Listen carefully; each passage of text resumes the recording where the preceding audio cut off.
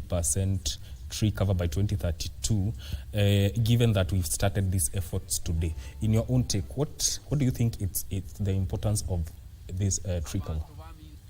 Actually, with me, I will talk about restoration of landscaping and making sure that the canopies, Kenya should achieve that cover. Yes. Reaching the target, because yes. It's so important, because you can see what Mother Nature is doing to us right now. And actually you can see devastating floods everywhere, not only in Kenya. So people that have been talking about climate change and global warming, it's here now. Yes. It's real. It's not something that people can say it's not there. Sure, it's real. So to achieve this is a good exercise which the President and the CS for Environment, Shepani, is doing. But at the same time, it is up to us, we Kenyans, we have to take this seriously because of Mother Nature. Yes. It will always punish you least expected. Yes. Yeah. Now, let's get into the uniqueness of a bamboo tree. I'd love to know what makes the growth rate of bamboo tree different from other normal trees. Actually, I'll start by saying that I was born in Nairobi, raised in Mathare slums. Yes. At Mathare sub-county, Kiamaiko ward. Actually, I started the project of the bamboo 15 years ago, and I was introduced this by a very good friend of mine, and we did it along the riparian land, Mathare River.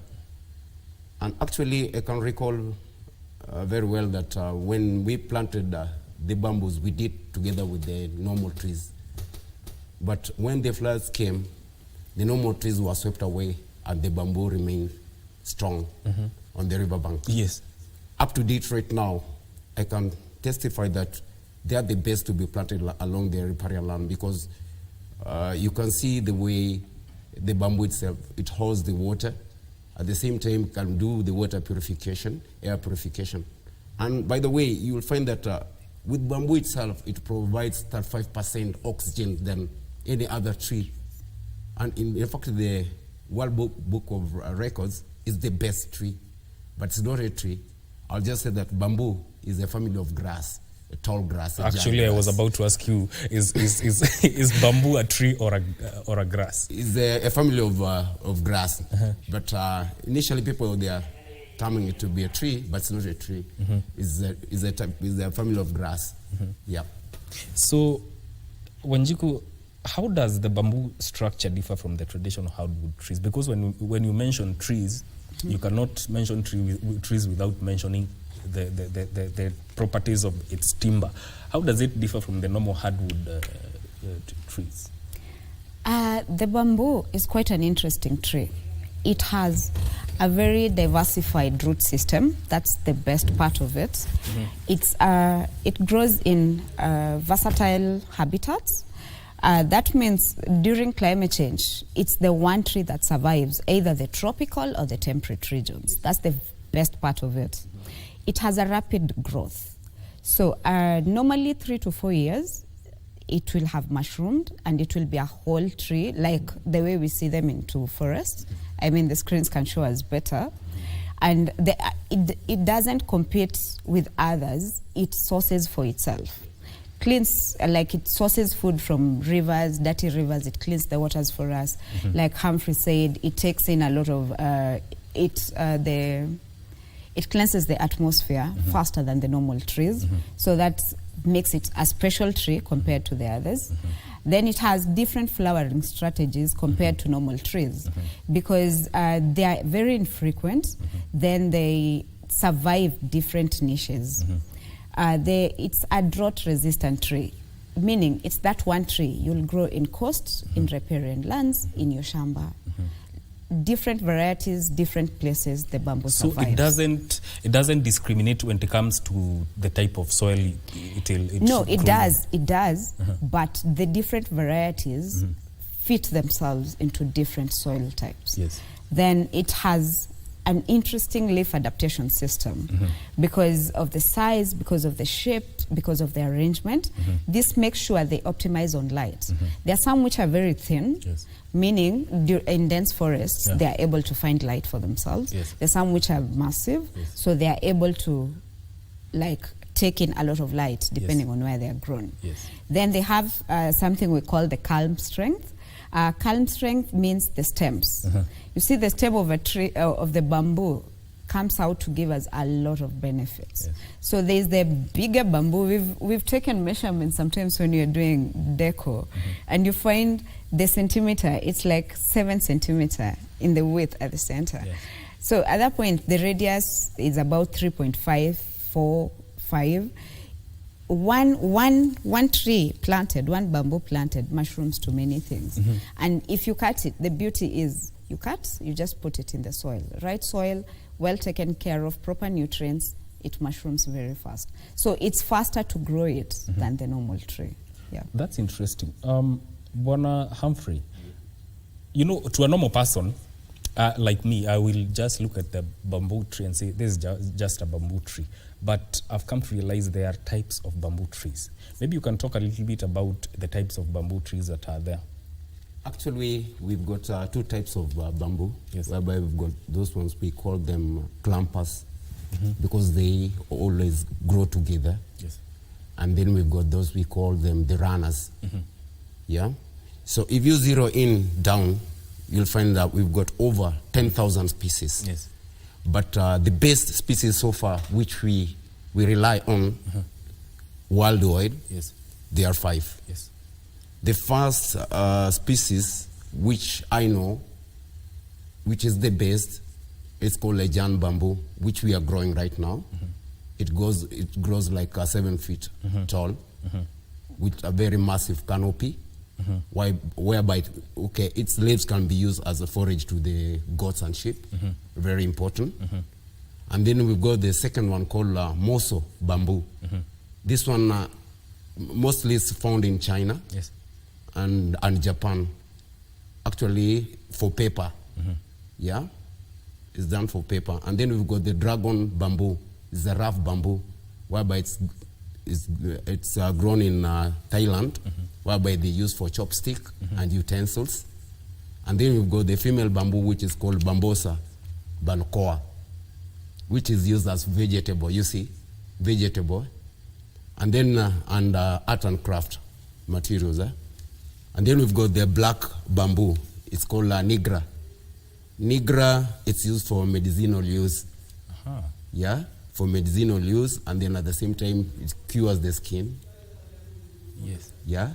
And then we've got the one which right now is the best all over the world. It's called Gondua bamboo from South America. In fact, it is the best. The reason why I say it is the best, because it's the one which you plant at the riparian land, which we are having right now.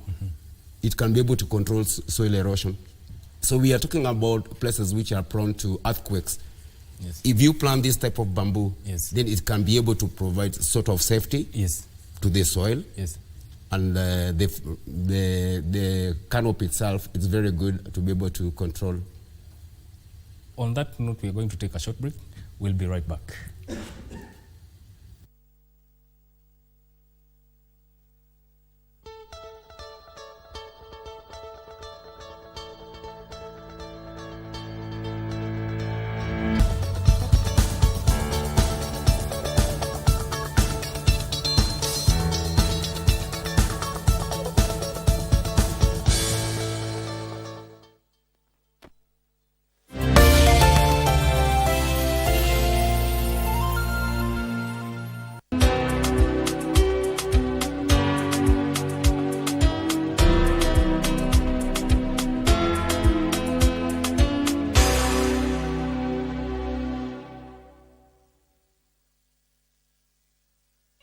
Abantu ba Mintombo Yamole. Your favorite KBC station, Minto FM, is now at your doorstep. Enjoy the hottest KC music, informative and entertaining shows, and reliable news only on Minto FM. Tune in to Minto FM on 91.7 FM in Nyamira, Kisii, and its environs. Minto FM,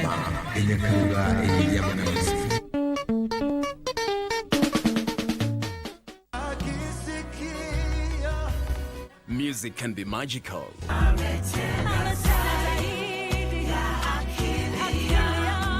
It's the soul for life and gives immense peace to us.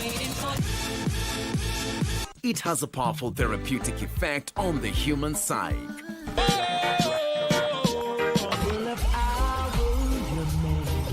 Whether secular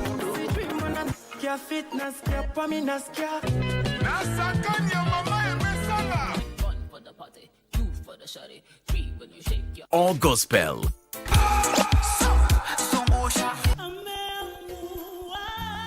there's a song for everyone, every occasion, and every emotion. God bless you.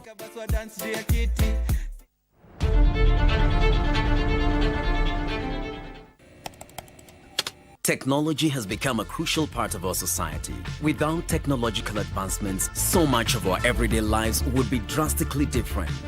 As technology develops, it strives to fulfill the changing needs of society. This means that technology exists to help us achieve the things that we wouldn't be able to achieve without it. Take on Tech looks at the advantages and downside of technological innovation in a world that is becoming increasingly dependent on new digital technologies. Every Monday at 10:30 p.m.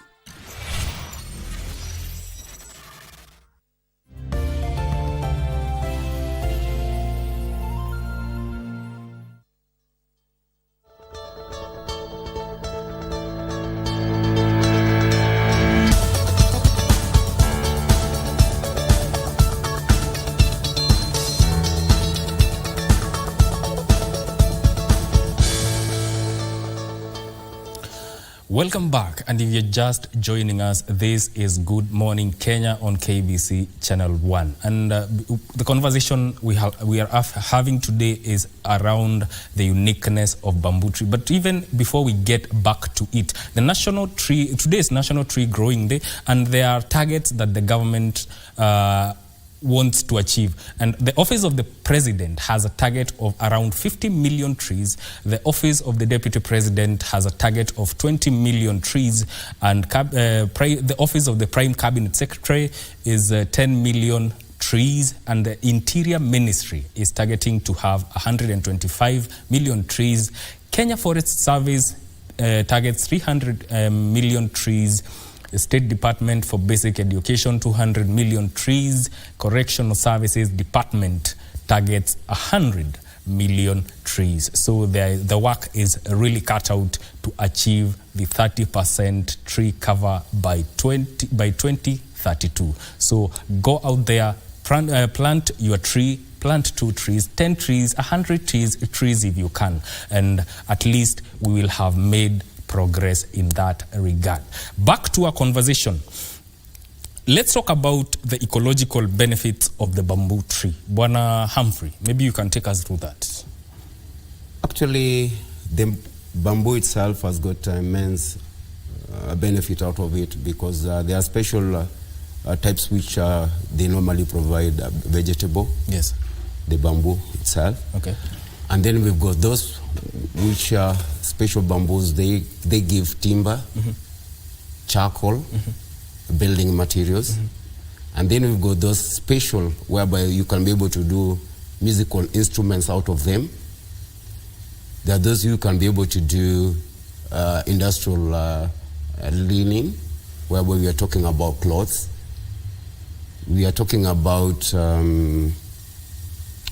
special things like utensils from the bamboo. Can you believe it? Yeah, utensils from the bamboo. Very good. The most shocking part is that bamboo can produce clothes. Correct, clothes, very special clothes. In fact, I'm wearing even a jacket made from the bamboo. It is eco-friendly because I can feel it adapts. Yes. When it's rain, when there is a cold, I feel warm. When there is rain, I feel warm. Yes. So it's all round. It's very natural, and I love it. Yes. Okay, the bigger picture is bamboo itself. It has got immense benefit out of it because we are talking about medicinal at the same time. There's those types which I understand that they can be processed and come up with a very special treatment or medicine which can be administered to to people. Yes. And then, arts and craft. And then I think that is all I can just say. Yes. Let's talk about Wanjiku. Do we have awareness really when it comes to how bamboo trees operate in the environment, or just the general knowledge of the tree itself? Unfortunately, I will have to say no. We still have a lot of work to do. We have to educate our masses on this because, I mean, like Humphrey has just listed, the benefits are numerous. But are we maximizing on it? We know we can plant this across the highlands, eastern, coastal, riparian, managed plantations. So we can get a lot out of it. It's the best tree that can be planted for development purposes and livelihood adaptation. So we have the calling to do this assignment of educating the masses. We need to tell our mothers, we need to tell our people out in the villages. We need even institutions. I mean, we've been to schools that have like 20, 30 acres of land. We can plant the bamboo, and out of it they will be able to get economical support. It will serve the environment. We need to educate our masses. We young people need, make Google your friend. Look at the benefits of every tree you plant. Don't just plant for the sake of planting. So even as we talk about that, I'd love to know where bamboo fits in terms of restoration and landscaping of canopies within the country. Okay, for sure, I'll just go for it. It's so important because we've got even what we call ornamental bamboos, whereby you can walk around the restaurants, you can see them. They are planted all over. And the good side of it, people don't understand that they are doing it for their own good, because with bamboo, it provides oxygen. I say that 35%, the best. And then absorption of carbon very fast is the best. In fact, I can say that for landscaping and restoration of this country along the rivers or wetlands, we should do the bamboo. I'm advocating for that because ghetto farmers, we've set that trend. And actually, I'm so happy that KBC at one point, they came to our CBO organization there at Kiamaiko Madare. They saw it and they really understood why I said that bamboo is the best to be planted along the riparian land because of its stability and because of the good the good view you can be able to see. And at the same time, the air purification and the water purification at the river itself. It's a beauty. Bamboo is a beauty on its own. If you just look at the plant, you'll see it's a beauty. I'll just call it a plant, not a tree, because it is a grass. Remember that. And can bamboo be planted for economic purposes? Yes. I mean, you get furniture from it, you get clothing, you get herbs, it's medicinal, you get paper, it cleanses your atmosphere. We are all running for carbon credits. It's that tree that will cleanse your water, dirty rivers. It's that tree that will stabilize your soil. It's that tree that supports a lot of biodiversity. It's that tree that under it you'll put the fish pond and or plant, do your vertical garden. So its economical reasons are numerous. Please. Okay, at the same time, I will just advise the Nairobi River Commission because they're very good. Madam Eva, very good and very friendly person. And the brigadier himself, the CEO. When they came to our group there, they saw the bamboo itself. And actually they have done the zoning, which is the best thing they've ever done, because to want to restore the landscape of the river back. Because with the bamboo, if they are planted along the river, it will bring that view, that landscape restoration view back. It will be able to bring back flora and fauna of the river itself. It will be able to bring sanity. Because remember, Nairobi used to be called the cool waters. It's no longer the cool waters, simply because of human activities. But if there's a natural way of trying to to cleanse the river itself. But using the bamboo is as simple, it's a natural thing. Yeah, you don't need engineers. You use just the bamboo and then to be able to purify the water. Yes. If it's planted well along the riparian land, we don't need engineers. In fact, if you talk about the water gabions, they're the best because they hold the soil together. So I just advocate for the bamboo to be planted along the Nairobi River and Mathare River. And I know that Madam Eva, the commissioner, she's listening, the CEO, Brigadier, is listening because they will testify that they have seen that at Ghetto Farmers itself. Because I'll go for the propagation of the bamboo itself because they grow, they mature very fast instead of the seeds. Because as the Ghetto Farmers, we are doing the seedlings, whereby we've been able to donate to various groups, like the group like KPPO, working with them together hand in hand. We'll be able to give other CBO groups to do the bamboo along the river. And I'll advocate and advise Kenyans where we've got the riparian land, they should plant bamboo, which is the best. Now, when we talk about bamboo or any other tree, the root system is very important. True. The root system, and it also contributes to how the soil is well held. Maybe Bwana Humphrey, talk about the root system that makes the bamboo tree different from other types of root system for other trees. Actually, I would say the root system of the bamboo is the best because the root system of the bamboo, we've got what we call stolon and the rhizomes, whereby you'll find them when they anchor into the soil, they stabilize the plant itself. Yes. Whereby it's like hooks. Yes. They hook everywhere, and you'll find that they are massive. Yeah.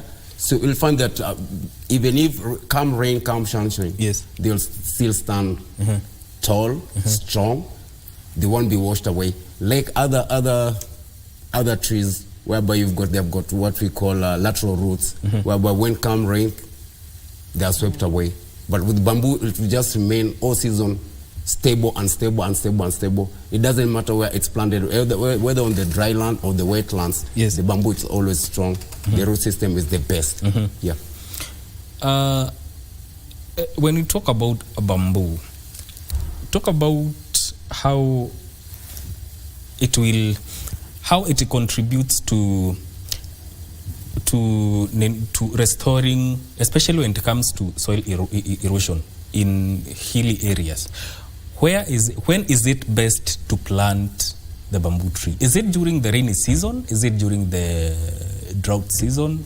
Where do we plant it because it has rained, or we plant it before it's going to rain? Actually, I will always advise people, most of the time, we call them early warnings. Bamboo, you can be able to plant them even when there are no rains. The only thing which you can do is to take care of the bamboo. It's just like a small baby. You have to nurture it. You have to nurse it. When they're still young, they need a lot of water. But when they are like 1 meter high, they fend for their own water. That's the good side of the bamboo. Because when they are 1 meter high, wow, yeah, they fend for their own water. Yeah. So there's no need to worry about that, because at the end of the day, you have to make sure that it's 1 meter tall. When it's 1 meter tall, leave it the way it is. It will fend for its own water. That's why we call it a special miracle tree. Yes. Dr. Wanjiku, how does the bamboo tree contribute to sustainable land use? To sustainable land use? Yes. Number one, it's support for biodiversity.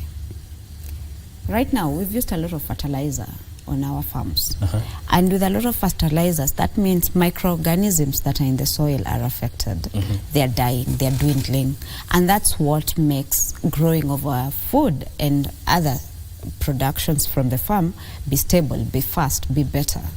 So the bamboo tree is that one tree. Its leaves is fodder for our goats. The canopies, the shade, is good for other agriculture practices that we may put under, like vertical gardens and the lot. It's that tree that stabilizes the soil. It promotes water retention. Then it has that dense network that binds soils together. So, like you asked that question about the places where landslides are, bamboo is the best tree to save our lands from falling. I mean, it maintains the overall soil texture. So it comes in with a lot of support for the ecological system. Then look at it from the point of, we make furniture from it. We make your toothpicks from it. We can make charcoal from it, and the charcoal is better for air purification. It's way better than the normal timber. And it's a natural deodorizer. I love when you go to Ghetto Farmers, the fact that the Nairobi, the Mathare River stinks. That's the honest truth. It stinks. But the moment you're at Ghetto Farmers where the bamboos are grown, the air is cleaner. You don't even notice that you're in the middle of the ghettos. So what benefits does it bring? More air purification. I mean, bamboo is the winning tree. Still on you, how does it contribute to reduced use of pesticides? Yes. When we are planting them, number one, we don't use pesticides. It's the one tree that, I mean, I've been with them from start to at least 3 years of growth for the bamboos, and we can tell they go organic all the way, and that's the best way to do it. And not just for the bamboo, for all the trees. But organic is the best way. I mean, that manure from the cuckoo, from the goats, that when we collect the leaves and we use it for mulching, we are feeding that soil. We are supporting the biodiversity, microorganisms that are in that system. And then the beauty, like for them, that's the same soil that we pick and take to the kitchen gardens. Wow. So it's a transformative process. From the goats and sheep and cuckoo to the fisher, they have a fish pond. Then that it's agroforestry at its best in the ghettos. So from the fish to the bamboos, from the bamboos to the kitchen garden, like it's a circle. And that's what you see when you come to Ghetto Farmers. Wow. Yeah.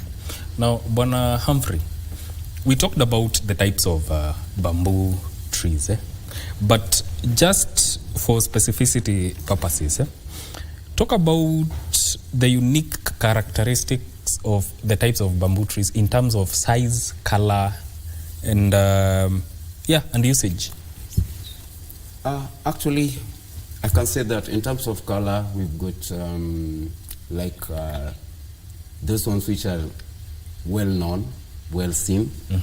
It's lemon green, and then we've got emery green, and then we've got just green, the normal green, whereby you'll find that the giant bamboo normally carries the green, the normal green. And in fact, when I talked about the giant bamboo being the best, because it has got a lot of benefits than the rest of the bamboo. Because it can be used for construction, it can be used to build bridges, safety houses. They are the way they are treated, whereby they can be able to. Yeah, it's very strong. Because there's a treatment which is given, you'll find that they have got very strong poles whereby they can be able to build bridges and houses, safety houses. We call them safety houses. In fact, in South America, they do that. They use the bamboo itself, the giant bamboo, because of its stability. Yes. And at the same time, you'll find that apart from building, we've got interior deco. They do interior deco, very nice houses you can see, even the floor. And then DK talked about this chopstick and toothpicks. You see, in fact, we are importing from China, and we can be able to do it just here in this country. So we were wondering. Now, that's where the youth come in. So when we talk about blue economy, renewable energy, you see, the youth, actually, they are doing it, but people are not noticing that. Because even Ghetto Farmers, they're just looking for a person who can be able to come and chip in and make value addition to the bamboo itself. Yes. Because we were not just planting the bamboo for decoration. We were planting them to be able to empower the youths around the ghetto, because you understand there's no employment right now currently. Yes. all over the world, but we can be able to create our own employment through the bamboo itself. So bamboo can be a good source of employment for the youth. Actually, in fact, a lot of countries, they need, the export for bamboo, it's needed. Bamboo materials are needed abroad.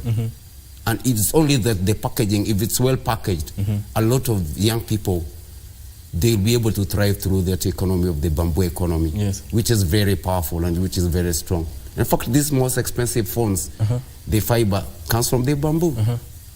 So what would you say, in your own observation, is the common type of bamboo that is grown, that is common in Kenya right now? Right now, the one which is very common, it's lemon green. The one is very common. If you go to Ngong rainforest, Kakamega rainforest, you'll find them. In fact, in home states all over, in fact, even in Nairobi here, the urban areas, you'll find that they have planted them. They are very common. And then we've got that one of emery green. We call them pole bamboo ourselves because they are very green, that they stand as a pole. They normally, in fact, they are used for like piping at the same time. They can be used as pipes. For water? For water, true, because they are hollow inside. They are hollow inside, so very good pipes. And being hollow inside, eco-friendly pipes, in fact. And being hollow, doesn't that dent when it comes to matters strength of no way. Now that is the beauty of the bamboo itself, because the hollowness itself, it's the belly whereby it's normally when there's a lot of water, they're sucking the water. So you'll find that they're sucking the water, and the water, when they're sucking the water, we've got heavy lead metals in the water, so they strengthen the walls of the bamboo, so it cannot break so easily. It can't break so easily. Wanjiku, Bwana Humphrey has touched on something that has piqued my interest in terms of the youth and generating sources of income. What do you think should be done as we wind up, for the youth to embrace bamboo and plant it, even as a way to look for employment? The best way for us to go about this, we have something called Kirdi. Yes. Kirdi is the place where all support system for development and value addition is taught and can be learned. They give information if you go look for it. And I mean, Uncle Google never lets us down. Just look at something you can do. I have earrings, I have bracelets, I have wall hangings made from bamboo. So can the youth do something? Yes, you can create your own employment. You can wake up and tell us you want support to bring up an industry that does clothing from bamboo. That creates employment. I mean, Ethiopia has a 24-hour economy out of leather production. Can we do the same on bamboo in Kenya? We have a lot of youths who can be employed by this. As the youth are being called, and all of us are being called today to go plant a tree, one propagated bamboo will give birth to a lot of bamboos. It will give you a whole forest. Then start from there. Think about value addition. Can you make trees? I mean seats. Can you do furniture? Can you do clothing? Can you do flooring? You should see flooring done by bamboos. It's on another level. So there is a lot of empowerment positions that can be done. Our leaders have an assignment. We need to demystify the bamboo tree, its benefits, and empower our people. Then we create jobs, and this narrative of unemployment is a done deal. Your parting shot. That and your parting shot. 2 seconds. 2 seconds. Okay, fine. I would like to say thank you very much to this opportunity you've given to me. And in fact, my take is that to Wanjera. She's a very good lady from Wangari Maathai Foundation. She's the Madam Chair. She's made us to be proud the way we are, because we believe in the legacy of Wangari Maathai and the little things you do. And then Njerika Beberi, the CEO president, still at Wangari Maathai Foundation, but telling us the gifts, the small gifts which we have, we should utilize them. And actually, we've seen them through the bamboo itself. And then I can say Muungano wa Vijiji, SDI Kenya, Kimani has been very loyal to us, and I can say that they keep on just supporting the grassroots CBO groups which are invisible to make them to be visible. And lastly but not least, I would like to say bamboo is the in thing to go for. It will change livelihoods for many young people in the country. And especially I will just say that ghetto farmers, we are doing the seedlings of the special tree called bamboo. Yeah. But it is a grass. I can just remind people about that. So we are doing a lot of the seedlings. So if somebody feels that he wants to know more about the bamboo, yes, they can visit Ghetto Farmers, or through Kipepeo they can be able to find us, Kipepeo Green Heritage. Yes. Thank you very much. So your parting shot, quickly. One man, one tree, one community for greener Kenya. Yes. Let's do this. Yes. We've been having a conversation with DK Wanjiku and from Kipepeo Green Heritage and Humphrey Omukuti from Ghetto Farmers concerning the uniqueness of bamboo tree. Today is the National Tree Planting Day. Go there and plant trees. This will go a long way in years to come, and you will see the benefits thereof. I have been your host, Mike Migwi, and this marks the end of A Good Morning Kenya. Let's do this again tomorrow morning, same time, same place. God bless.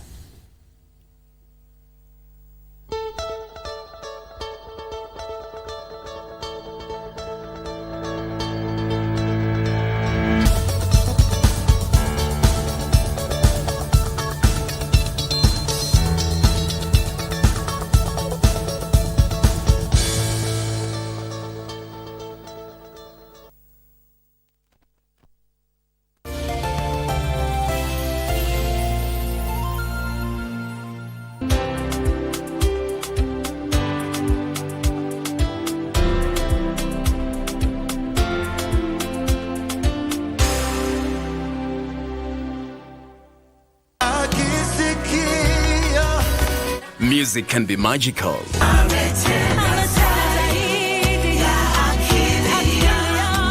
It's the soul for life and gives immense peace to us. It has a powerful therapeutic effect on the human psyche.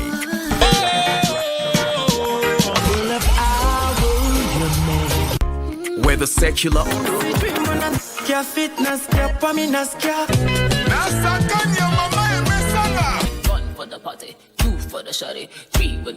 or gospel,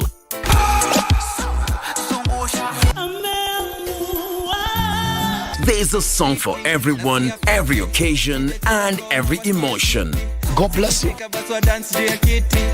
You are the most amazing man.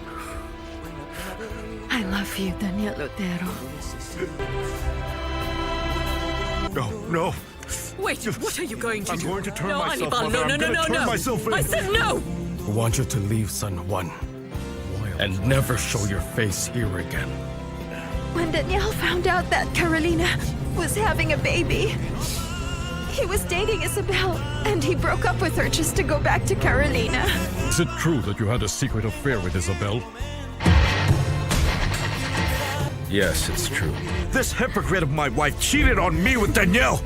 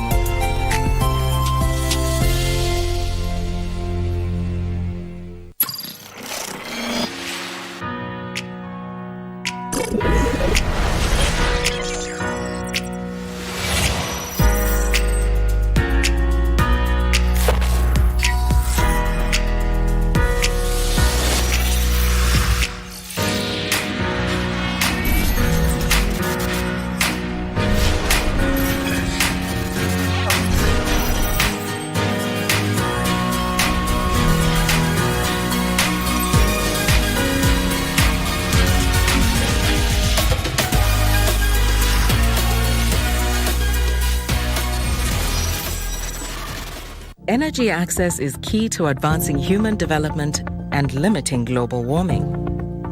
Today, 760 million people still lack access to electricity. 75% are in sub-Saharan Africa.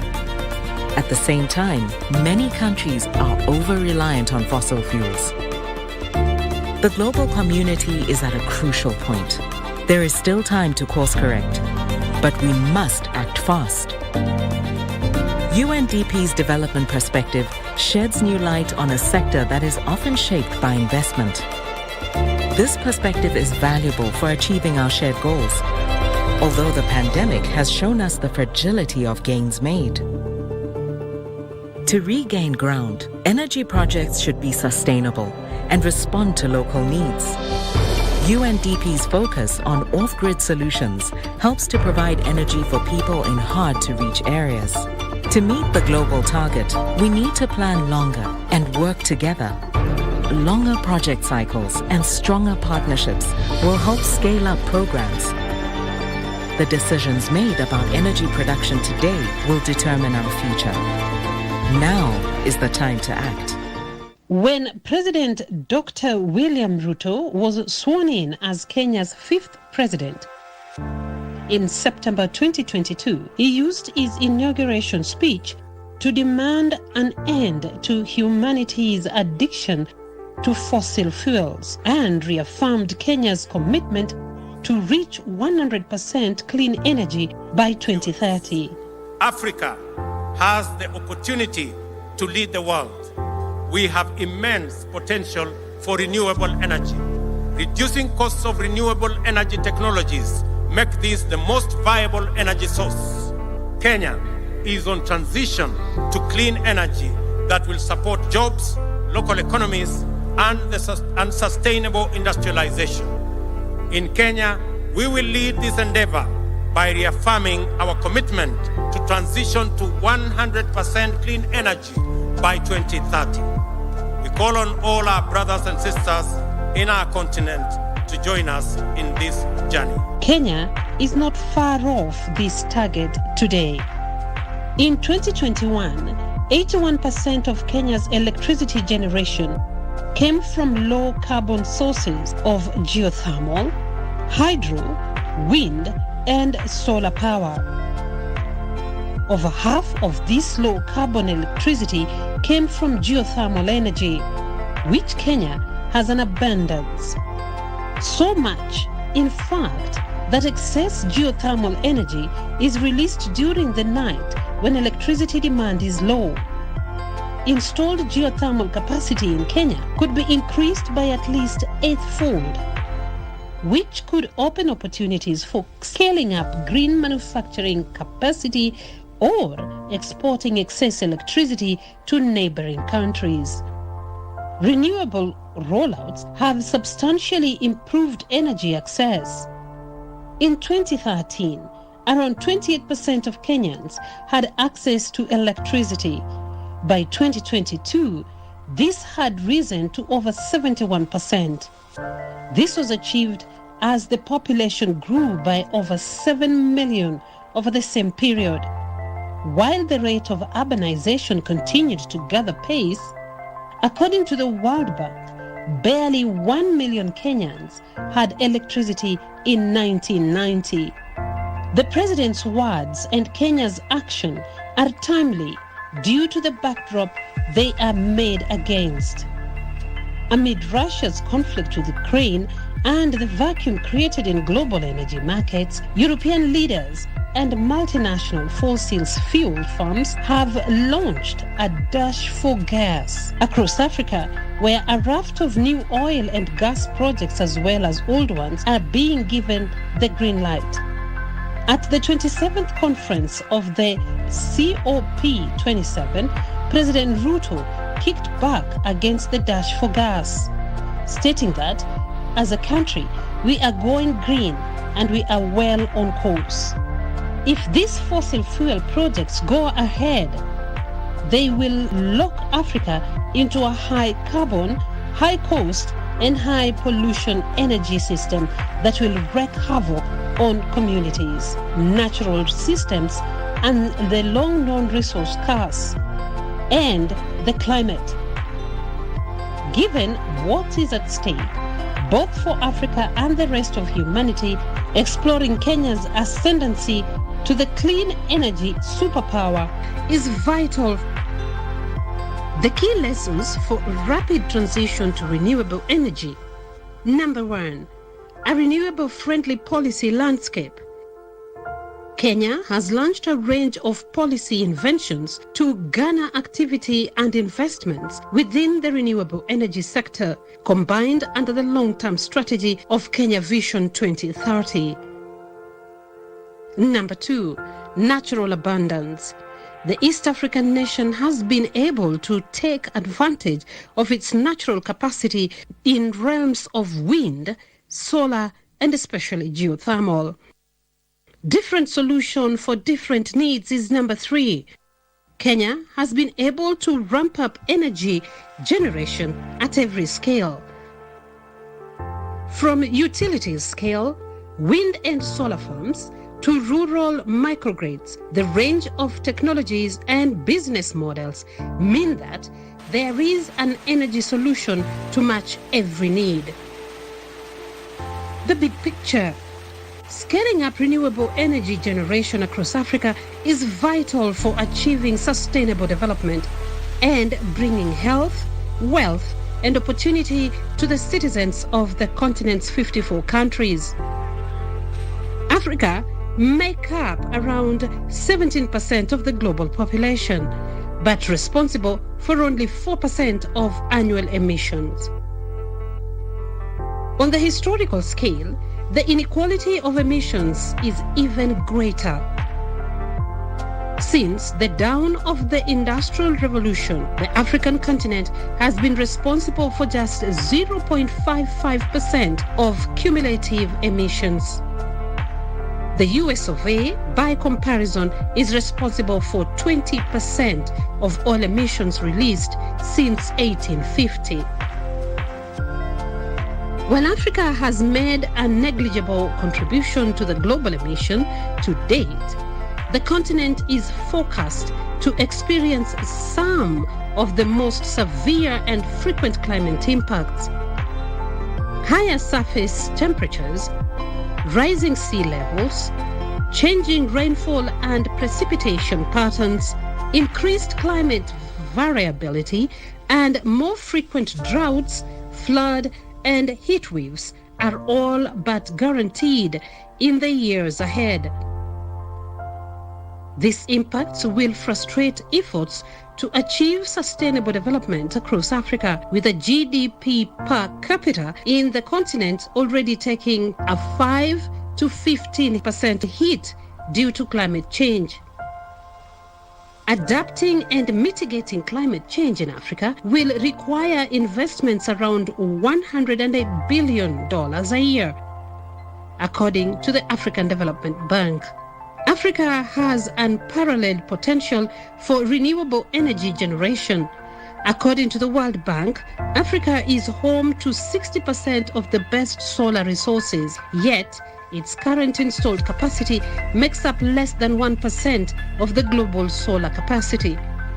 A similar pattern is repeated for wind energy, with Africa currently exploiting 0.01% of its potential wind generation. One international finance corporation study estimates Africa wind generation potential to be 180,000 terawatts a year, enough to satisfy the continent's current energy demand 250 times over. Despite all this, Africa receives just 2% of the total global investment flows into renewable generation.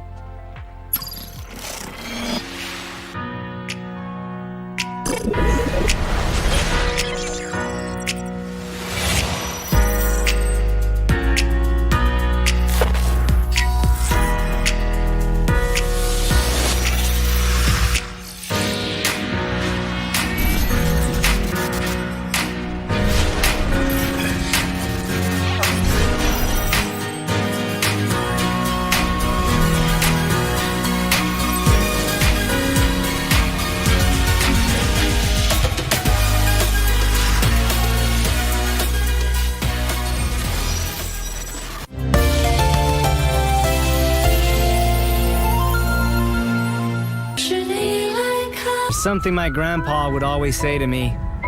Evil never wins. Please thank him for me.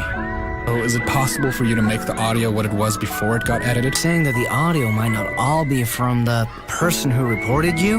I'm not sure. Stop asking about this. It's none of your business. It is my business. Jan Yifan is my boyfriend. Did you report Jan Yifan? Whoa. Excuse me, ma'am. Would you, like a ride?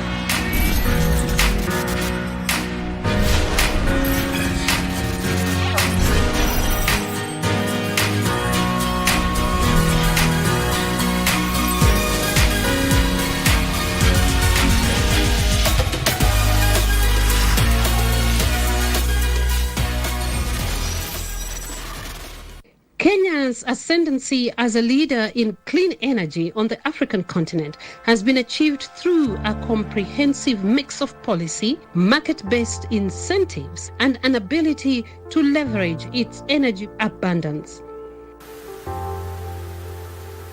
After solar energy, geothermal is the second most abundant source of energy in the world. Yet, geothermal makes up a shockingly small amount of the global renewable energy mix, contributing a little over 1%. To curtail emissions at the rate required, geothermal generation needs to increase by 13% a year through to 2030, according to IEA. Alongside geothermal energy is wind and solar generation, both of which have grown rapidly in Kenya. The East African nation is home to Lake Turkana wind plant, the largest wind plant and the largest wind farm on the African continent, made up of 360 turbines. In 2019, the Lake Turkana wind plant alone was able to supply about 30% of Kenya's off-peak electricity demand and 17% of its peak demand. Lake Turkana wind power consistently operates at a capacity factor of around 57%, a healthy margin above the global average of between 28% and 40%. Kenya's development pipeline for wind remains chunky thanks to the current energy policy landscape. Solar energy operates across Kenya, both at utility scale and through solar home systems. Solar home systems have provided an affordable route to energy access for millions across Kenya, especially almost rural communities, as it allows them to bypass central grid connection, which can often be prohibitively expensive.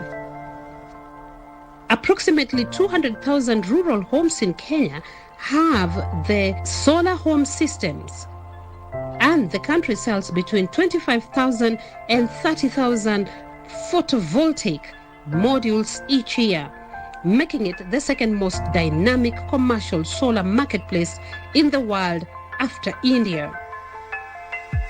The momentum behind renewables in Kenya show no sign of slowing, and alternative issues remain around connectivity and cost. The energy landscape in Kenya is providing a blueprint for other African states to scale up clean generation to achieve sustainable development. Over the last decade, the Kenyan government has introduced a range of policies that have bolstered renewable generation at both the utility scale and at microgrid level. Having an energy policy that encourages scale at both ends of this spectrum has led to impressive penetration rates for an array of renewable technologies across urban and rural populations. Kenya introduced a feed-in tariff on electricity generated from wind, biomass, and small hydropower in 2008 before extending the tariffs in 2010 to include geothermal, biogas, and solar energy. Due to contextualities of each nation's energy system, the design of feed-in tariffs is crucial for determining their success and depends on factors such as time periods for support, graduated tariffs decreases over time, minimum or maximum capacity limits, amongst other elements. Although the feed-in tariffs has been effective at increasing projects approvals and funneling private investments into clean tech, there are ongoing discussions over shifting market incentives while details are still being considered. It is expected that feed-in tariffs will focus on less mature clean energy technologies like small hydropower generations, which have a generation capacity of less than 20 megawatts. For more mature and cost-competitive technologies like wind and solar, it will likely be an auction model, which is common across energy markets, with focus on deepening cross-border grid integration through the Eastern and Southern Africa Power Pools initiative. These are other supporting policies that have enabled Kenya's impressive growth in renewable generation. In 2021, the Kenyan government introduced the Finance Act 2021, which reinstated VAT exemptions on renewable energy products ranging from small-scale solar modules and mini-grids to larger wind power equipment, as well as clean cooking technologies. While the VAT exemption has helped speed up the deployment of clean energy generation and made them far more accessible, there are concerns that it has more of Kenya's energy markets dependent on imported technologies from the likes of China rather than developing these low carbon value chains on the continent. Kenya has a long-term policy program that has clean energy at its heart. Kenya's Vision 2030, launched in 2008 and running to 2030, is a long-term strategy that seeks to further Kenya's industrialization while enhancing citizens' quality of life and protecting the natural environment. Through this program, Kenya has pursued political devolution, thereby handing greater autonomy to regional and local governments to shape and implement projects and investments in the sphere of energy, industry, health, and education. The rate of renewable installation has accelerated, and as a result, Kenya has garnered substantial investment into its energy section. A Bloomberg NEF report in 2019 ranked Kenya as 5th globally in terms of investment opportunities in clean energy. Geothermal abundance allows Kenya to flex its green muscles and build entire industries around it. In Kenya's Hell's Gate National Park, to the northwest of Nairobi, the Olkaria geothermal project sits atop the Great Rift Valley, where two continental tectonic plates are slowly coming apart. The energy this geological event is unleashing is essentially limitless, and unlike other geothermal stores of energy around the world, is relatively close to the surface and therefore easily accessible. The latest expansion at the Olkaria geothermal project will see its capacity increase from 86 megawatt to 791.5 megawatts, which is roughly 27% of Kenya's total energy demand. I've heard of the geothermal plant here in Menengai, and Nakuru being one of the industrial cities here in Kenya, we have so many industries that rely on power. For example, we have these Juakali sectors, of which all of them, at one point or the other, we rely on electric powers to drive machines, to produce our products, of which by adhering to the buy Kenyan products and build Kenya, we will require a cost of electricity to go down so that we can manage to promote our own businesses, our own goods. So we build Kenya. We need to promote industrial revolution, and this we are able to do this when the cost of electricity comes down. So we have heard of these projects of geothermal powers. One of them is already complete. We are waiting for it. And the two others that are many, I wish to say that let them do something to complete them so that we can reduce the cost of living, employ more youths who are employed. Because if you create our own products, we'll employ youths, of which there's quite a good number of them that they are unemployed outside there. The transition capacity of the electricity generated from Olkaria also stretches to the length and breadth of the country, powering communities in the port city of Mombasa to the south, to the border of Uganda in the west. Kenya is currently the 8th largest geothermal energy producer in the world, behind the United States of America, Indonesia, Turkey, and New Zealand. The scalability of geothermal, which requires less land than wind and solar, has enabled it to meet a sustainable chunk of Kenya's power demand. As well as harnessing the power of the Earth's core, Kenya has made significant progress in taming the sun and wind. The estimated solar potential within Kenya sits at 15,000 megawatts, the same generation target President Biden has set for the United States of America for wind capacity by 2035. Current solar capacity in Kenya is over 100 megawatts, with the Garissa Solar Station making up 55 megawatts and powering 625,000 homes. By 2030, Kenya is aiming to generate 2,036 megawatts of wind power, 9% of its current capacity.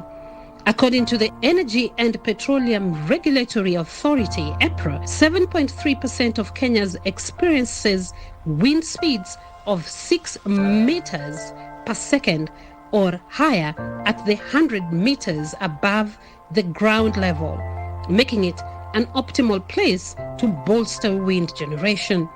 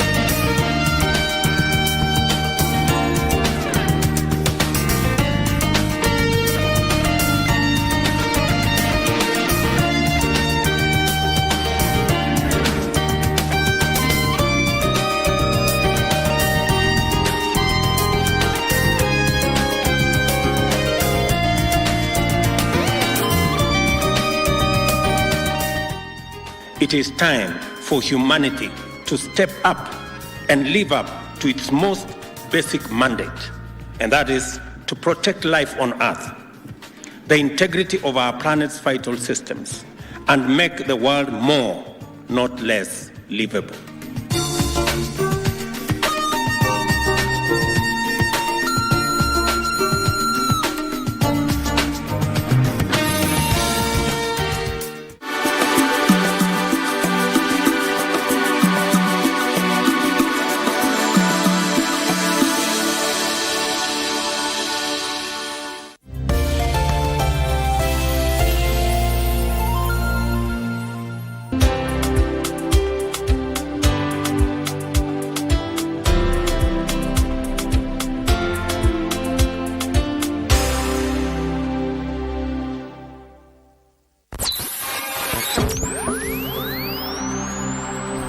Tunapowasha vifaa vyetu, tunapata fursa ya kutangamana na wasikilizaji wetu.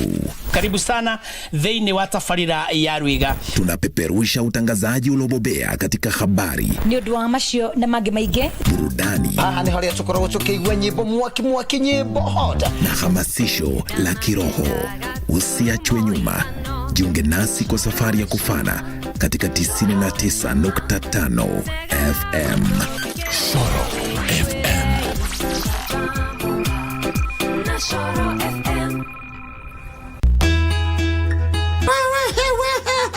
Sisi hapa tukubalingi kukula hongo.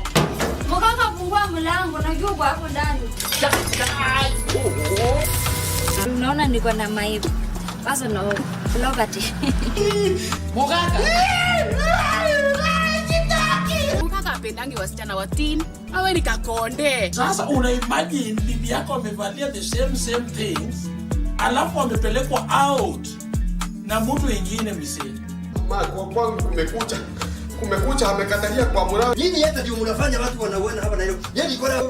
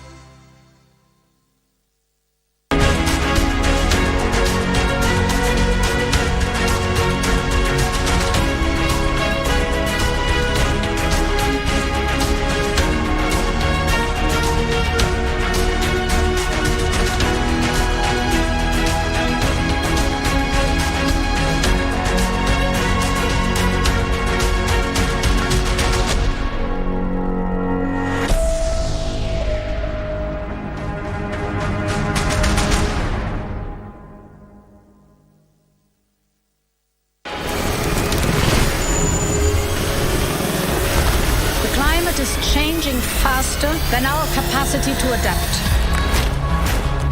We are in the fight of our lives and we are losing. It is now or never. There is no planet B. Only immediate and drastic action will pull us back from the abyss. If working apart we are force powerful enough to destabilize our planet, surely working together we are powerful enough to save it.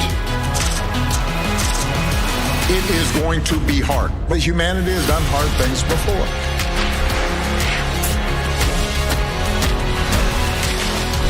إنه ليس مستحيل.人类是命运共同体。The fight against climate change will unite the world as one family. We have the collective capacity to transform. It's an opportunity for everyone to rise to the challenge of this moment. لأن مستقبل أولادنا وأحفادنا يعتمد على الخطوات التي نتخذها اليوم.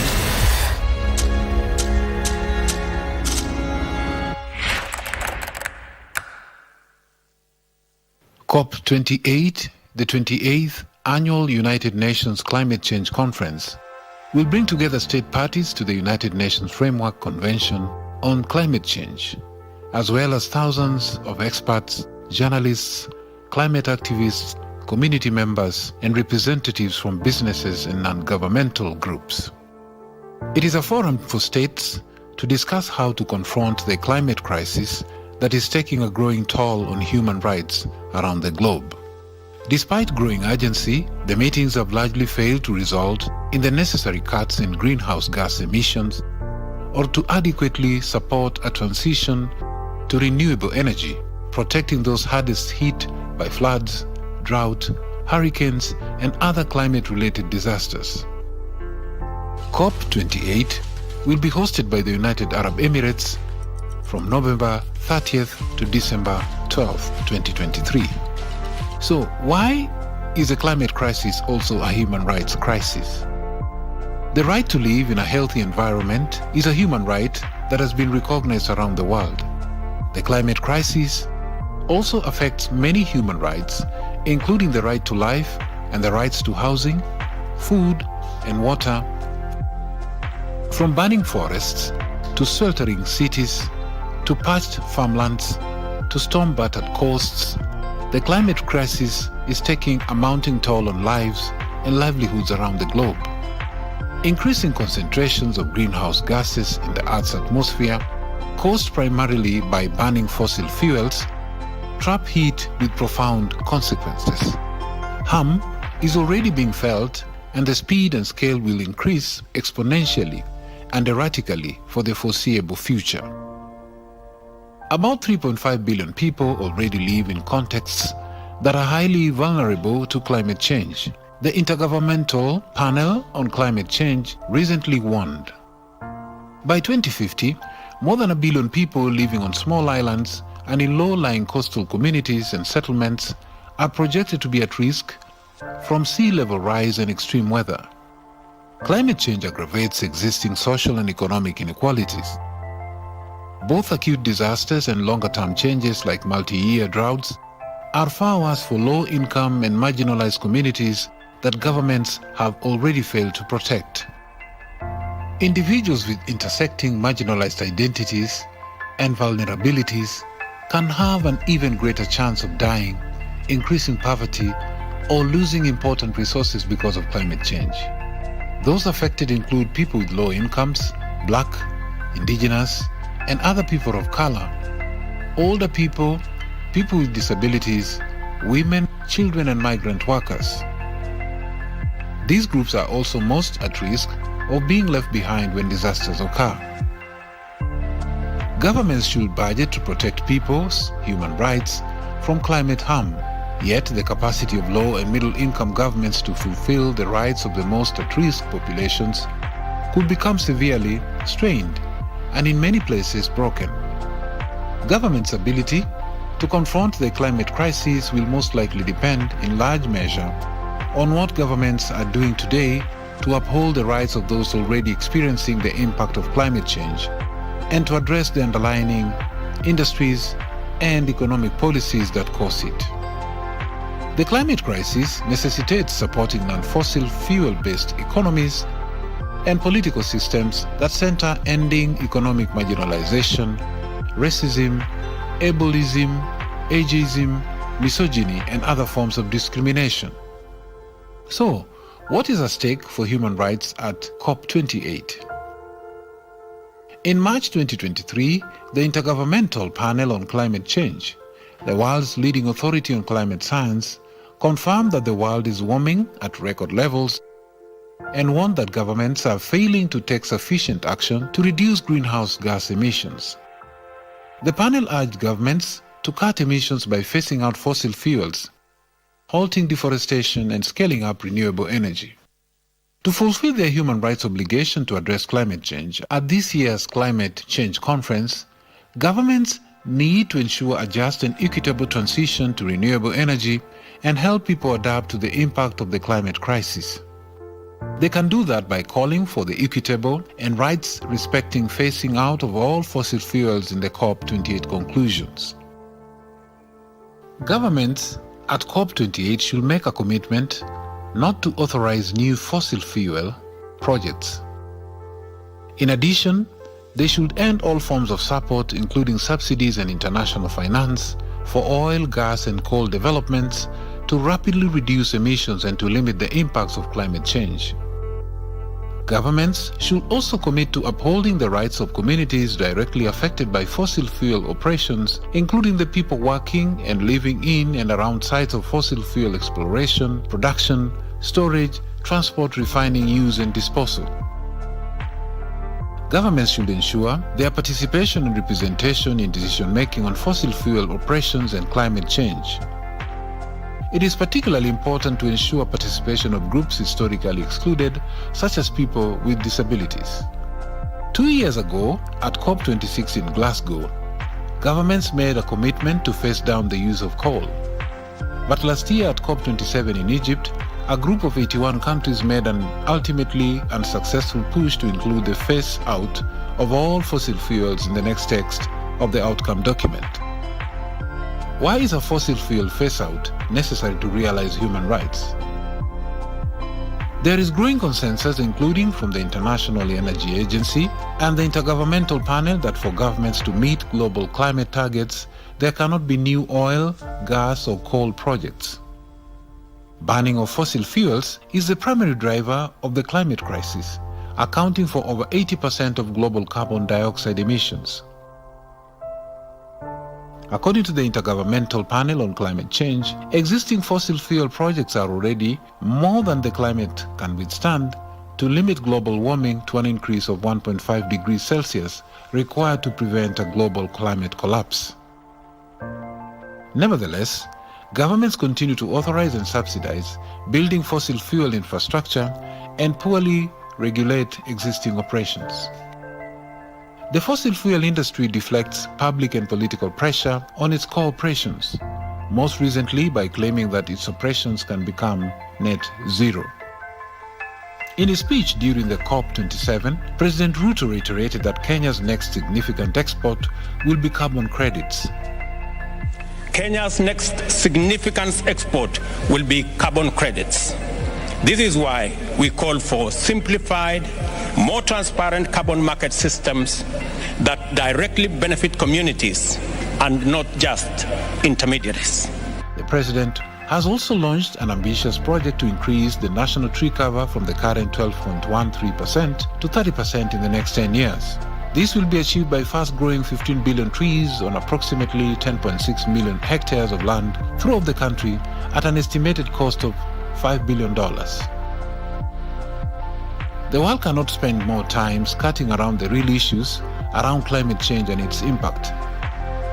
They include shifting away from fossil fuels and to renewables and other zero-carbon energy sources, cutting emissions from agriculture, including by enabling changes towards more plant-based diets, massively increasing energy efficiency measures to eliminate wasted energy, changing farming practices and land use. It is time for civilization to reconfigure its most fundamental values and principles in our time. It is time for humanity to step up and live up to its most basic mandate, and that is to protect life on Earth, the integrity of our planet's vital systems, and make the world more, not less, livable.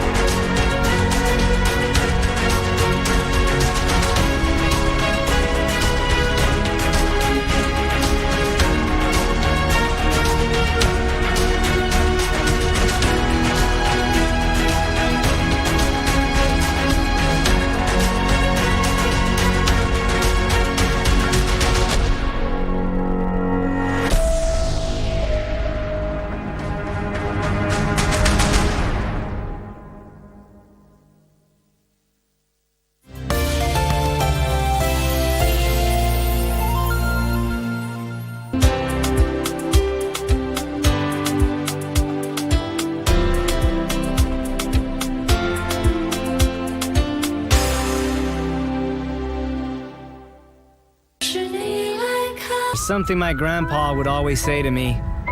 Evil never wins. Please thank him for me. Oh, is it possible for you to make the audio what it was before it got edited? Saying that the audio might not all be from the person who reported you? I'm not sure. Stop asking about this. It's none of your business. It is my business. Jan Yifan is my boyfriend. Did you report Jan Yifan? Whoa. Excuse me, ma'am. Would you, like a ride?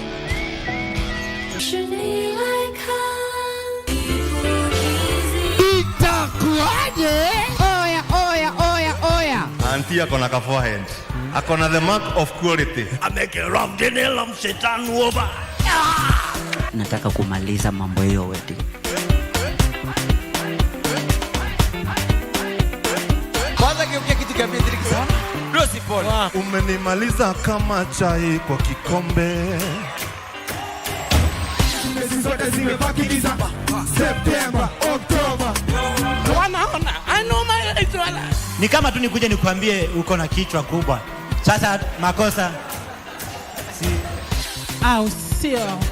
Ndio manake. Okay. Every Monday from 8 p.m. to 9 p.m. on KBC Channel 1.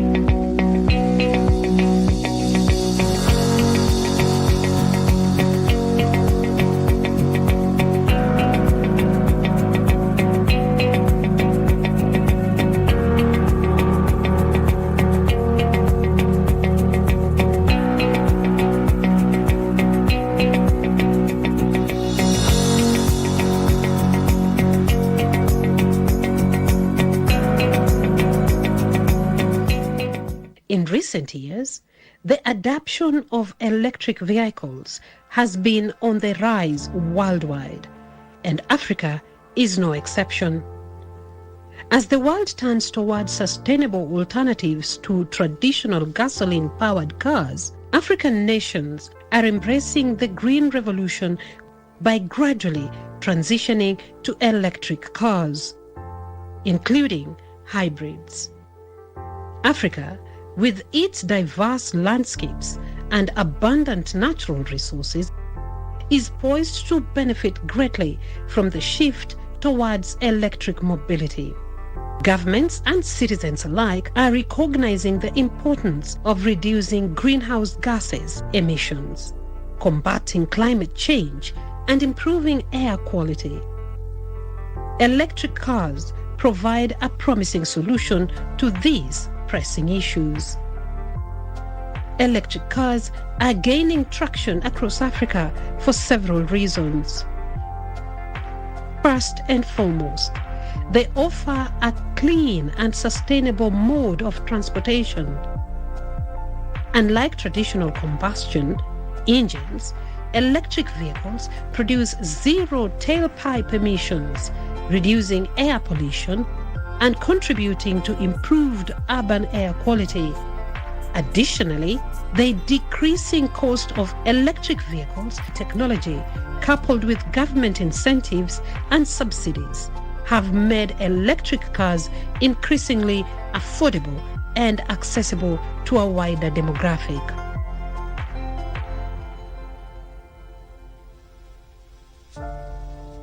These hybrid cars serve as a stepping stone towards a fully electric future. These vehicles combine an internal combustion engine with an electric motor, offering the benefits of reduced fuel consumption and emissions. Hybrid cars are gaining popularity in Africa due to their ability to cover long distances. For countries with limited charging infrastructure, as charging networks continue to expand, hybrid owners can conveniently transition to fully electric vehicles. 1.2 billion vehicles that is fossil fuel driven today, and we need to transition our transport sector. What would be the easiest way to convert a portion of those vehicles or to manufacture 1.2 billion new vehicles? Conversion takes the winning straw there.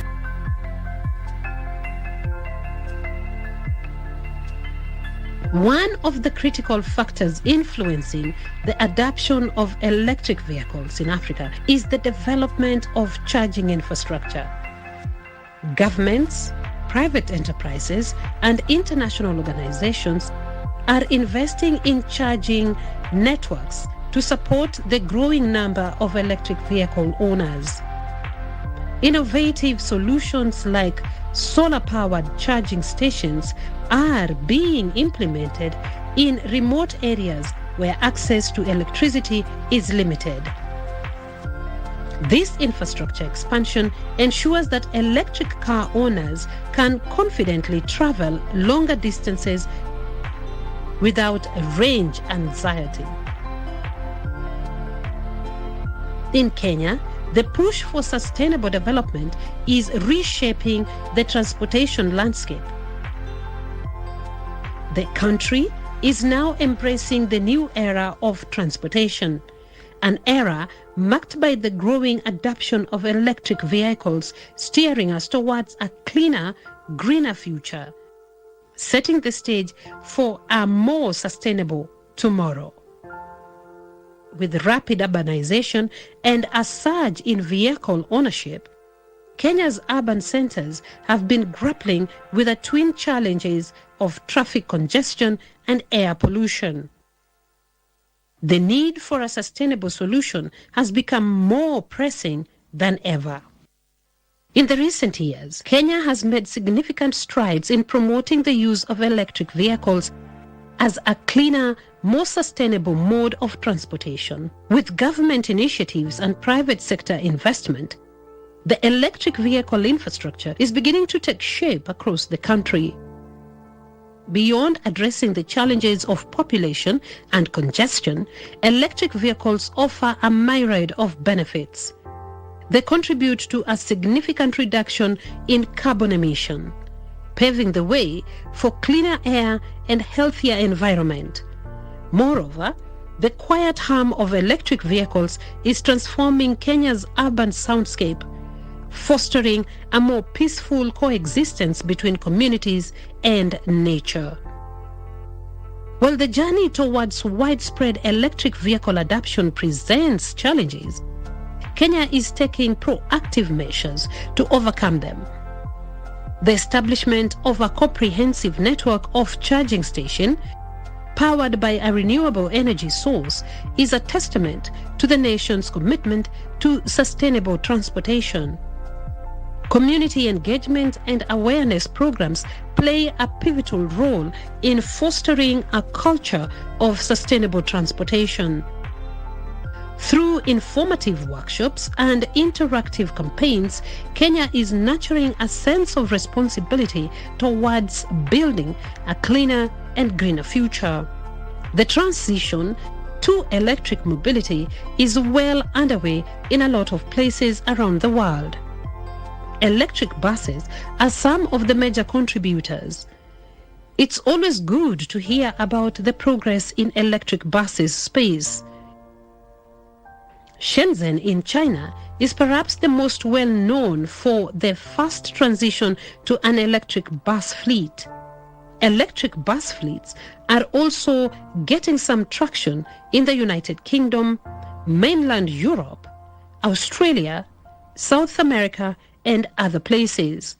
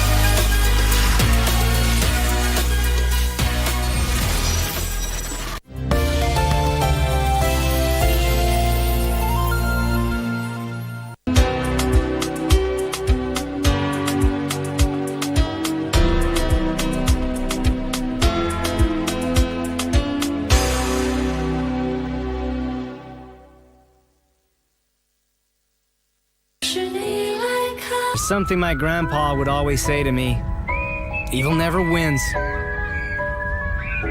Please thank him for me. Oh, is it possible for you to make the audio what it was before it got edited? Saying that the audio might not all be from the person who reported you? I'm not sure. Stop asking about this. It's none of your business. It is my business. Jian Yufan is my boyfriend. Did you report Jian Yufan? Whoa. Excuse me, ma'am. Would you, like a ride?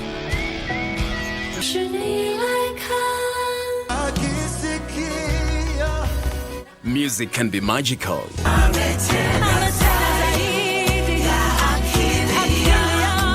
It's the soulful life and gives immense peace to us.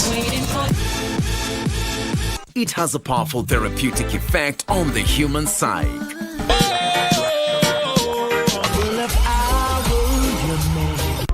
Whether secular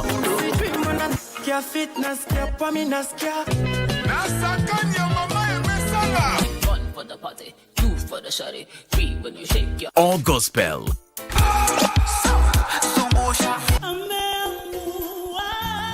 there's a song for everyone, every occasion, and every emotion. God bless you.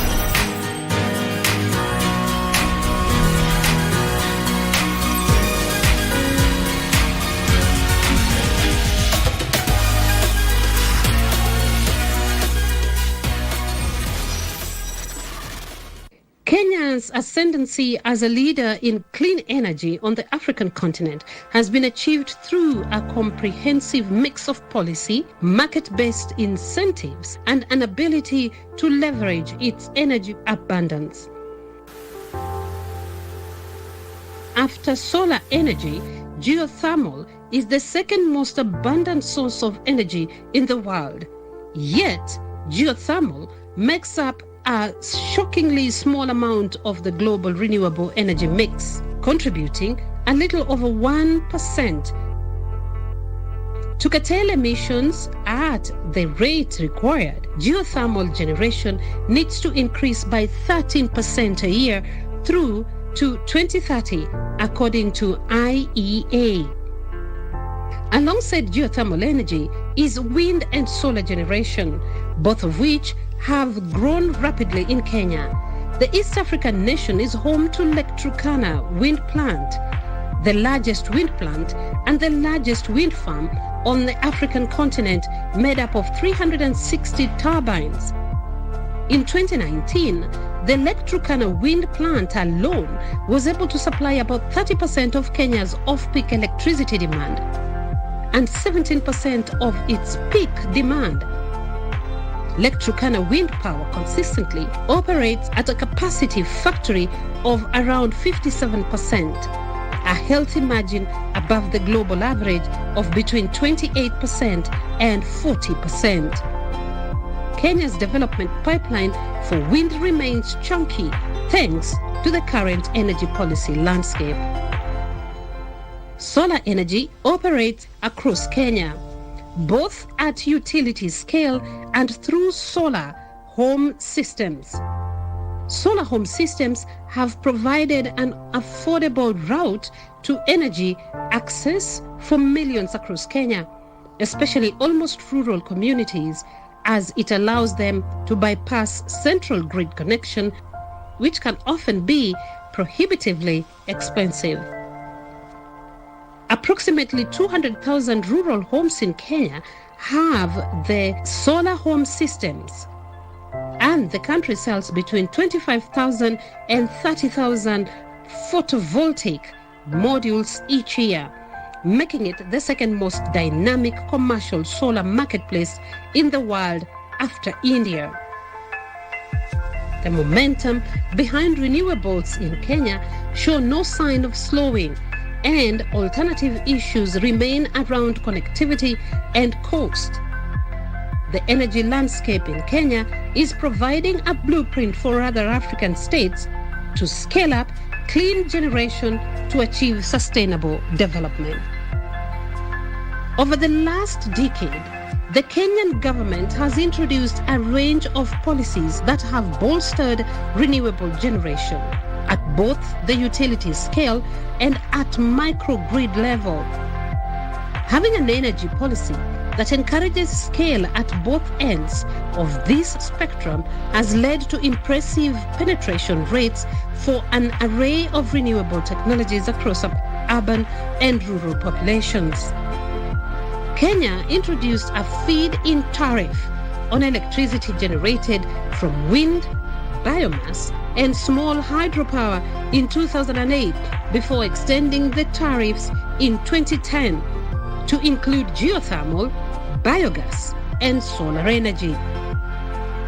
Due to contextualities of each nation's energy system, the design of feed-in tariffs is crucial for determining their success and depends on factors such as time periods for support, graduated tariffs decreases over time, minimum or maximum capacity limits, amongst other elements.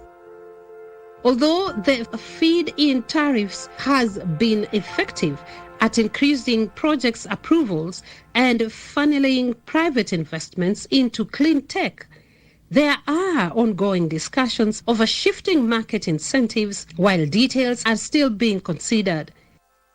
It is expected that feed-in tariffs will focus on less mature clean energy technologies like small hydropower generations, which have a generation capacity of less than 20 megawatts.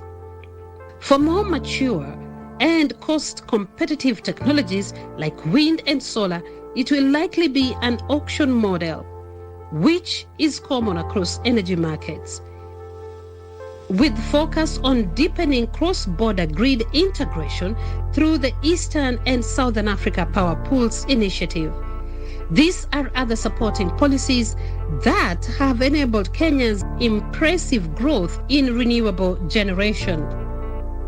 In 2021, the Kenyan government introduced the Finance Act 2021, which reinstated VAT exemptions on renewable energy products ranging from small-scale solar modules and mini-grids to larger wind power equipment, as well as clean cooking technologies.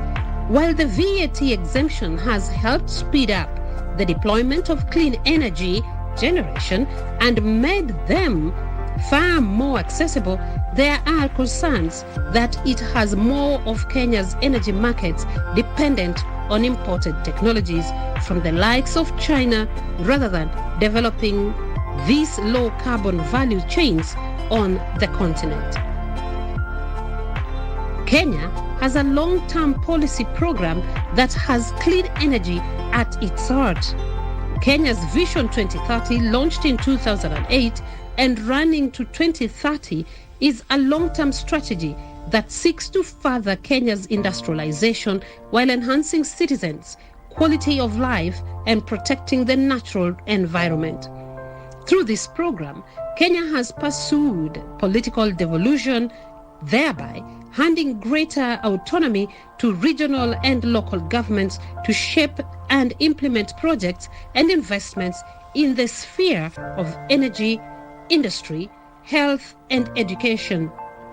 The rate of renewable installation has accelerated, and as a result, Kenya has garnered substantial investment into its energy section. A Bloomberg NEF report in 2019 ranked Kenya as 5th globally in terms of investment opportunities in clean energy. Geothermal abundance allows Kenya to flex its green muscles and build entire industries around it. In Kenya's Hell's Gate National Park, to the northwest of Nairobi, the Olkaria geothermal project sits atop the Great Rift Valley, where two continental tectonic plates are slowly coming apart. The energy this geological event is unleashing is essentially limitless, and unlike other geothermal stores of energy around the world, is relatively close to the surface and therefore easily accessible. The latest expansion at the Olkaria geothermal project will see its capacity increase from 86 megawatt to 791.5 megawatts, which is roughly 27% of Kenya's total energy demand. I've heard of the geothermal plant here in Menengai, and Nakuru being one of the industrial cities here in Kenya, we have so many industries that rely on power. For example, we have these Juakali sectors, of which all of them, at one point or the other, we rely on electric powers to drive machines, to produce our products, of which by adhering to the buy Kenyan products and build Kenya, we will require a cost of electricity to go down so that we can manage to promote our own businesses, our own goods. So we build Kenya, we need to promote industrial revolution, and this, we are able to do this when the cost of electricity comes down. So we have heard of these projects of geothermal powers. One of them is already complete, we are waiting for it, and the two others that are remaining, I wish to say that let them do something to complete them, so that we can reduce the cost of living, employ more youths who are employed, because if you create our own products, we'll employ youths, of which there's quite a good number of them that they are unemployed outside there. The transition capacity of the electricity generated from Olkaria also stretches to the length and breadth of the country, powering communities in the port city of Mombasa to the south, to the border of Uganda in the west. Kenya is currently the 8th largest geothermal energy producer in the world, behind the United States of America, Indonesia, Turkey, and New Zealand. The scalability of geothermal, which requires less land than wind and solar, has enabled it to meet a sustainable chunk of Kenya's power demand. As well as harnessing the power of the Earth's core, Kenya has made significant progress in taming the sun and wind. The estimated solar potential within Kenya sits at 15,000 megawatts, the same generation target President Biden has set for the United States of America for wind capacity by 2035. Current solar capacity in Kenya is over 100 megawatts, with the Garissa Solar Station making up 55 megawatts and powering 625,000 homes. By 2030, Kenya is aiming to generate 2,036 megawatts of wind power, 9% of its current capacity.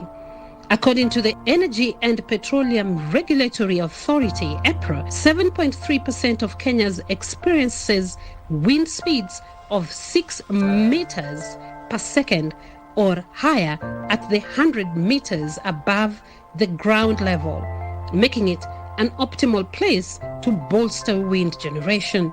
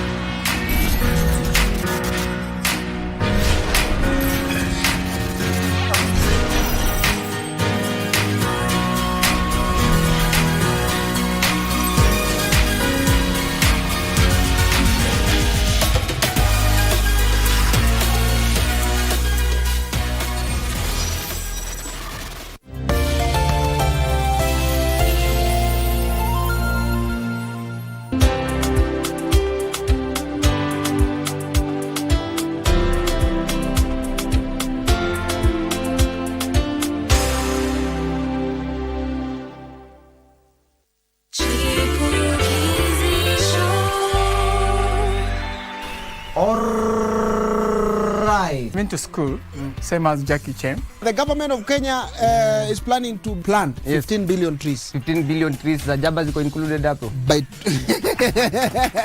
sasa ngiriso kwani mdem tunapatiwa na gava, mdem anatoka Kenjen. Mdem ana usikimia ni benduzi niko nalala nayo. Niko na hotel. Aiza unaingia kwa hotel unasema ati nyoka chafu. Nyoka chafu. Ati nyoka chafua. Chibu. Hapa kuna ndo zangu zimekuliwa. Anasema do yake imekuliwa na hana do. Ukubali ukatae shauri yako, Yesu ni Bwana. Sijui kama unakumbuka Makoma. Makoma Paul. Makoma. Huyu si wa kanisa. Nakumbuka. Somebody tu ameamka akona mabangi zake. Wewe kwenda huko size yetu na kaanga vibaya. Mimi pia na kaanga vibaya. Big up sana. Every Monday from 8 p.m. to 9 p.m. Catch the Chipukizi Show live on KBC Channel 1.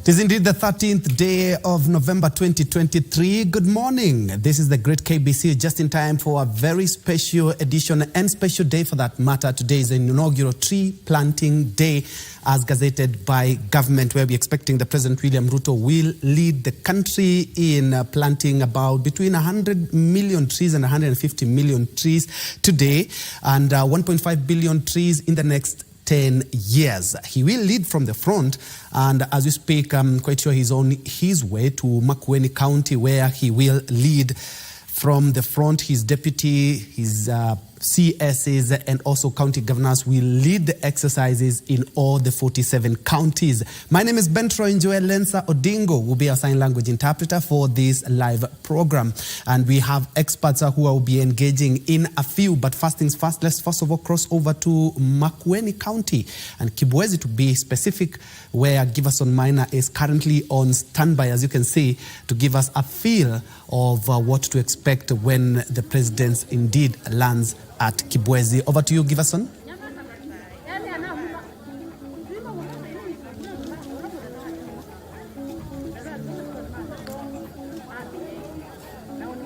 Hello, we are coming to you live from Q Wetlands in Makindu, Makueni County, where President William Ruto is anytime expected to come here and launch the National Tree Growing Day in this particular county. The reason why, I don't know, but maybe I think he likes Makueni County so much. Then, of course, this county has been blessed with rains, even as the rest of the country, the rest parts of the country continue to receive rains. This particular county has also received a huge amount of rains, and spoke earlier to villagers here, and they said they have not received the rains such as this, and they feel so blessed.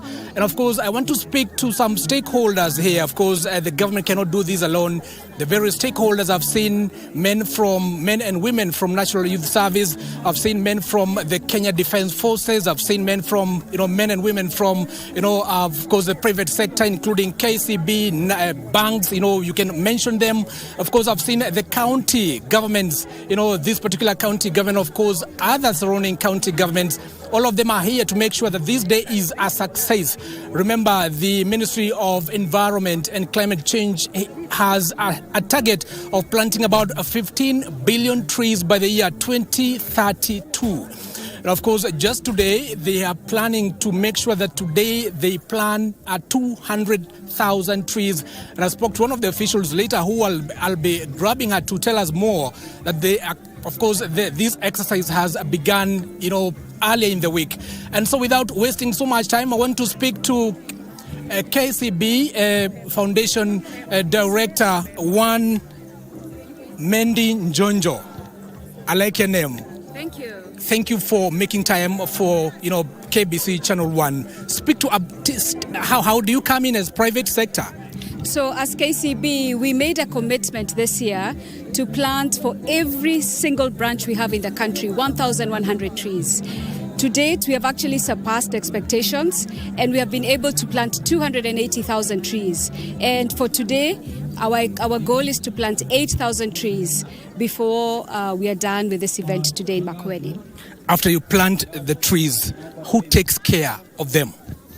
That's a really good question, because what we are doing at KCB is making sure we're not just planting trees, we're actually growing trees. So we have an initiative we're calling the Linda Meet Initiative, where we've partnered with schools to make sure that the schools that we partner with are also taking care of the trees. So through this method, we're going to make sure we plant as well as grow, and make sure they also get to be really big trees.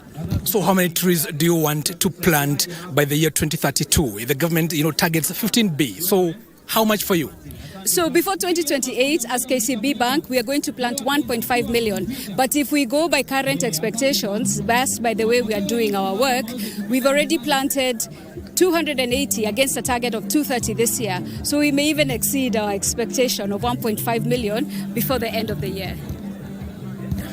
Another question is that, people are saying, that let's plant trees. There's so many calls by various people, various organizations. But where did we lose? When did we lose, the tree cover? What happened? So it's a complicated story, and it's a combination of factors. So some of it has been just change of land use as we become a largely urbanized country. So you find that a lot of forest cover is being lost. Some of it is due to climate change. Some of it is just due to changing agricultural patterns. So you find a whole combination of factors has led to a place where instead of the mandated 10% constitutional tree cover, we're at about maybe 6%.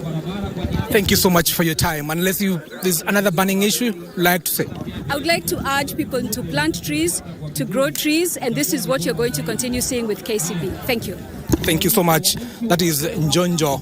And I want to speak to CEC Environment and Lands in the county of Makueni. One, Dr. Sonia. Dr. Sonia, thank you so much for making time for KBC Channel 1. Thank you so much. How do you come in as a county, and actually did you negotiate with the government to make sure that this particular day is done here? Thank you so much. My name is Dr. Sonia. Thank you for having us. I'm the Waziri for Lands and Urban Planning, Environment and Climate Change. And yes, this day we when we had the announcement that there will be a National Tree Planting Day, we have always wanted to host such days. Remember last year the president was at Kajiado, and we had requested also our governor, through our governor. So it was very easy. We have been on the line to host because of such ecosystems which we have, which this Q catchment, which is highly degraded because of encroachment and the stuff. So we are really happy. Finally, the president will come here, and the wetlands of Makueni will get the attention which it deserves, which we have always been looking for. Thank you. Has this process begun, earlier? Before, have you, how many trees have you planted even before today? The county this year we have planted close to 1 million trees since the 15 billion trees was launched. So this is a boost to our intentions and the plans. Remember when the 15 billion was launched, every county was given a number. Makueni we are given 344 million trees to plant.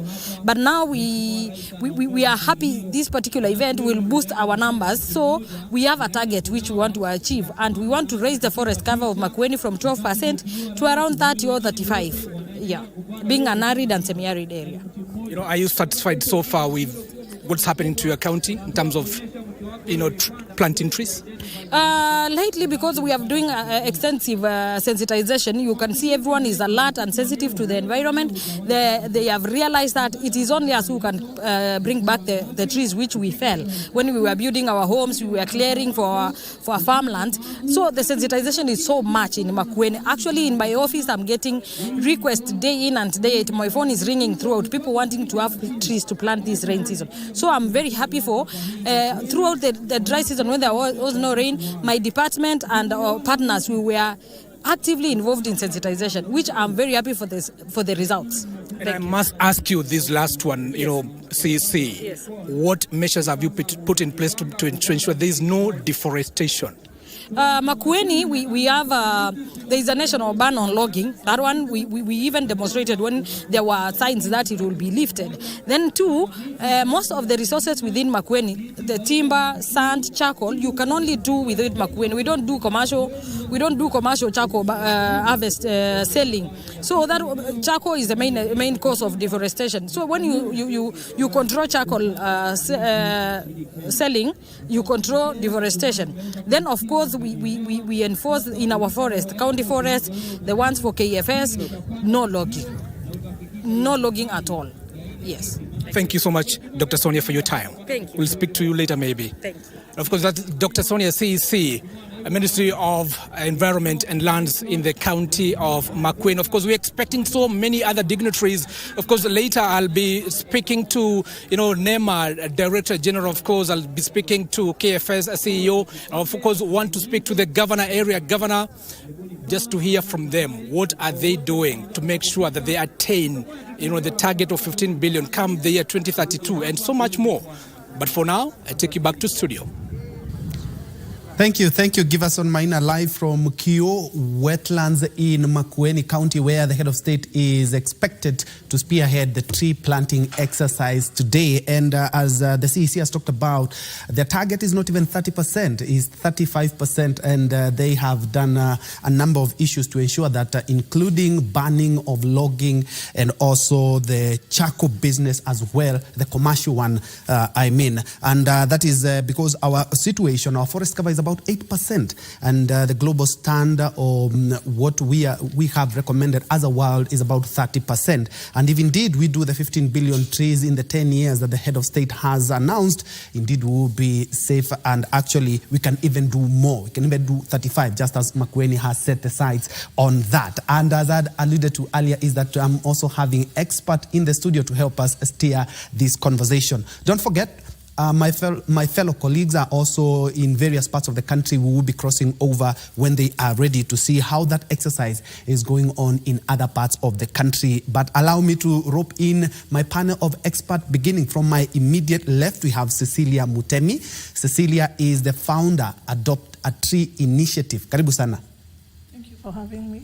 Just next to her, we have Madam Charity Munyasia.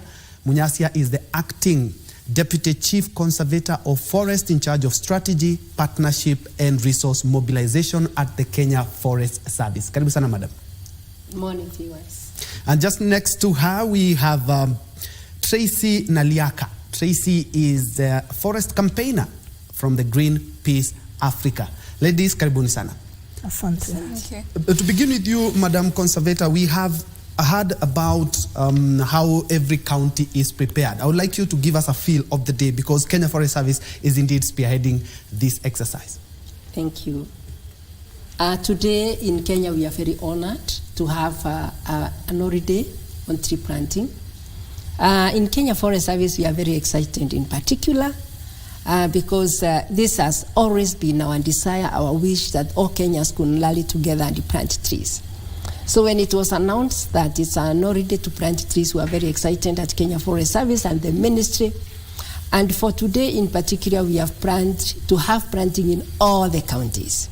The president is leading us from Q watershed in Makueni, but in every county we have a site, we are planting trees, and every cabinet secretary has been assigned every county. So we have cabinet secretaries in all the counties planting trees, and we have different tree planting sites in all the 47 counties. And it's not only where we have the event. There's the venue where we have the event, but we have other plantings which are not within the event. We are so happy, and we are targeting to plant, as you have seen in the figures, at least 125, and with everybody, we hope by today if everybody can plant, buy fruit trees and plant, buy other trees and plant, by the end of today, we believe at least 1 million will be down the soil and to enjoy the rain which is happening right now. So we are committed to it as the service, and the ministry is very committed, and we are very happy with what His Excellency the President, Dr. William Samoei Ruto, has done to lead the nation in tree planting. It is the first time in 3 decades that we have the end of state leading the nation in tree planting and making a holiday for tree planting. We are very happy. And we'll be looking at, even after we plant those trees, how are we going to conserve them and how are we going to protect them? But before them, allow me to engage Cecilia Mutemi. You are the founder of Adopt a Tree Initiative. The last time we had Adopt Something was Adopt a Light, and we saw how that project was quite successful, especially here in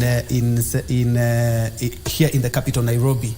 So tell us the initiative that you have taken as Adopt a Tree Initiative, and how did you even begin? Thank you so much. How I began that thing, I'm a child psychologist, and I believe that if I would change the perception of a child by the time the child is getting to my age, or probably your age, or one of the panels here, there'll be a lot of changes done. So I have been going around schools. My issue is adopt a tree, grow a tree.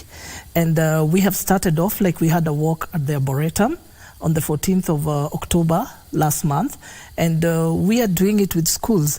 What we are doing it with schools is we get a child to get a tree, grow the tree, take care of it, and by the time that child is leaving that school, for example, if it's in kindergarten, we are not choosing from kindergarten to the highest. We're even going to approach universities. That child will take care of that tree, and as they leave maybe to junior high or high school, they will pass it on to somebody else. That's what we mean by adopting a tree. Yes. Mm-hmm. And looking at, Tracy, looking at Greenpeace Africa, you are a forest campaigner. We have the greatest forest campaigner ever in Wangari Maathai. Tell us about your initiative at Greenpeace Africa. Thank you. So at Greenpeace Africa, definitely we're advocating for more of forest regeneration rather than cutting down trees for commercial purposes.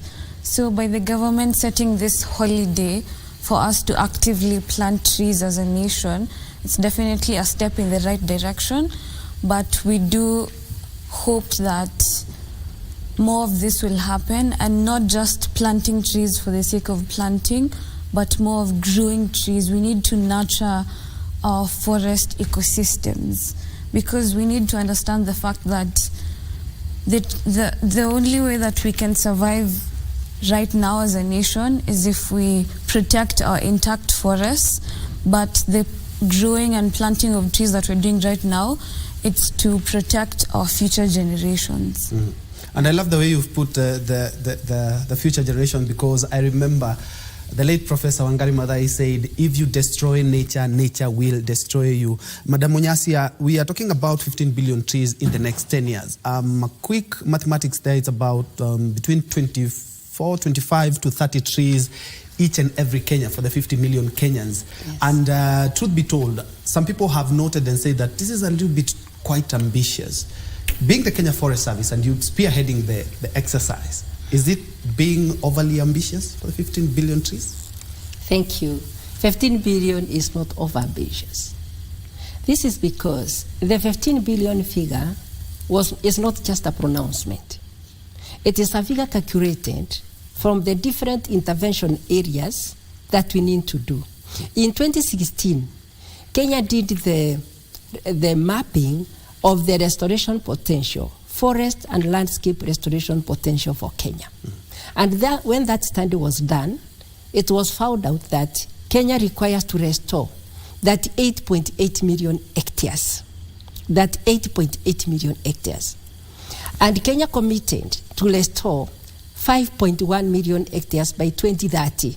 That is according to the international agreement and Afri 100, the target for Africa, to restore 100 million hectares by 2030. And in that 100 million hectares by 2030, 5.1 million hectares is what Kenya committed to restore by 2032. So this 15 billion actually is supposed to restore 10.6 million hectares. So what is extending the president has guided, and we are very happy about it, is we stop taking small targets. Because if we have that 8.8 million hectares to restore, and then we are taking 5.1 million hectares to restore by 2030, and we still have use of forest products as we continue, it might be too late for Kenya. So what we've done is pushing some targets forward. When Kenya did the survey and found that we have a tree cover of 12.13%, when the document was being launched in State House, it was agreed that now that we have achieved what is in the Constitution, the Constitution talks of 10% tree cover, and we have achieved that. We are at 12.13. But you can all see the impact of climate change. And when that document was launched, it was agreed now we need to set a new target of 30% by 2050. But the wisdom of His Excellency and other leaders is that if we wait to achieve 30% tree cover by 2050, it might be too late. So with the 15 billion, which is 10.6 million hectares, which is part of the 38.8 million hectares which need to be restored in this country, the 15 billion is the right figure for restoring 10.6 million hectares. Now, this 15 billion, I'm saying, is not just a figure announced. When the survey was done in 2016, there were different intervention areas which required to be restored. In the forests, at the roadside, in the farms, in the riparian, and in the dry areas, the different intervention areas. When you look at the 15 billion strategy, the calculation of the 15 billion comes from the different intervention areas. And we have 11 intervention areas. Let me give you an example. One of the intervention areas is to restore the mangroves in the coast.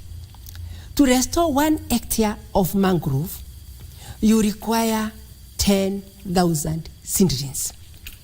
So if you calculate the 10,000 seedlings for 1 hectare with 14,000 hectares, which require to be restored of mangroves, you can get the seedlings required.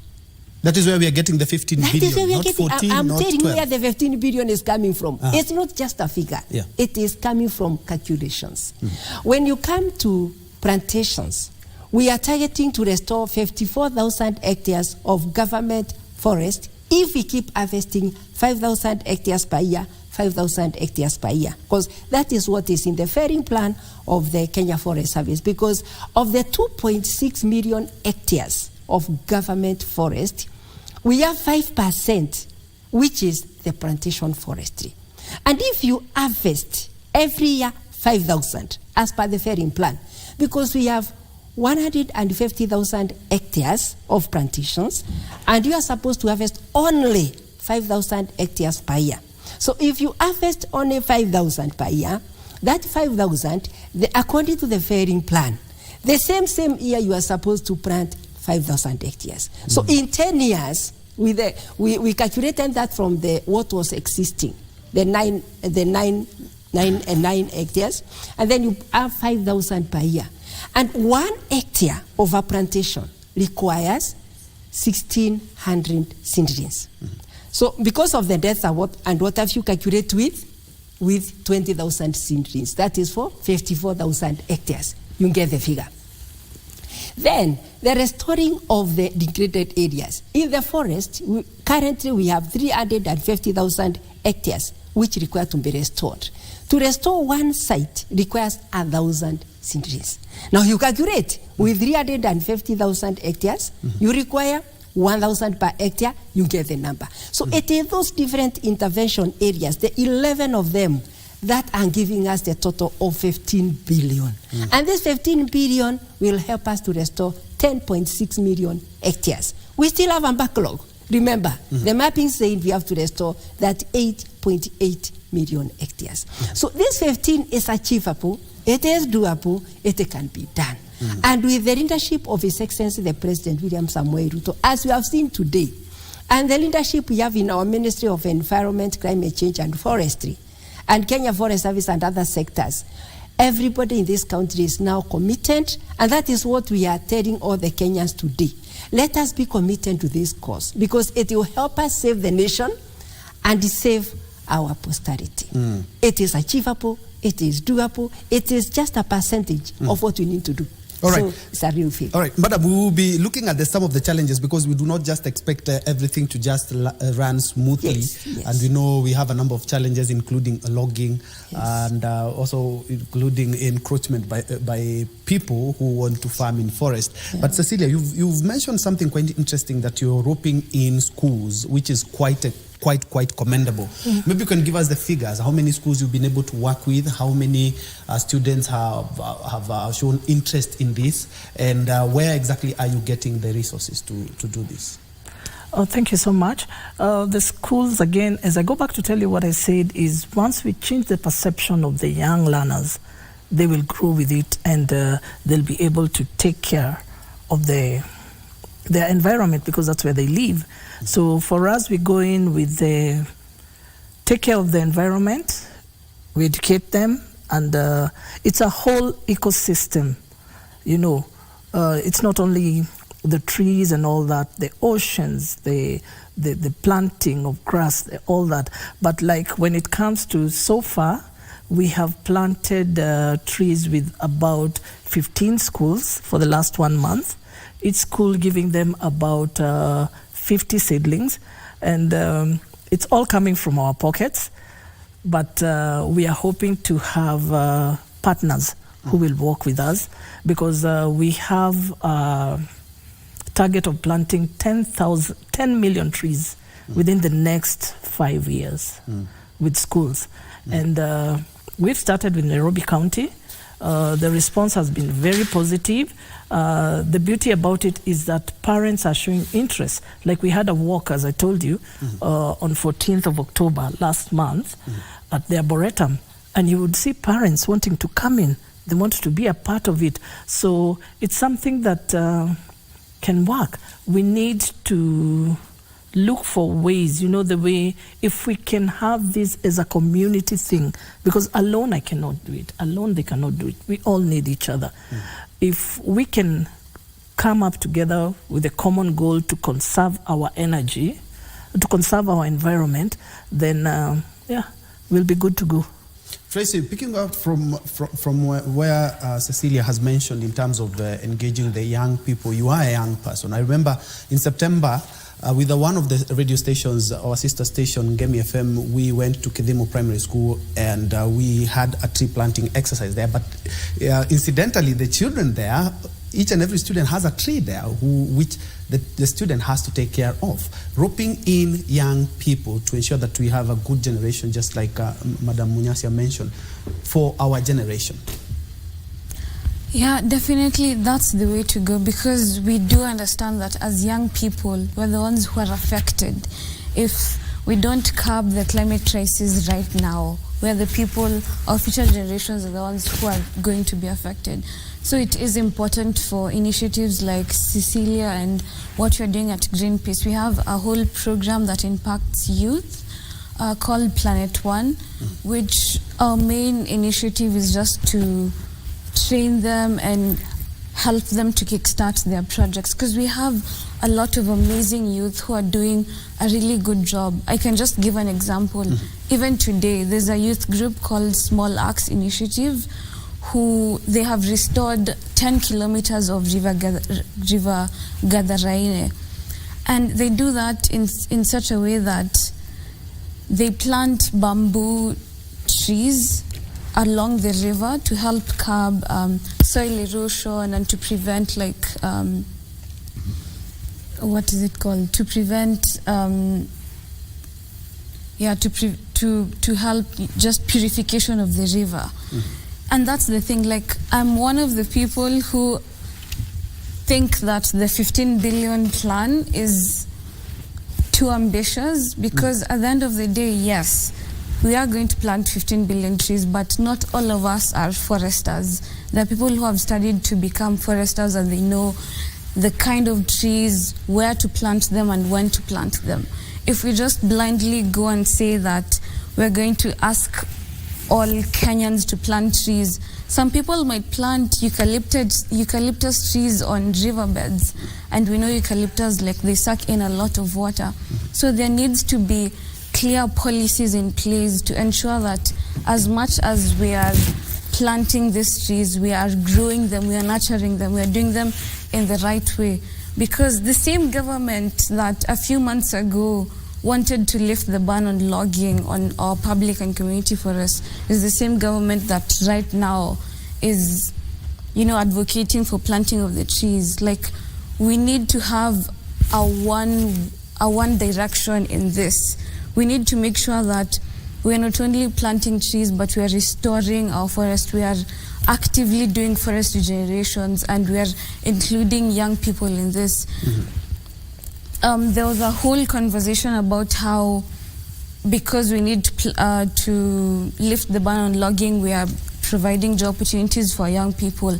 But we do know that there are alternatives. There are different ways in which we can engage our youth and provide them with job opportunities, and that is through non-timber forest products.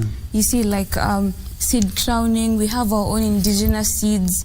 That's a whole billion-dollar industry out there that we can transport them. We have our beekeeping. Our honey production is another billion-dollar industry that we can advocate.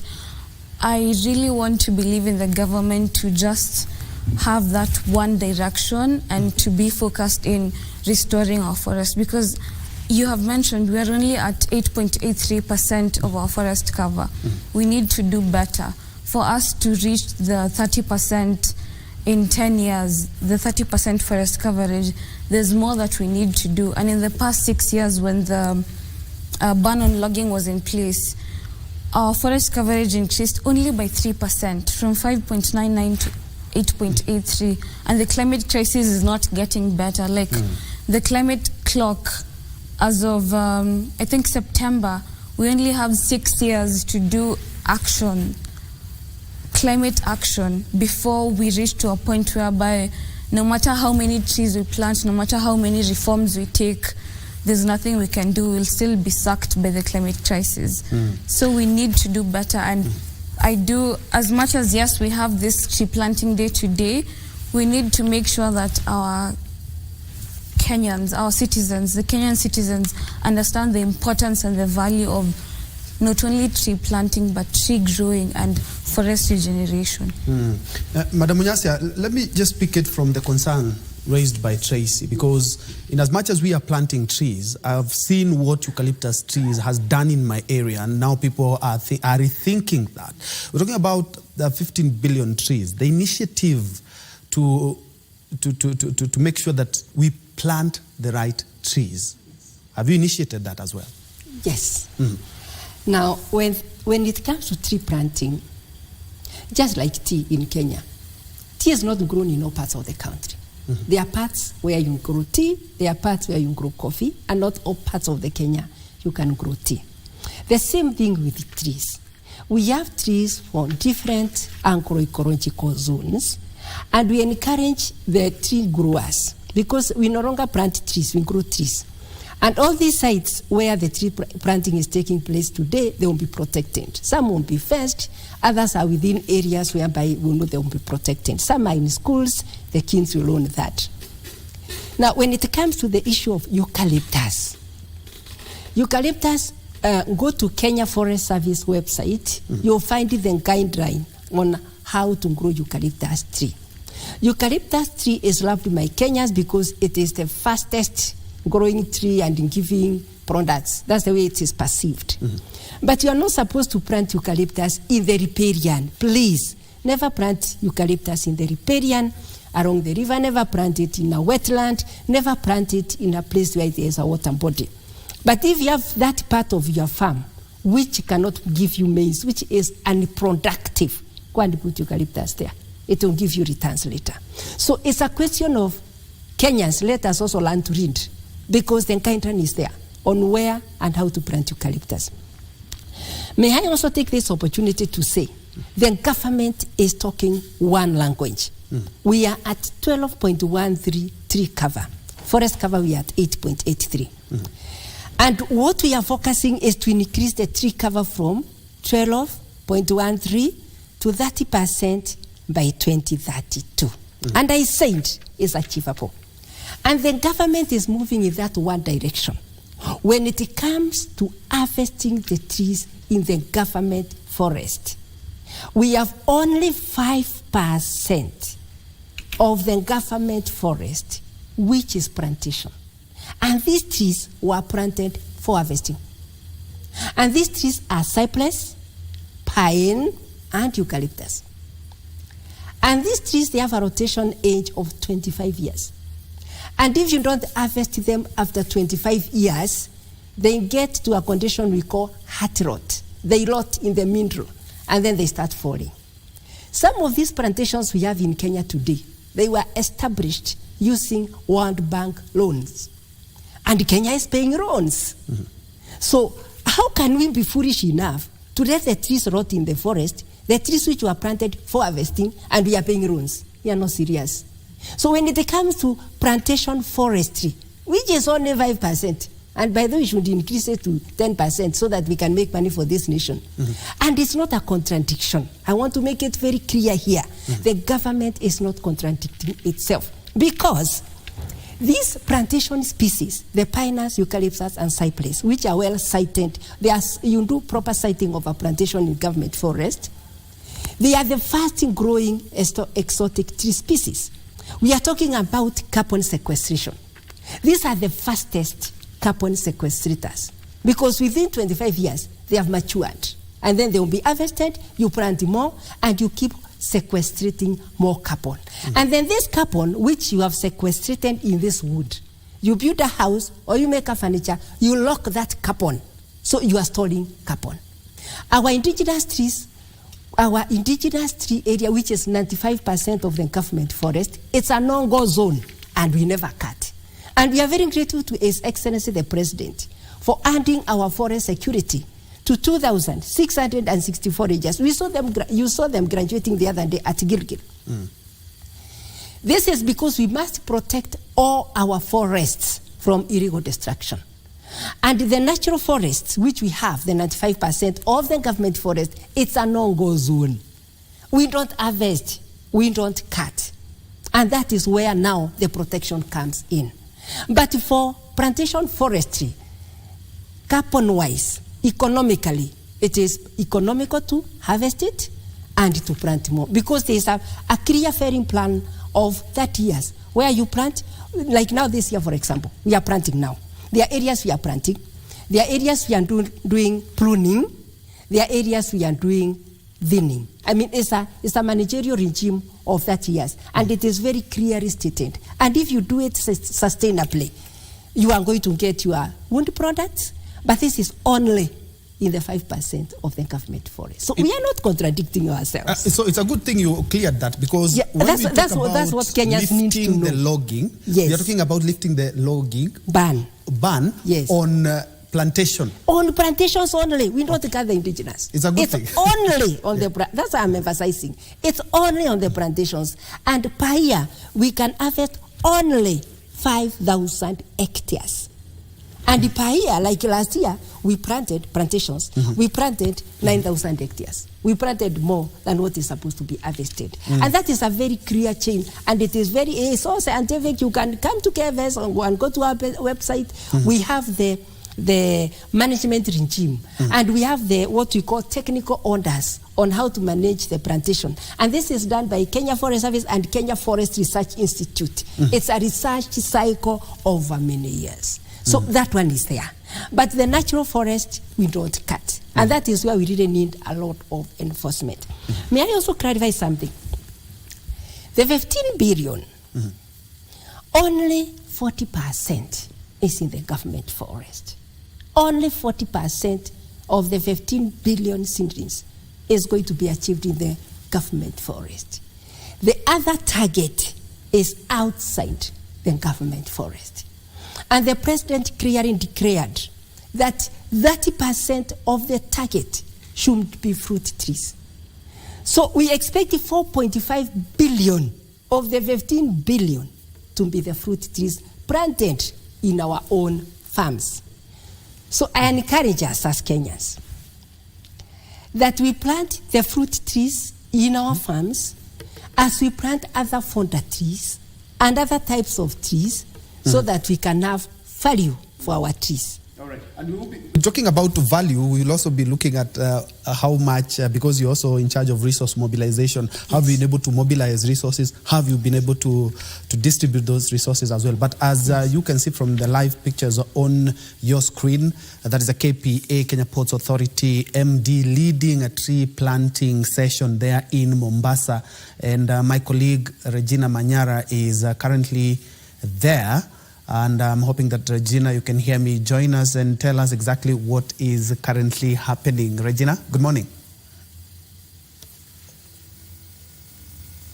Well, good morning, Ben, Troy. We are coming to you live from Halapak, which is in Mombasa. And before we get to the importance, or rather why we are here, I'd want to wish you a good National Tree Planting Day. Well, that said, that's the reason why we're here at Halapak. This is a collaborative initiative between KWS as well as the engineers regulator, that is EBK, and the Institution of Engineers of Kenya, IEK. This is as well as Bamburi. They're coming together to participate in this particular auspicious day.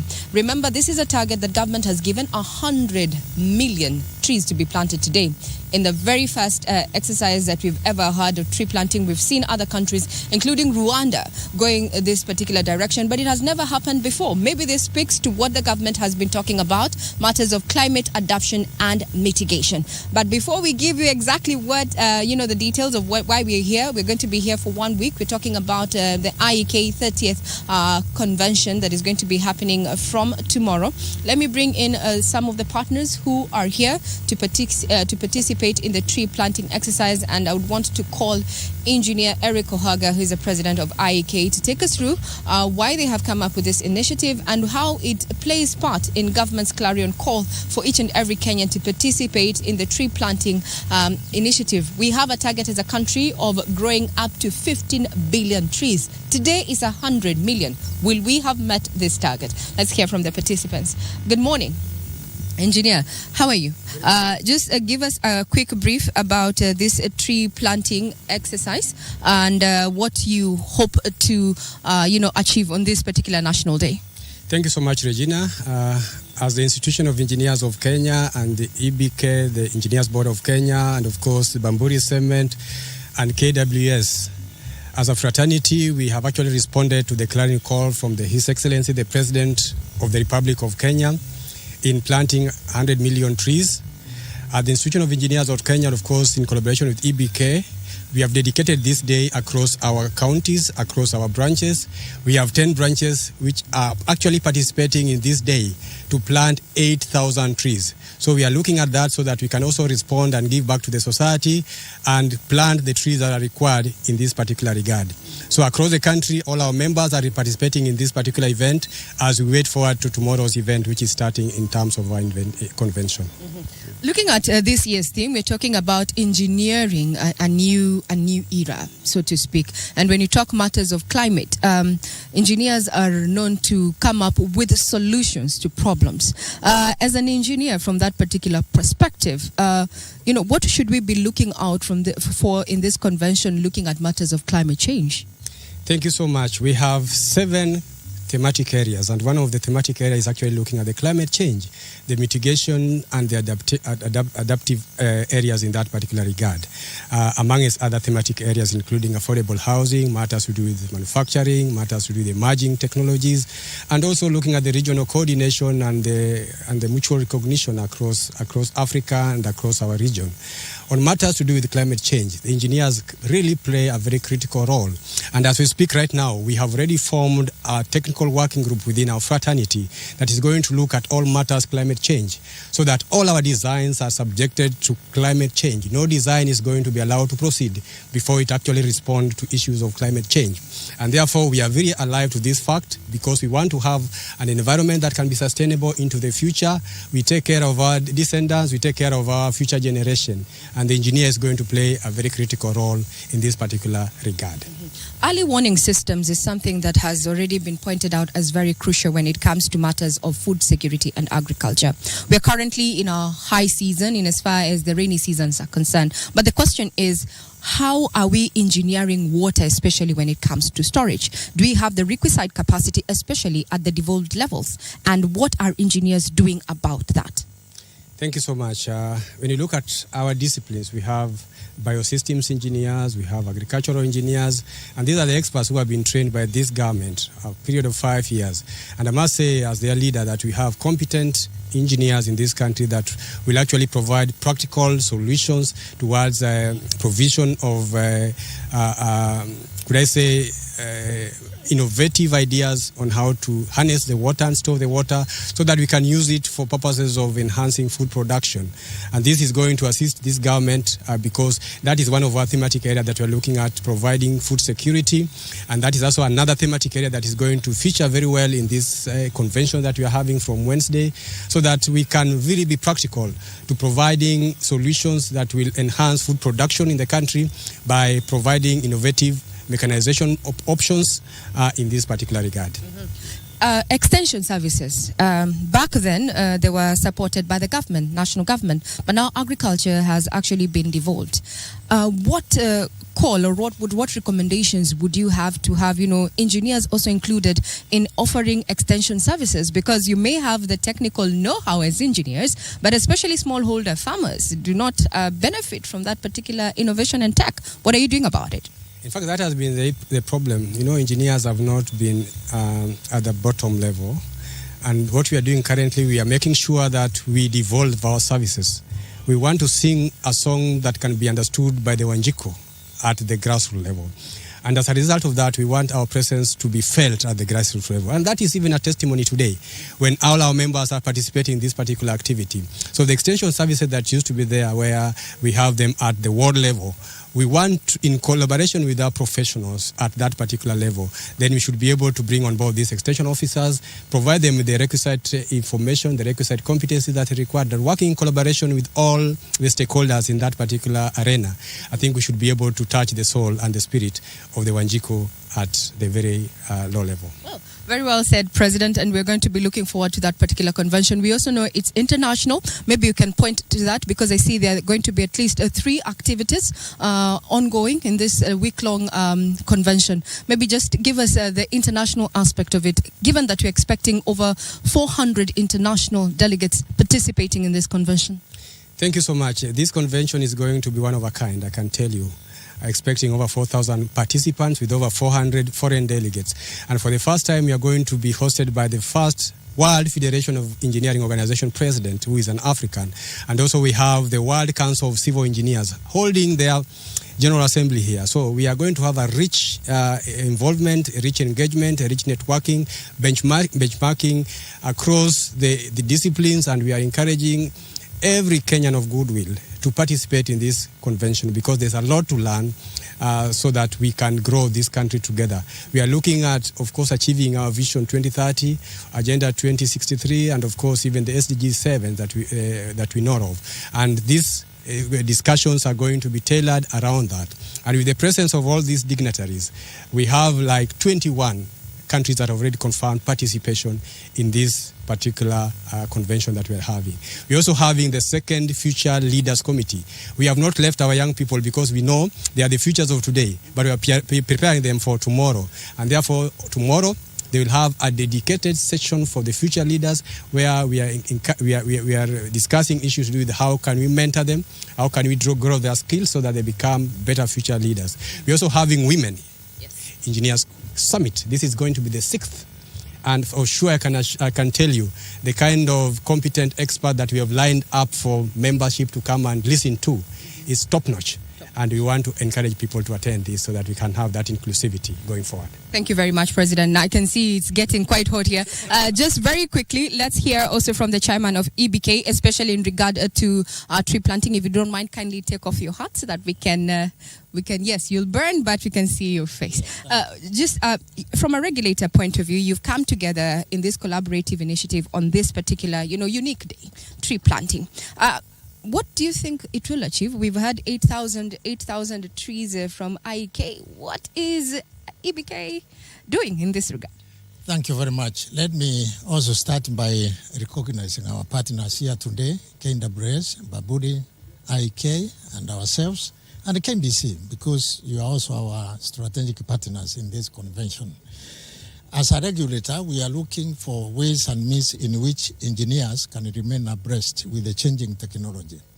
And therefore, as we go through those 7 thematic areas, we shall be very keen as a board, as a regulator, to pick areas which we can adapt to improve our standards. Because as you may be aware, we have 4 major functions. We register engineers, we regulate their function, we set the standards, and we coordinate their development.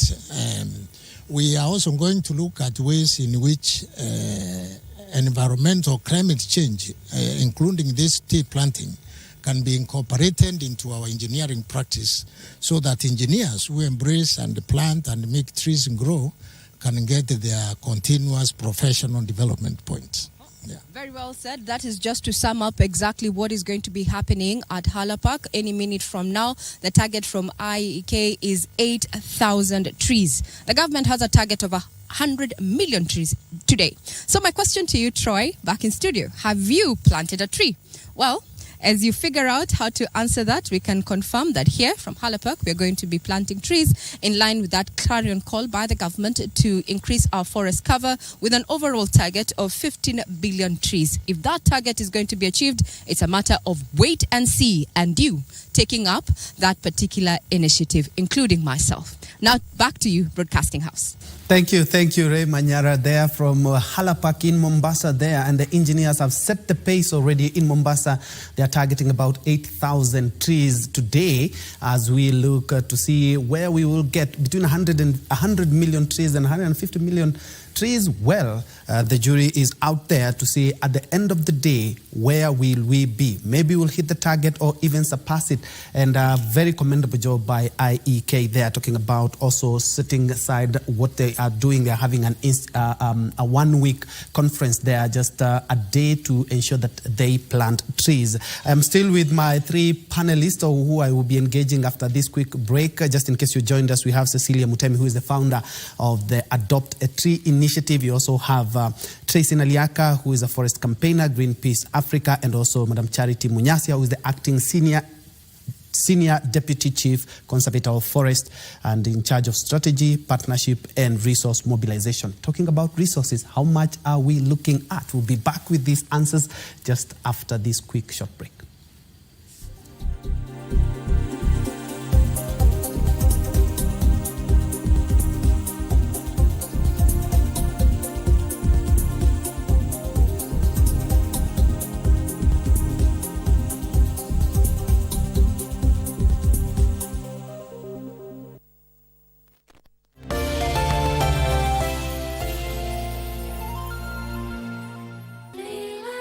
Something my grandpa would always say to me: evil never wins. Please thank him for me.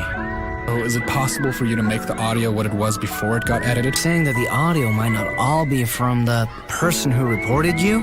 I'm not sure. Stop asking about this. It's none of your business. It is my business. Jian Yifan is my boyfriend. Did you report Jian Yifan? Whoa. Excuse me, ma'am. Would you, like a ride? Abantu ba Mintombi Yamole. Your favorite KBC station, Minto FM, is now at your doorstep. Enjoy the hottest KC music, informative and entertaining shows, and reliable news only on Minto FM. Tune in to Minto FM on 91.7 FM in Nyamira, Kisii, and its environs. Minto FM yenye kalugha ya Mwanamuziki.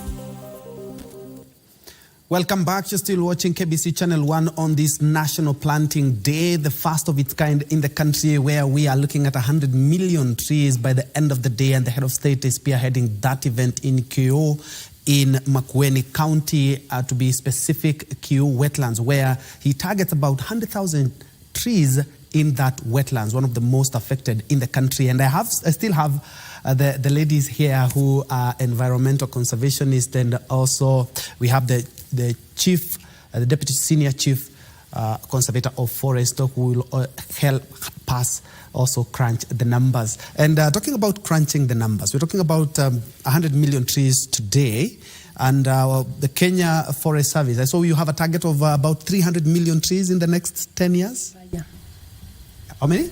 We are supposed to raise 300 million seedlings in the 10 years. Yeah. Per year. Per year. 300 million seedlings each and every year. Yes. Let's talk about the numbers. How much are we looking at? You are the resource mobilization expert here. Thank you. For us to achieve the 15 billion, calculating everything, you see, the 15 billion in some areas of this country, we may not necessarily plant. For example, in the dry areas, you do what you call fencing for natural regeneration. In those areas, you don't have to plant, but you need to fence and protect for 3 years so that the propagules or the seeds in the soil can germinate, and then you get the forest.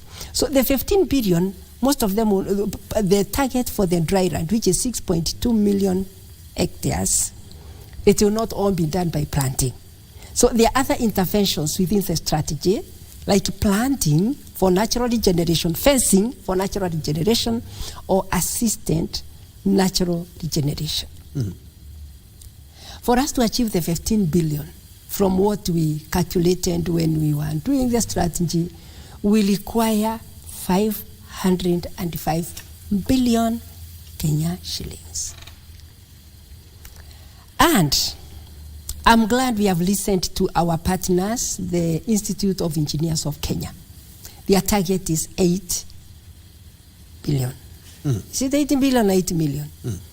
Now, we do not expect one person to do this, as she said.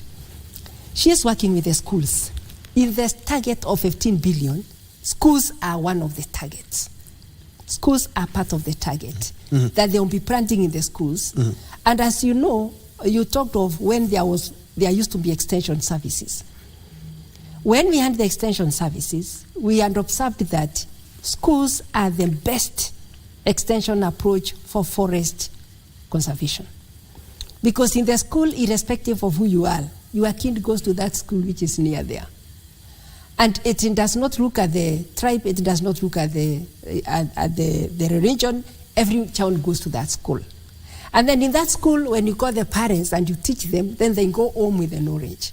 And the best is when the school is supported to have a tree nursery, so that each kid can see the process, each kid can carry the seedling home, and each parent can also learn from the school and carry the seedling home. That one is one of the most effective extension approaches of forest conservation.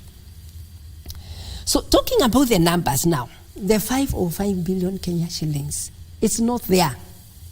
When you look at Kenya Forest Service with a budget of 5.2 billion, I mean, it's not even enough for our own activities before the 15 billion.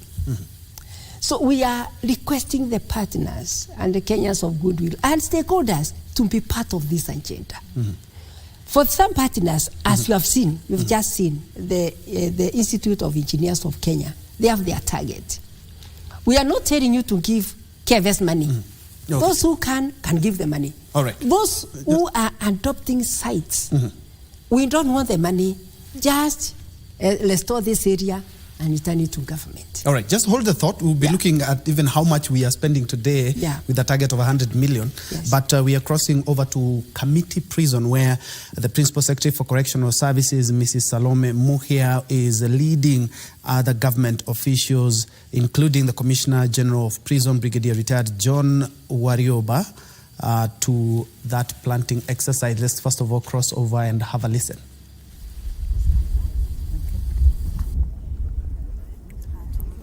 Okay. Ladies and gentlemen, I welcome you to today's briefing.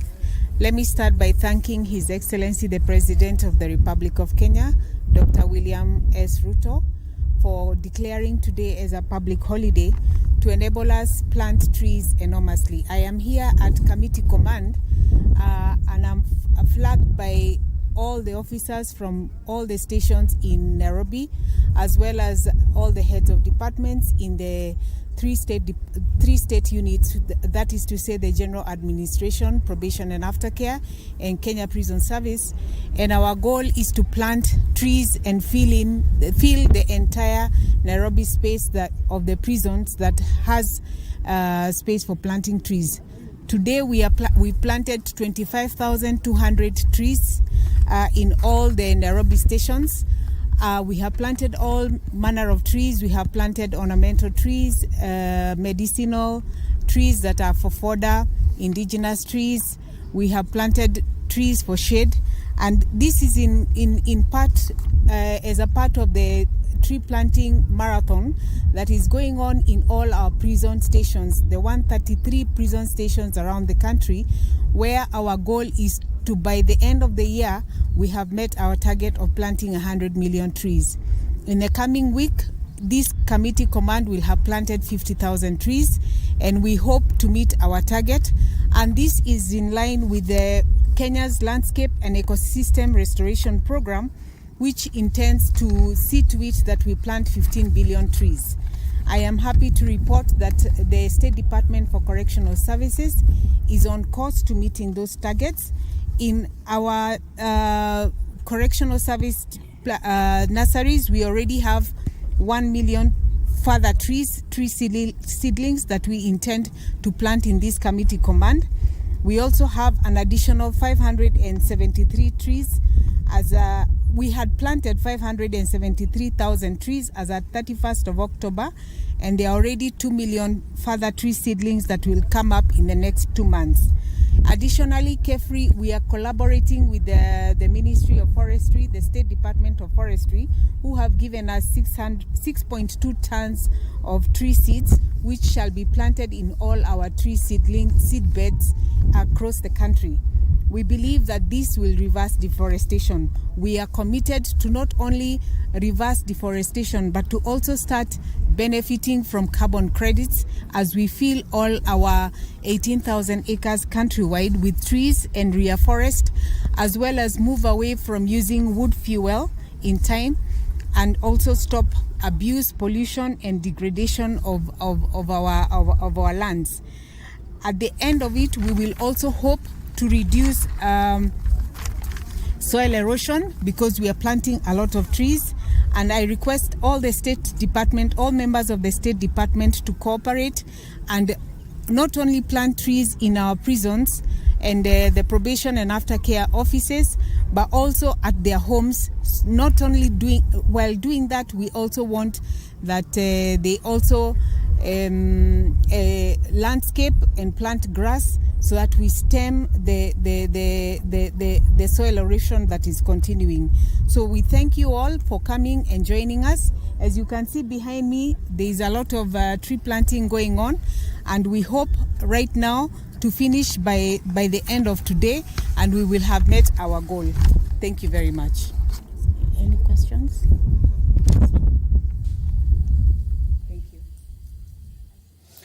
That has been PS Salome Muhia. They are leading correctional officers. And as you have said, 25,000 trees have already been planted in all the prisons here in the county of Nairobi against a target of about 50,000, which they are working towards to actualize that. And allow me now to rope in the panel of experts there. And looking at what we've witnessed there, Cecilia, and what even the prisons department are doing.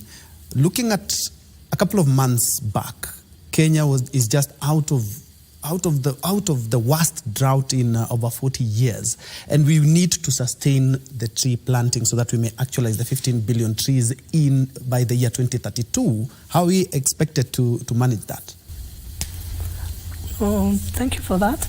I believe information is power. We have been operating from a point of lack of knowledge about our environment.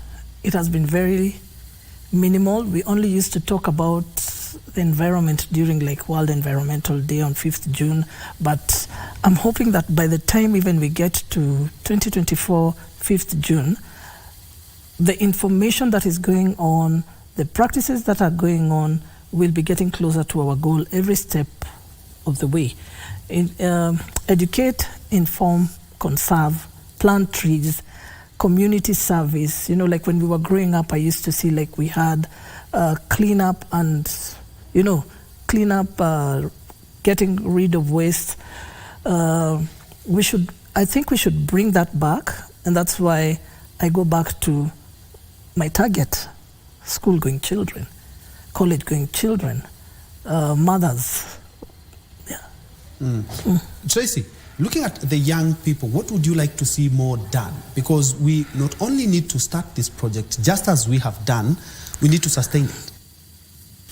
Yeah, definitely. So a lot of young people on the ground are doing above and beyond. As I mentioned, the Small Acts organization that are restoring 10 kilometers of River Gadarene. We have a lot of youth groups in Kasarani who are restoring rivers as we speak, but all this information, the amazing work that they're doing, it's not being highlighted anywhere. And that's why I do go back. I like what Cecilia mentioned about how information is power, and for the government to say that the information on how they're going to, the policies and how they're going to restore the trees is in the KFS website. We are talking about Kenya, a country where as much as we are up to 85 to 87% of renewable energy, a whole whooping 25% of us do not have electricity at all. So it is important for this information to be disseminated to them, and that's why the extension officers were key. They were really important in this.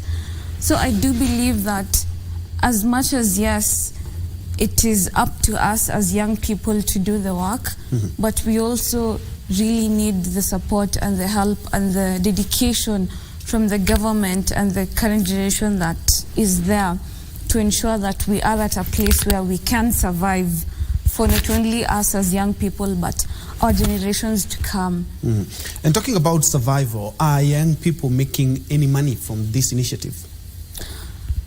That's the thing, they are not making any money. We all know that in 2018, if I'm not wrong, I'm sure Madam Charity will correct me if I'm wrong, they banned single-use plastics in Kenya. But we still see that implementation is an issue. We still see plastics in our streets. And that's why even this week we are having a whole discussion on the third negotiation on intergovernmental, intergovernmental negotiation committee on how we're going to come up with a legally binding plastics treaty on that. But we still see Dandora and waste pickers suffering from earning close to nothing while they are supposed to carry the weight of, making sure that there are no plastics in our street. We do need the support of the government. Like, yes, as much as putting today as a holiday and putting today as a national day of planting trees is a step in the right direction. And that's what it is, just a step in the right direction. We really need to do more. We really need to advocate for more. As much as in terms of phasing out fossil fuels and, championing climate action, Kenya is at the top as compared to other African countries. We need to continue doing the most. We had the Africa Climate Summit just a few months ago. We had a lot of many positive conversations coming from it. But still, if we are dedicated and we are committed to staying at the top and being at the forefront of climate action in Africa, I do believe that it's important for us, not only as young people, but as the government, as Kenyan citizens, to have that responsibility to do better.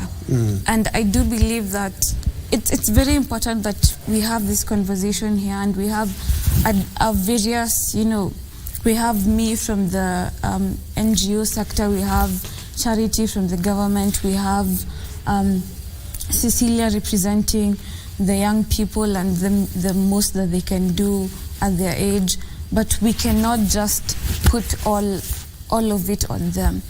The government needs to be behind us and to make sure that we continue doing the right thing moving forward. Cecilia, what Trace is saying really resonates with a lot of young people, and you're also dealing with a lot of young people, especially in schools, colleges, universities.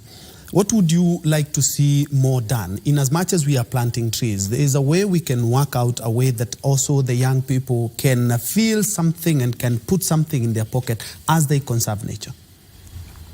Yeah, that's very true, whatever Tracy is saying. I think the different stakeholders, the different sectors of our government need to put up funds for that, because the little effort that we are doing is better than no effort.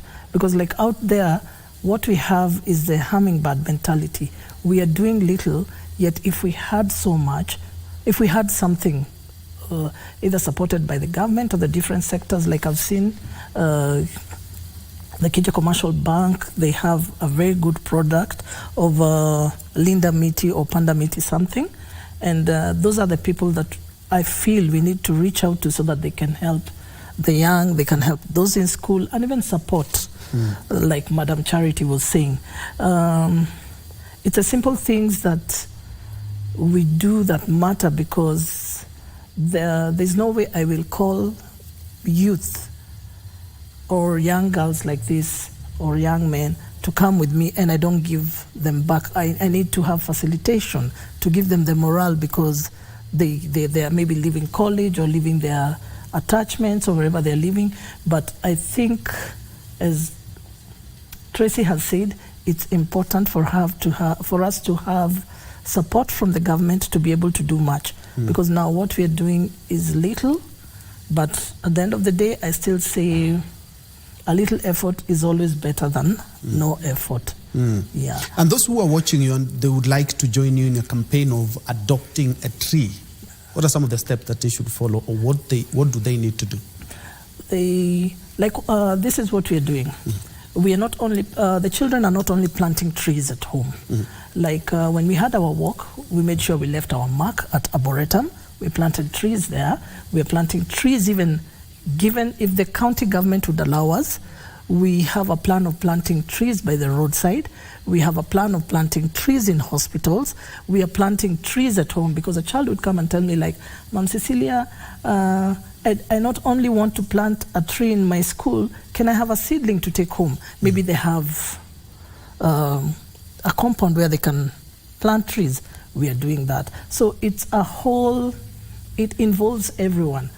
Schools, hospitals, homes, roadsides, offices, even here today. I've seen you've got beautiful gardens. I wish we knew. We'd have come with some seedlings. We'd have planted trees here. Yeah. Plant a tree, leave a mark wherever you are.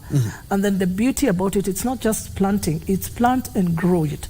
Do a follow-up. I plant a tree here.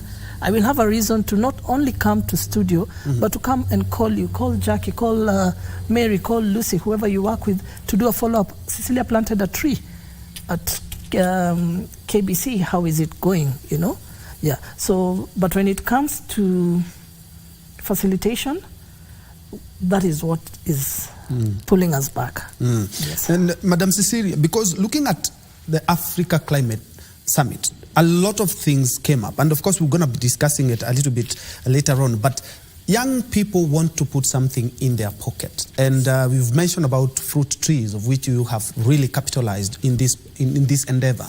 How are they expected to make some money? Or going forward, how do you expect some people to get something from that? It's me. Thank you. Yes. The 15 billion strategy, the president was very clear that the government and the ministries, agencies, and departments of government will only raise 10 billion cedrins. The 5 billion cedrins, actually there's a time it was supposed to be 6 billion cedrins, is supposed to be raised, and it was very specific, by the youth, so that the cedrins could be bought from them. That is one way. That is direct entry. The other issue is only that we are still looking for money. The government is looking for money to see whether they can engage youth in, like, if it is roadside planting, a youth from that place can be given like a kilometer to plant and maintain for 3 years. That one would have already started if there was money, but it is part of what is in the program. So when I look at it, there's the issue of the Green Army. We are supposed to take 4,000 Green Army throughout the country to help us in raising the seedlings. And the partners you have seen, let me just use our latest partners, the engineers of Kenya, for example. When they are doing their activities, they usually don't do it. They engage the youth to do it for them. So what they are raised is that the youth should not just sit. Go to the forest office near you. In every county, we have an office.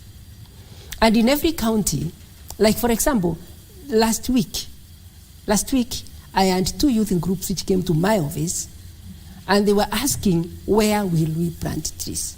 These are youth from within Nairobi. And I told them, for Nairobi, there will be tree planting in Bomas, and they told me, we'll go there. And I believe they are there already.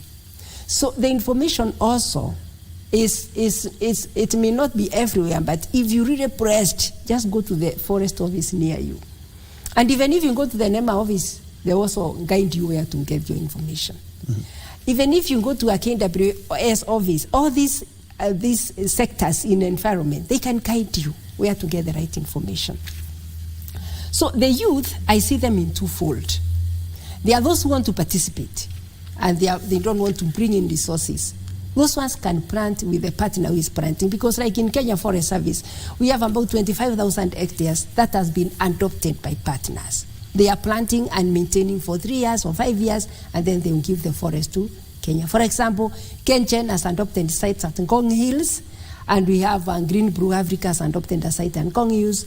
We have Absa Bank, we have Safaricom. All these big companies, they have adopted sites in our forests, and they are planting and maintaining for 3 years and returning the forest to government. And they are engaging the youth of that particular area. So that is one way. But the other potential for the youth in this 15 billion, the way I see it, from where I sit, is if they can lay seedlings. And then when people come to our offices, and let's say they want a particular type of tree, like the agroforestry tree species, which are used in the farms, fonda tree species, which are used in the farms. If the youth can be serious and start another like a youth group, I can assure you there is market for these things. Market is there. And then for those who are in Nairobi, working in Nairobi and other towns, please, if you have an idle land somewhere, make sure that you plant trees. Because a tree is the best crop you can have in your farm. One, you only plant it and maintain the first 2 years. After that, it doesn't require you. If it's a fruit tree, you just go there to get your fruits. If it's an agroforestry tree species, it is there without affecting your crops. If it is a tree for timber, it will just grow. No. It is very, very important that all of us see it as our responsibility. The target is there, but the implementation is every Kenyan.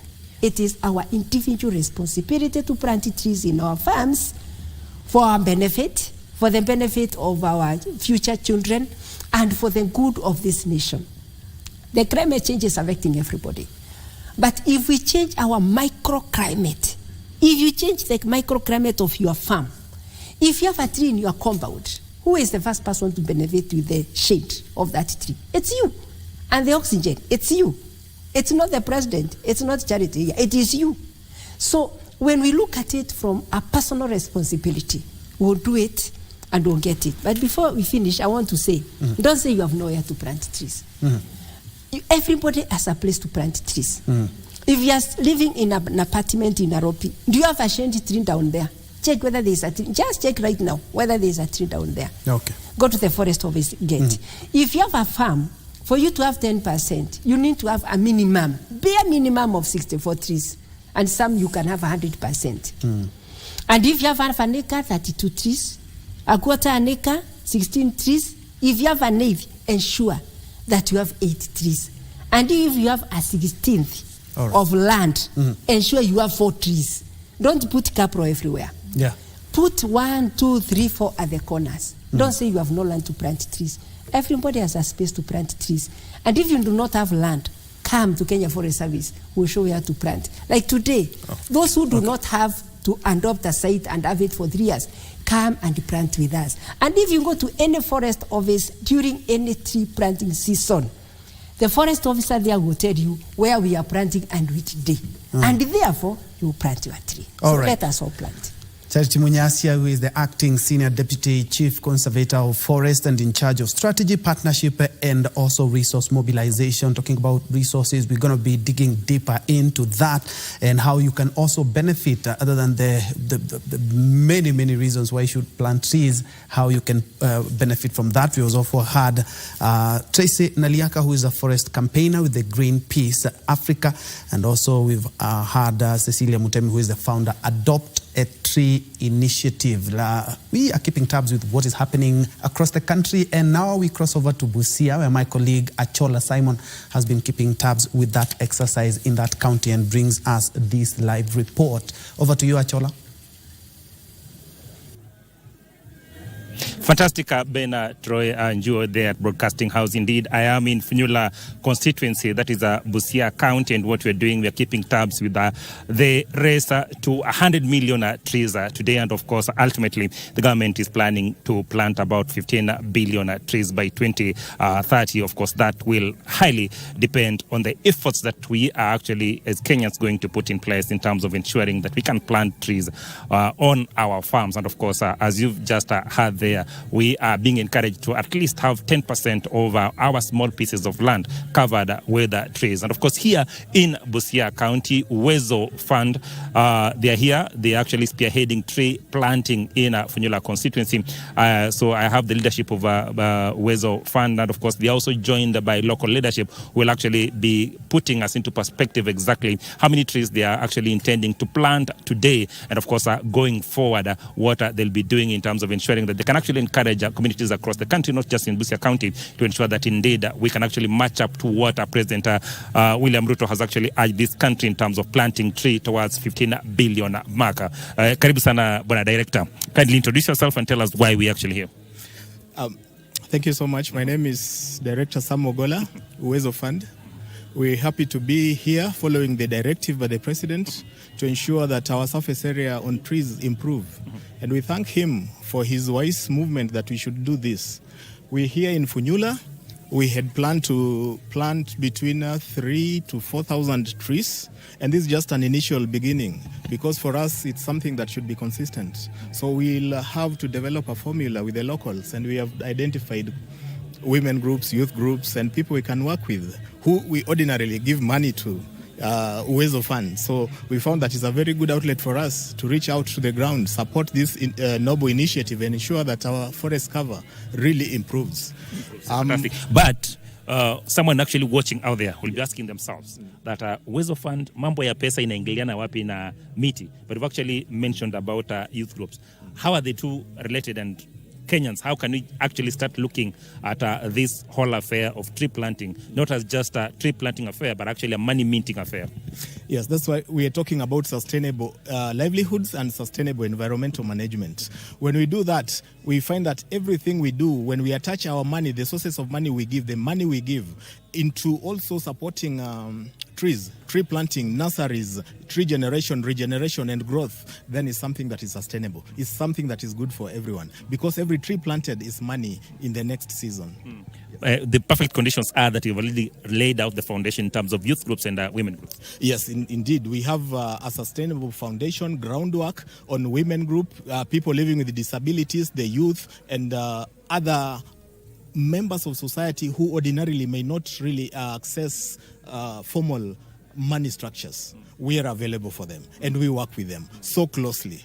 And through us, they get impetus to grow slowly by slowly. Even their financial knowledge, their financial resources, their financial management skills, we support all that category. About 3,000 seedlings today. Yes. But of course, we understand that Uwezo Fund covers across the country. Yes. Just probably put us into perspective in terms of ensuring how many trees we intend as an institution to actually plant across the country, and of course the groups or the stakeholders that we'll actually be working with. Yes, thank you, and kindly introduce yourself. My name is Peter Lengapiani, CEO of Uwezo Fund. We are privileged to be here today with my board directors to plant trees. As a board, we have launched the exercise across the country. So we intend to have planted around 10,000 tree seedlings. So we have picked this area for a reason that one, it's an area that the forest cover has gone down, and as well as the rainfall, they are receiving quite substantial amount of rainfall, and we felt that this is a good ideal place to do our tree planting exercise. And in support of our constituency, one of our performing constituency, that's Funyula constituency in Busia County. And together in solidarity with the leadership of our ministry, that is PS Susan Mangeni and CS Simon Chelugui, that we need to participate not only in terms of socioeconomic empowerment, but also to participate in environment conservation. Yeah. But CEO, we have talked about trees, but also there's something that we need to talk about, and that is, of course, Uwezo Fund. The question then will be asking ourselves, what is the uptake of loans from this region? Because those who are actually watching would actually be asking themselves, na hiyo mambo ya Uwezo Fund iko namna gani kwa hii ground? Yes, thank you. The uptake of loan is very good. We are receiving, actually it's at around almost over 110% on the uptake. The majority of the beneficiaries are women. The uptake is very encouraging. Youth are following, and then PWDs, and because also of the issues of not most of them actually bring their PWDs, but we are encouraging them that we also have a fund that they can benefit and do business. In terms of the amount of money which we have issued in this region is over 37 million in Funyula constituency. We have revolved over 18 million. Which has helped these groups. And most of them, in fact, are doing the seedlings. So as we participate in environmental conservation, we are also purchasing these seedlings from them. Actually, the seedlings we are planting today was purchased from some of our beneficiaries. So it's a way also of motivating and encouraging them to continue doing the tree seedlings. The hue and cry has been that people from this part of the country do not embrace or do not warm up towards actually taking loans. Probably what could be the reasons, and how are we doing, what are we doing to ensure that indeed we can actually encourage more women, more youth and people living with disabilities to actually come out and take loans? Yes, actually that's the reason why Uwezo Fund is there. Uwezo Fund is highly devolved. It's at the constituency level. We have representatives at the ward level who can talk to the locals and encourage them to take these loans. Is one of the loans that this government has the government is implementing, which doesn't have any interest. It has some good repayment period within 2 years and a grace period of 6 months. So it's a way of encouraging now those people who have never taken loans or who have never believed in taking loans, that they can start with us because ourselves we are at the lowest level. We meet these groups who are meeting in the social setup because of meeting certain social needs. Like, for example, a group which have met just to defray some medical expenses, but at the end of the day, they don't understand what they need to do. Then we come in as Uwezo. We encourage them and we train them. We give them some seed money, which now they can do some business. We train them on entrepreneurship so that by the end, people now can get into Hustler Fund. If you want to do an individual business, you can upscale to Hustler Fund, to Youth Fund, to Women Fund, depending on what you need. But ours is the bottom level. At the very bottom level. Of course, that is in line with the bottom up from the thing. Yes. Fantastic. We will have the Assistant County Commissioner here. Of course, the officer of the president through, of course, PS Omolo. Yesterday, part of the narrative they were actually putting out there was the fact that Kenyans is not just a matter of institutions and, of course, the government, but, of course, individual Kenyans can actually go to chiefs and, of course, assistant county commissioners so that then they can actually get trees to plant. Just put us into perspective exactly what is happening and how we can actually access those seedlings. Today we are celebrating our sub-county tree planting event at Sagania Primary School, and the same exercise is going across all the 7 locations. We received 2,000 seedlings from Uwezo Fund. Then through our own initiatives, we received an extra 3,000, and which we've given to our chiefs at the chiefs' offices. When even the public this morning came to the DCC's office, we gave them some of the tree seedlings to go to their farms and plant. And we hope by the end of the day, at least we can hit our target of 5,000, or if we can exceed, we'll be very grateful. The locals have also gone all out of their way. They've also given us seedlings. Well-wishers from who have tree nurseries have supplied us with some, and also taken them to the chief's camps where the public are being supplied with. So the exercise so far is a success to us, and we are happy, and it's a start. And we hope that we can continue planting the trees. Busia as a county, the tree cover is very low. We were told it's less than 10%. And so it is our duty that we can use this rains that we're having, and also the long rains next year, to ensure we plant enough trees within our sub-county to improve the forest cover and also the tree cover. And this is not just a one-off event? No, it's not a one-off event, yes. So you are actually calling on people to actually continue doing this? Yes, the public, we are calling upon them that it is not just today as a holiday, but even tomorrow and the day after tomorrow, let us plant in our own homes the trees, because it is for our own benefit. And not just trees, but also fruit trees that can give us income to improve our livelihoods. Fantastic. Of course, Ben Troy, that is a clear indication that this is not just a government issue or an institutional issue, but of course a call to all Kenyans, regardless of where you're working, what you're doing, that you actually join forces towards ensuring that indeed we can achieve the 15 billion mark. Of course, the mark set by President William Ruto. Back to you, Ben Troy. Enjoy. Thank you, Achola Simon, live from Busia County, and the exercise is also underway in that county. Remember, the exercise in the county is being spearheaded by the governors themselves, and the CSs have been urged to adopt at least 2 counties each. Remember the PSs as well. We've heard from the PS Corrections, who has said that indeed they have already started and actualized some of that exercise in all the Nairobi prisons, which will be cascaded to all the prisons in the country. And now we are also joined by a new panel of experts. We have still have Charity Munyasia, who is the acting senior deputy chief conservator of forests at the Kenya Forest Service.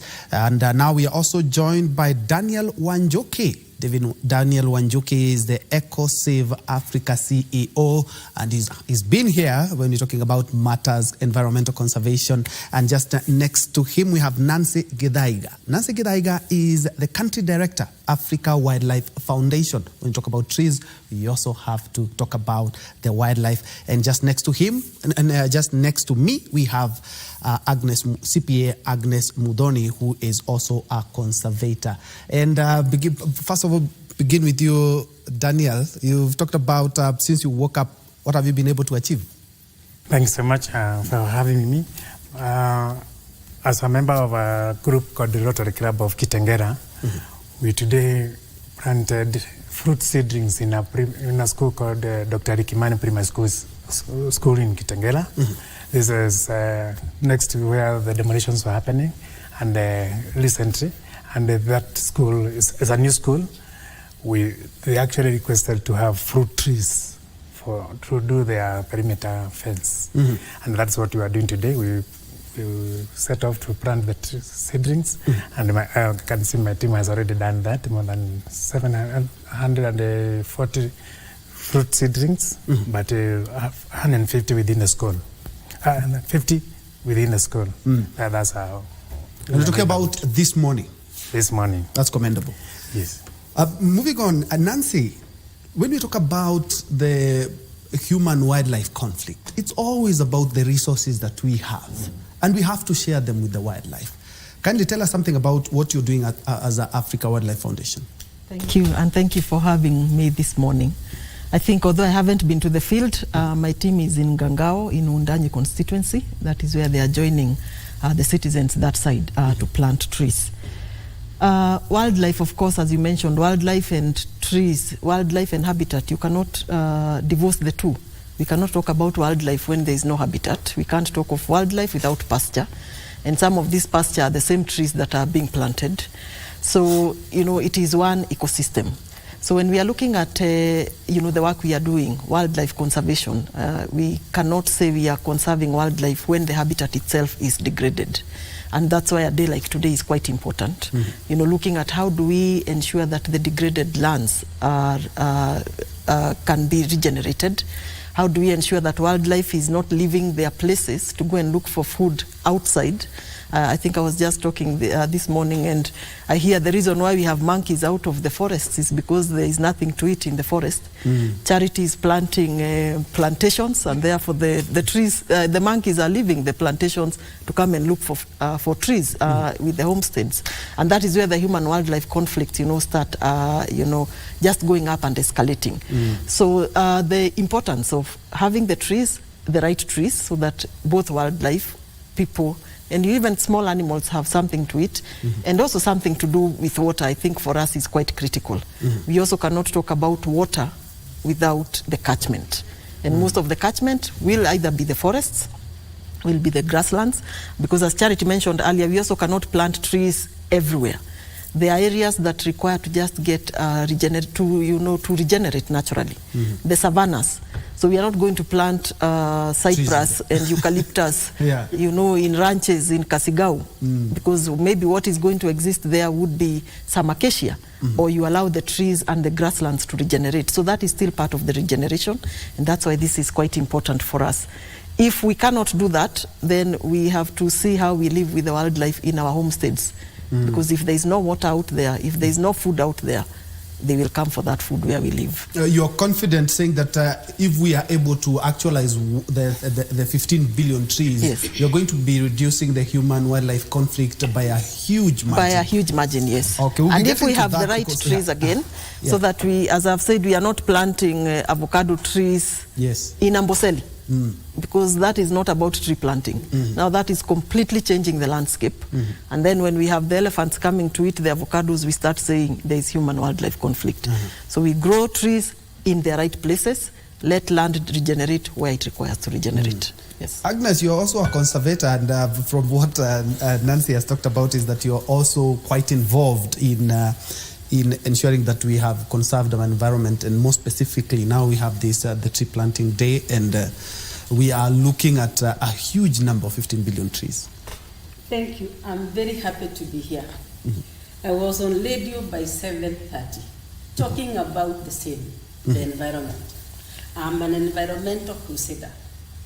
To whatever is happening today, I really feel as if I have been born again. Why? As a qualified accountant, as an environmentalist, as somebody who have done fruit tree nursery for the last 12 years, my dream has come to a reality. Why? We are planting trees in the forest, and you have had charity the whole morning, and here we are today. But ask yourself, what are the Kenyans planting in their own land? As much as we are helping, ask the government to plant trees in the forest, what are we planting? Economic environment comes in. Every Kenyan is crying that the economy is bad. How can we change? By planting fruit trees, which everybody can, regardless of the ages, because we have the land. But in our land, we stop planting miti ya kuagusha matawi. Tupande miti ya kuagusha pesa. And that's why my brother have said they have planted fruit trees this morning. What are the Kenyans planting in their own land? Now that we have come from an era with the global warming for 4 years, mahidi imeenda, maharagwe imeenda, lakini miti ya matunda igari inasimama. Why am I talking of this? 1 tree of avocado, 1 tree of a mango will produce 3,000 to 5,000 fruits. If we just sell 1 fruit at 10 bob, that's a whooping cough, 30,000 per tree.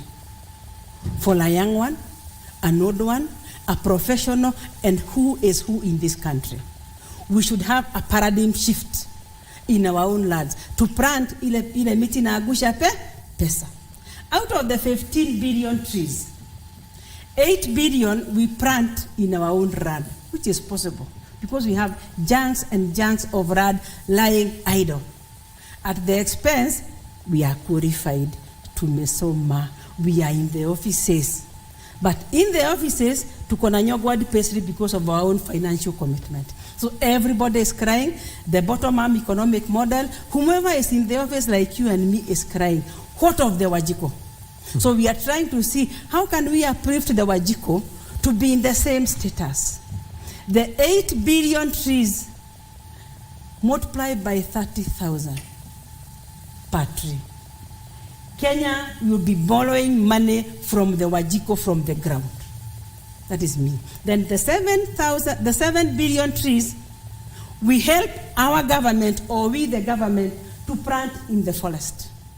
But we have 2 million fruit trees indigenous to be eaten by the monkeys, such that they don't come out to squander our fruits.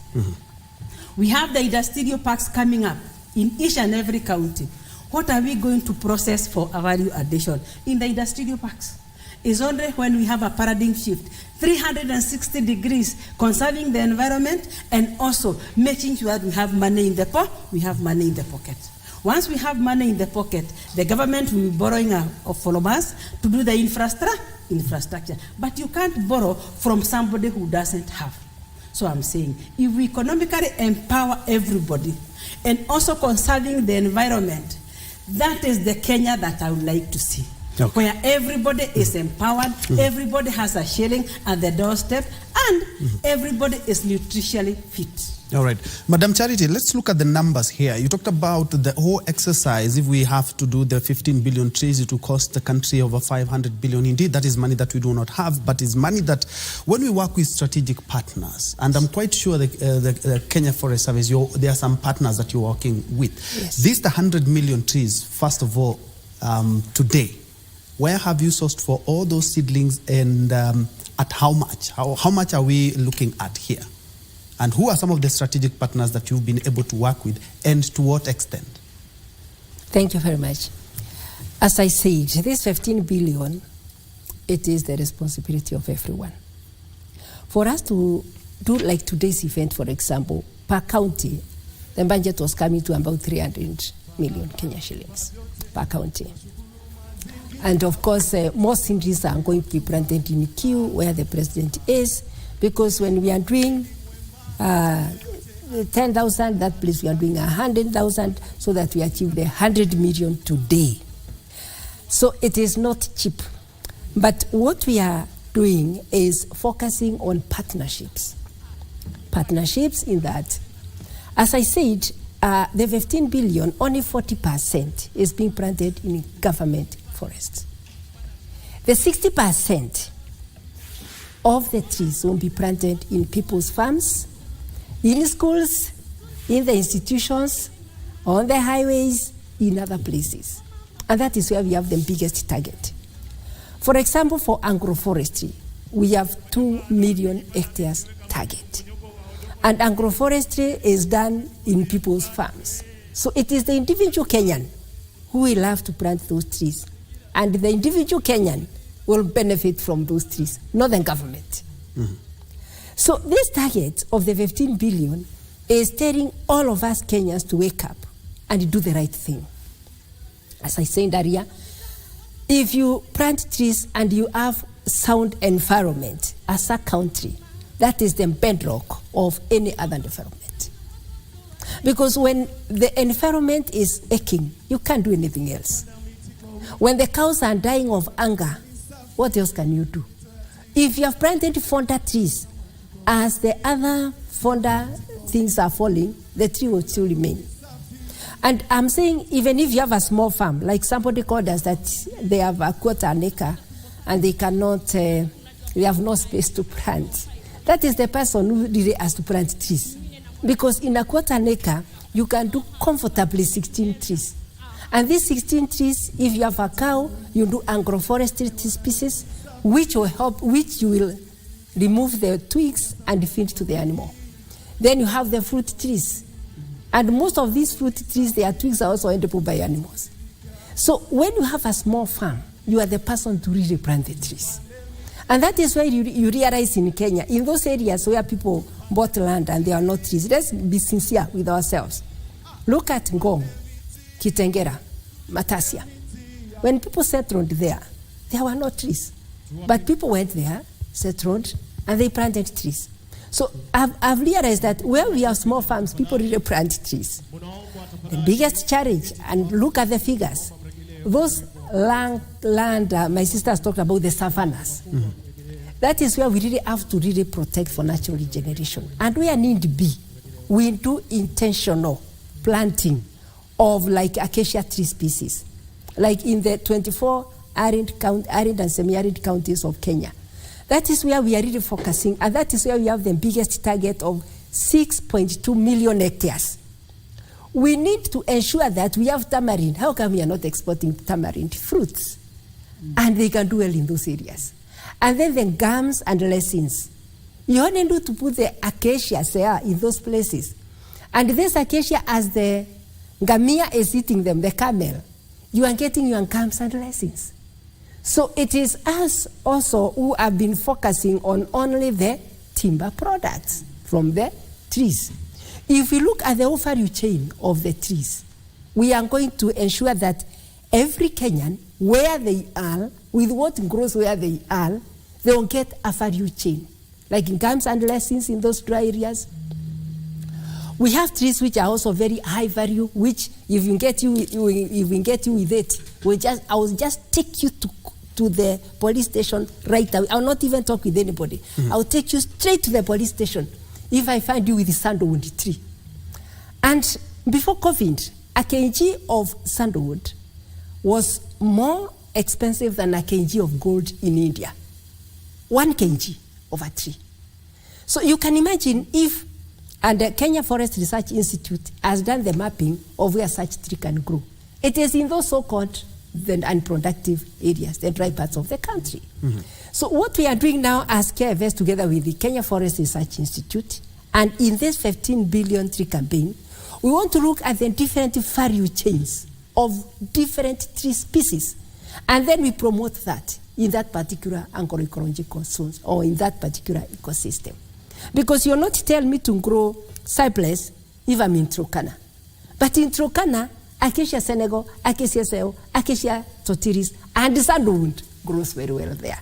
Mm. So what we have included in the strategy with the KEFRI, we've sat and discussed, is that there are research findings for the different agroecological zones, and our officers, we ensure that we promote the trees for the specific areas, not one tree for everybody.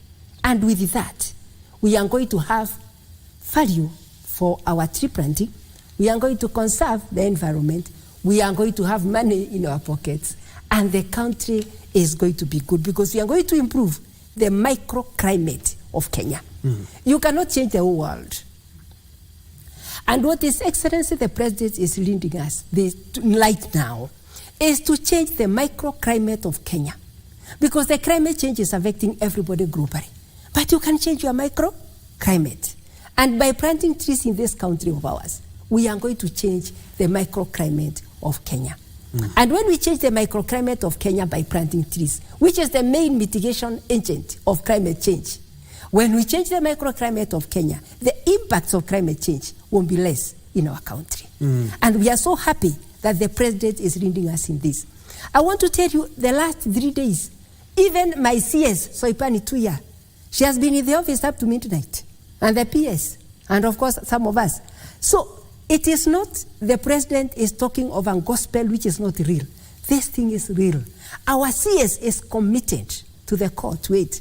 Our PS, our Chief Conservator of Forest, and other relevant leaders in the sector, everybody is so committed to it. Because as we are in that sector, we know it is doable, it is achievable, and we only need to move forward. Mm. As for the partners, we have partners who have already adopted the sites in the forest, and they are already doing the restoration of those forest landscapes. But even not only in the forest, we would encourage the community forest, people to adopt the community forest. We have some of those forests which are not government, they are not gazetted, but they are in the counties. So we encourage our partners to also focus on other areas so that they don't only plant in the government forest. But dear Kenyans, I have said 40% is being planted in the government forest. The other 60%, you will be a beneficiary of this agenda if you do it in your own farm. That is when you feel the benefit. And as Agnes has said, this industrial park, even if an industrial park is built in your county and they are processing avocados in your county, if you have no avocados, you will not be part of that beneficiary. And our governors are very committed to these agendas. So let us support the government of the day by each person doing the right thing. And then we won't benefit. Because beneficially, the beneficiary is the one who worked hard. Then the beneficiary is the one who delivered raw materials. Then beneficiary is the one who is in the game and doing it. If you become an observer, you also not benefit. So let all of us do the tree planting for our own benefit. It's not for the president. It is not for KFS. It is not for our brother here in KBC. It is for us and our future generation. Very well said. And looking at our forest and our game parks, and it's a good thing that you from the Wildlife Foundation, and we have seen over the last couple of years, we are from the worst drought. We have had situations where animals, we have had to take water to animals in our parks. And looking at the environment, you have seen lions, we've seen elephants, we've seen monkeys just in our houses as well. because they have been pushed to the limit. In as much as the world and Kenya have been pushed to the limit because of the environment, the animals have had the worst because they cannot say anything, they cannot plant trees. What are you doing as an organization to ensure that in as much as their voice cannot be heard, it can be seen that we as the humans, we are doing something to ensure that we do not the animals do not have it as rough as we are? Thank you. I think I like the way you've captured it. This wildlife has no voice. Yet what we do is what actually impacts that wildlife. They have no voice, but we have organizations and people and conservationists that then become the voice of that wildlife that is voiceless. What we have seen, actually those 4 years or 5 years have been very rough. You know, for the first time you saw us, the government, KWS, partners like ourselves, you know, giving pasture to wildlife. You can imagine what that means. An elephant, for example, would eat 200 kg of pasture in a day. If there is no pasture, because the trees are dry, there are no twigs, there is no grass. You can imagine what that means. For the economy, which we say our economy is basically nature-based, almost 80% of our economy.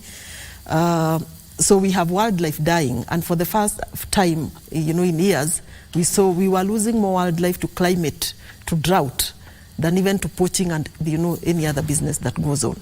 So what then that means is we then need to invest in that space of climate change, invest in ensuring that we don't have to feed pasture to wildlife in the bush that can actually get their own pasture, to ensure that we reduce that interaction of wildlife coming to look for water in our homes because their water has dried. And I think if you look at what we have done as human beings on the land in terms of degradation, when you cut the trees, we ensure we degrade or we have more livestock than the land can actually hold. What that means is even the water cannot be held by that land. Now it's raining. If you go to the counties, the arid counties, the servos, you find there is a lot of water, surface water runoff. The water, maji yenyewe haisimami. It hits the ground, it's headed to the ocean. And then in 6 months' time, we will be back to say there is no water for wildlife, there is no pasture because of the actions that we have had on the land. Mm-hmm. So this restoration is actually one of the things that would really serve the wildlife that we are talking about in terms of ensuring that wildlife stays where it should be, it has enough food, it can move from one place to the other. And even as Agnes preaches about avocados, I still say not avocados where wildlife is, because that is just a problem. Mm-hmm. And because the wildlife itself is also providing a benefit to the residents in terms of the visitors they get, in terms of the tourism, then that becomes an economic activity. So we let that be. And if we are to plant the trees, then we plant the ones that Charity has talked about, those that actually are good for that place. And more importantly, let that land regenerate. Because the land is big, 6.2 million hectares. Restoring that is quite a lot of work. I don't think we can plant a tree in every area, but it would be cheaper to actually safeguard it and ensure that we are using that land for what it is supposed to. When that happens, then the wildlife we are talking about, we saw in Amboseli, for example, when there was no food in the Amboseli National Park, the lions will actually just go to the next village to look for the goats. That is the easier kill. And then we now have what we call retaliation, and people saying we cannot live, with the wildlife. Yet it is providing almost 10% of Kenya's tourism contribution to GDP. So I think there is a whole balance. The fruit trees, because we must get food. The trees that we need for timber, because we cannot continue importing timber and destroying the Congo forest, or DRC and other places, because we need to get timber or building materials from there. This is one whole ecosystem. So if Congo suffers, which is one of the biggest carbon sequestration points, then Kenya is also going to suffer. So I think the trees that we are talking about for timber, the trees that we need for food, and what we need for fodder for wildlife to actually thrive. I think that's what we're actually looking at. Daniel, even if we don't plant trees and do something else, we still on the environment part, because yes, we are going to plant the trees and we are hoping that we're going to get the 15 billion and the sustenance itself on how we are going to, at the end of the day, it's how we are going to treat these trees we have already planted that will will be the game changer. Correct. What is EcoSave doing to ensure that the environment is conserved, so that at the end of the day, we know we can plant trees and still be worse on the environment as well? It's true. The reason why we have all this lash, including a holiday to plant trees, is because we depend on rainfall to grow trees. Yet, Nairobi receives about 600 million liters of water from Sasuma Dam and the Dakaine Dam, and by midnight, that water becomes waste. My approach, and that's what my company has done, is we want to turn that wastewater into a resource that can be used for growing trees. We want to change the sanitation systems in schools such that their wastewater becomes purified and recycled for growing fruit trees around the school fence.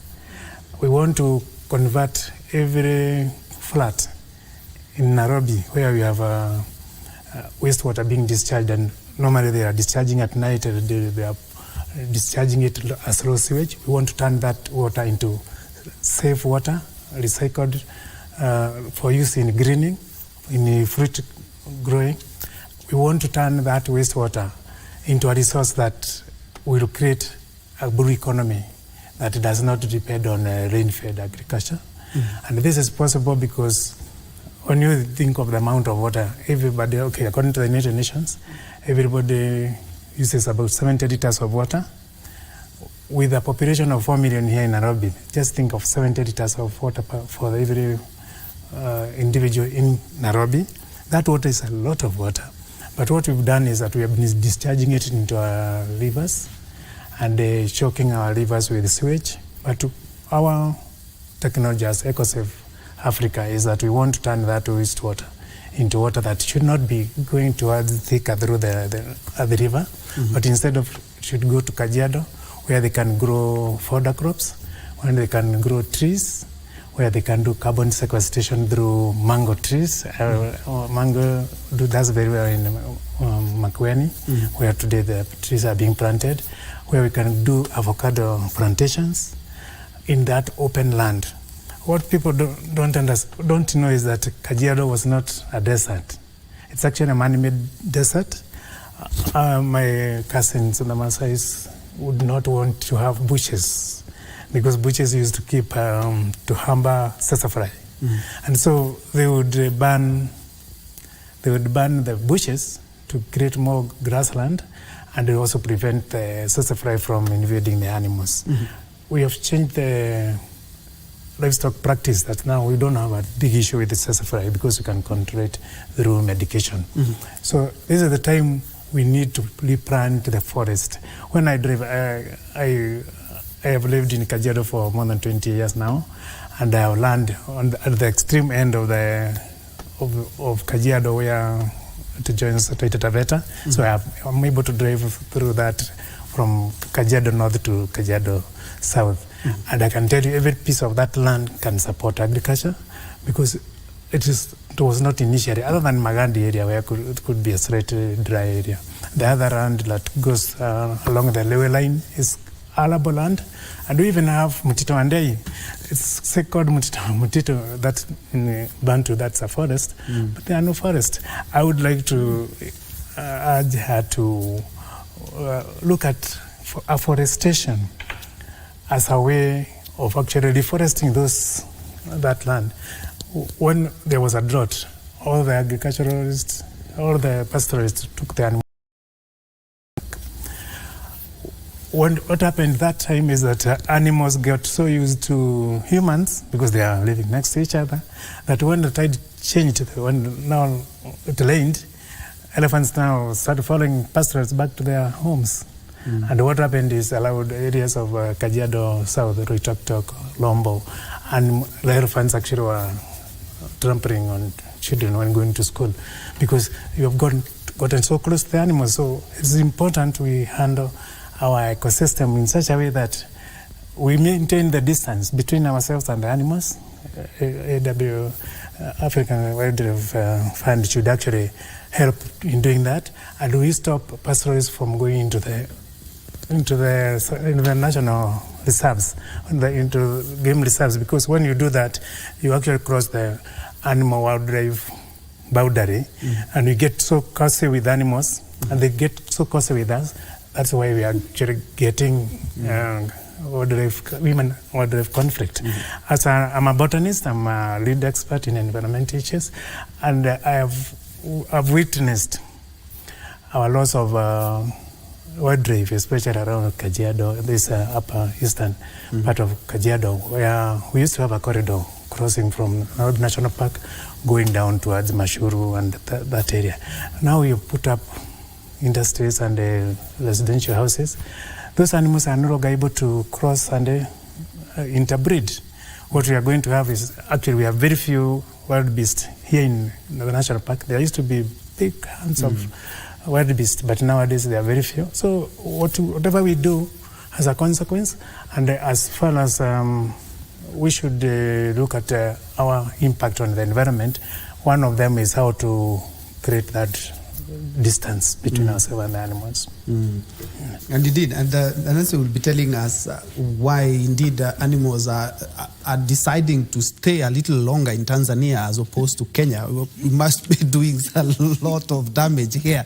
But coming to you, and we have seen that illegal logging and people encroaching in forest has been one of the key issue that has led us to where we are right now, and the government has really stepped up its and even Madam Charity will agree with me, they have also increased the number of rangers and also other mitigating factors.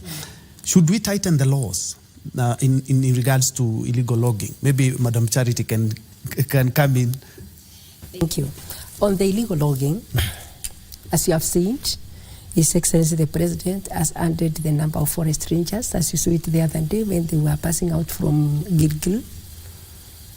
That is one of the ways. And then the other thing is that we are in the process of reviewing the Forest Conservation and Management Act 2016 to address the new issues.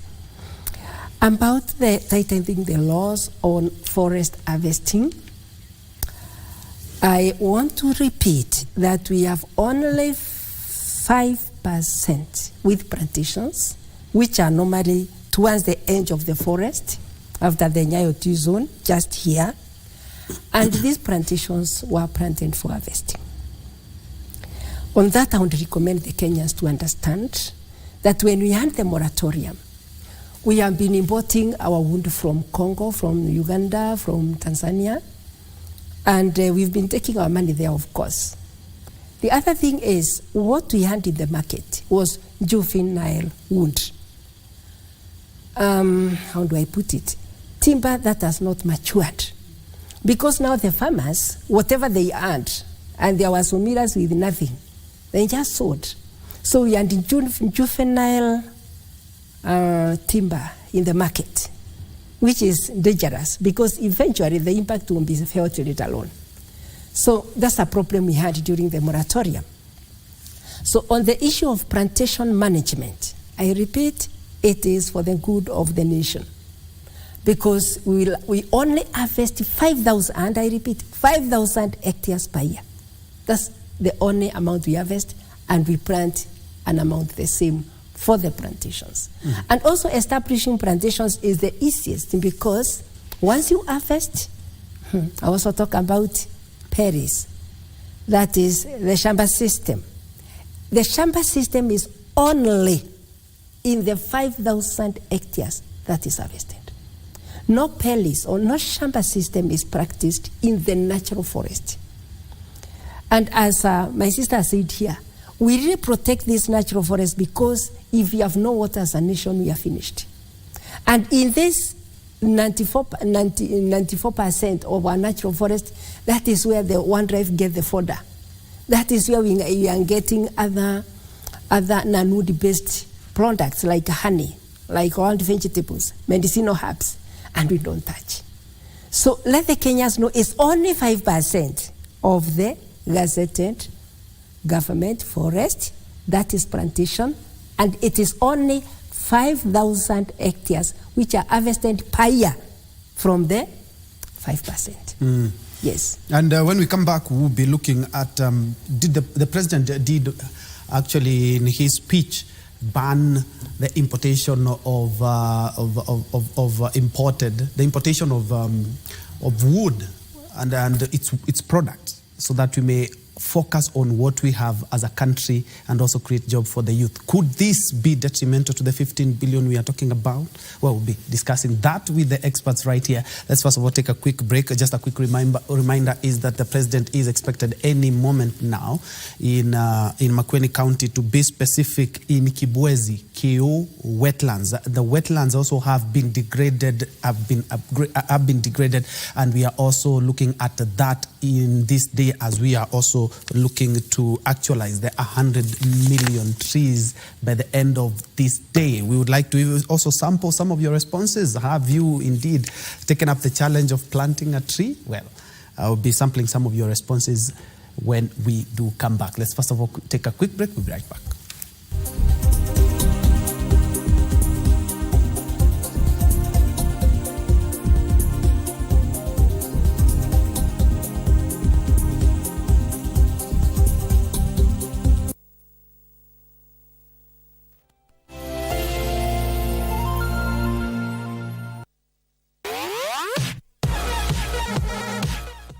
These are the moments we live for every Friday as we catch up with the world of football.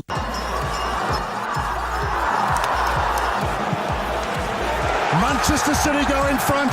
With your favorite stars in rivalries like no other that keeps you on the edge of your seat. Learn a few tricks that keep you ahead of the game and spice it all with unforgettable moments on Dunda Dunda. On Saturday, you're in for another treat as we rock your weekend with all sporting disciplines, bringing you insights on what's happening behind the scenes as we share players and athlete stories, preparations, and celebrate their achievements. Charging to the line! Is it going to be a world record? Yes, it is! She smashed it! Whatever angle you look at, we've got you covered. KBC Channel 1. Your true sports partner.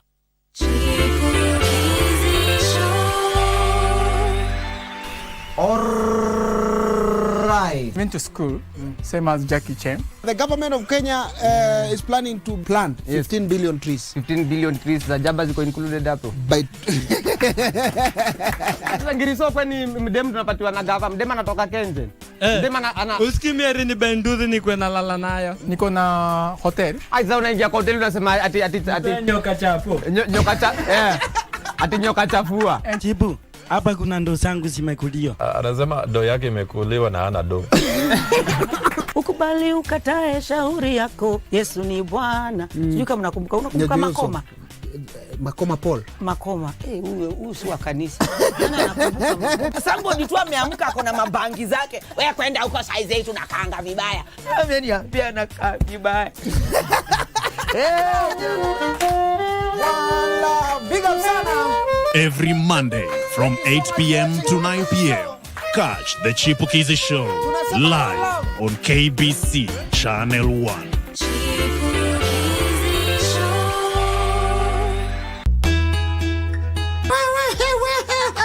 Sisi hapa tukubalingi kukula hongo. Mkaka fungua mlango na yuko hapo ndani. Unaona niko na maibu. Basi no logati. Mkaka. Mkaka apendangi wasichana wa teen. Awe ni kakonde. Sasa una imagine bibi yako amevalia the same things. Alafu amepelekwa out na mtu mwingine msee. Kwa kwangu kumekucha amekatalia kwa murao. Nyinyi hata ndio mnafanya watu wanauana hapa na hilo. Yeye iko na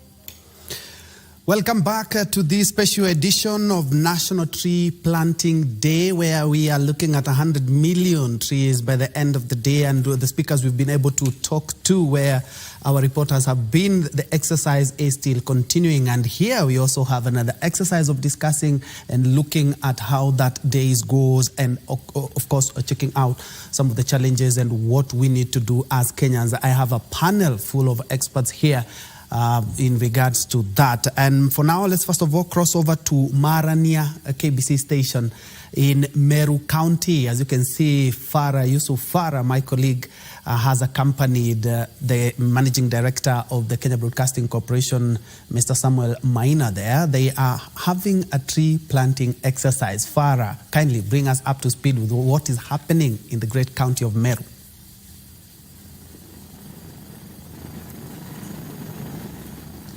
Indeed, a very good morning to you, Ben, Troy, and Joy back there at the Broadcasting House, and a happy National Tree Growing Day to our viewers of the Kenya Broadcasting Corporation, KBC Channel 1. We are coming to you live from Marania Station in Meru County, where today, if you can just look to my right, Kenya Broadcasting team is taking part in a tree planting exercise to commemorate this day of the National Tree Growing Day that was gazetted recently to enhance or accelerate rather the ambition of having 15 billion trees planted by 2030. Of course, that is the ambition of His Excellency President William Ruto. Joining us today is the management and the leadership of the corporation, led by none other than our acting managing director, Mr. Samuel Maina. And I'm just going to engage him to talk about this National Tree Growing Day and what the Kenya Broadcasting Corporation is doing in terms of making sure that we achieve the national tree growing. Good morning, sir. Many thanks for joining us. Perhaps let's start with where we are and what we are doing today. I think this is a very important day for KBC. We are here at Marania in Meru County, where we have a big piece of land. This piece of land, we are going to populate 87 acres with trees. Today, we are planting 15,000 trees. And we have partnered with Kenya Forest Service, and they will be taking care of our trees. They have selected the trees we are going to plant here for the corporation. We have come here with the Assistant County Commissioner. So it's a whole government approach, a presidential directive. It is for the good of this country. And it's not about asking about it, it's executing it for the benefit of this country. This country, we are targeting 15 billion trees. And if all of us come together and do our part, we can achieve that target. That target is helping this country in terms of water, in terms of good environment, and KBC, we have been given a target of 30,000 trees between now, this financial year, until June next year. This season, we have done 15,000. And we have agreed with the management and the board, we are going to surpass 30,000 trees. Now, this season, having done 15,000, next season, we want to double that. And because of land limitation for us, we are going to partner with KFS for them to guide us which areas we can take and adapt as KBC and say, in this forest where there are no trees, we have adapted and plant trees as KBC. Allow me to ask our chairman of the board to say something, and then we continue planting trees. We stop talking more and plant trees. Indeed, Chair. Good morning and many thanks for joining us. Perhaps what would your message be to the Kenyans even as we celebrate or commemorate this National Tree Growing Day? Okay, thank you. I'm the chairman of Kenya Broadcasting Corporation, Engineer Benjamin Maingi. Today is a day to cherish, where KBC gets into sync with the country's direction of planting the 30 million trees. And in our commitment, we have committed to plant 30,000, not just plant, but we also embrace tree growing. And to ensure that that happens, we are in partnership and collaboration with the Kenya Wildlife Service, the administration of Meru from the DCC's office, and we have also embraced the famous Chaba system so that we ensure that we do not just plant trees, they actually grow. and we are teaching everybody to conserve the environment. So perhaps for a child that is watching, somebody that is growing up and perhaps they've grown in the city where they do not take part in many tree planting exercises, perhaps how can you encourage them to uptake this, because it's not just a national duty, but it is something that helps our environment? Thank you very much for that suggestion. I believe those kids that are growing in the cities, they normally have opportunities for their parents to take them for small outings, which they appreciate, even in hotels, and I see them going to the green areas. It is that appreciation that they should be encouraged to know that there's a bigger part, and to visit the rural areas and see the beauty that is in the rural areas. Thank you very much. Perhaps, Troy, we can just do one last interview with board member, Mr. Joe Mathai. Mr. Joe Mathai, good morning. Maybe your rallying call as we commemorate this day to not just the Kenya Broadcasting Corporation, but to every Kenyan watching. First of all, I think it is fun to just get out and come and participate in this particular exercise. And I think you just alluded, this new generation, we used to have 4K clubs in schools. I think when you plant a tree like this one, young as this, there's a rejuvenation. And we are paying a debt to the future generations, because the trees we enjoy today are not we didn't plant them. So I think if you're listening to us here, just come out. Meru is colder than where you are. Go out there. There are so many open spaces in that hotel you love, in that road reserve. Plant a tree. I'm advised by the national government officers that you can go to any sub-chief or chief's camp and get a tree. The day it's at midnight, and we don't stop there. Here, I think I would also now take this opportunity to thank the president for mobilizing the country, knowing that we have suffered from drought and everything. And I think just to be in sync with what the chairman and the MD has said, we are going far and beyond our target. And because we are the voice of the people, so that we can continue rallying them and telling them that we are not going to waste any drop of water that is going to come from the rains this season. We are going to make sure more trees, more trees, more trees. Thank you.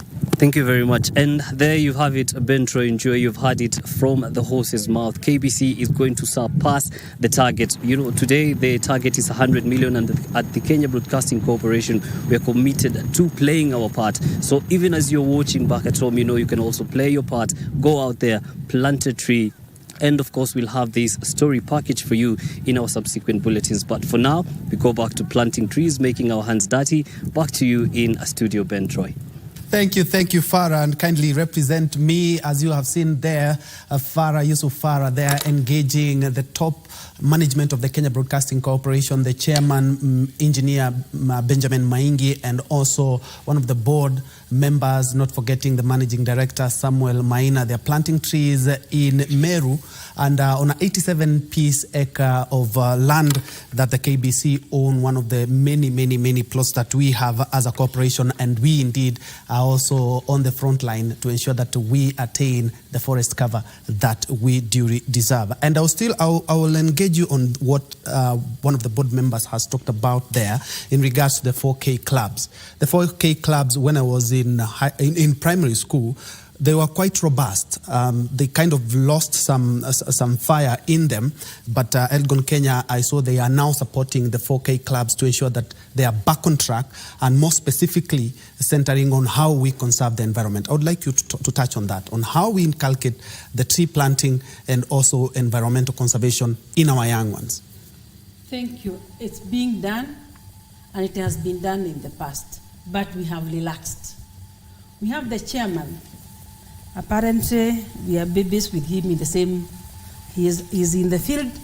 I'm in the studio today. Mm-hmm. And we just thought some time back, I think in September, what can we do to the schools that we came up with? Come from Modha, the same primary school the chairman came. And we joined hands to make sure that we promote the children who are there. By possibly coming up with a system that we can promote them by reading from the front. How did we read from the front? by making sure that we take the seedlings to the school for the children and the teachers or the other staff, the stakeholders, to plant and nurture. Once they do the nurturing, they eat the fruits and at times they sell. Because you'll find that those schools are bare. There are no trees. The ones Charity is talking about, there are no fruit trees. But we who are in the know, who are beneficiaries of that education from that background, what can we do to give back to the society? It's only us who has a voice now. And we know why we are there. By degrading the environment, by cutting the trees, that we can do a 360% change and change the environment from the grassroots where we come from.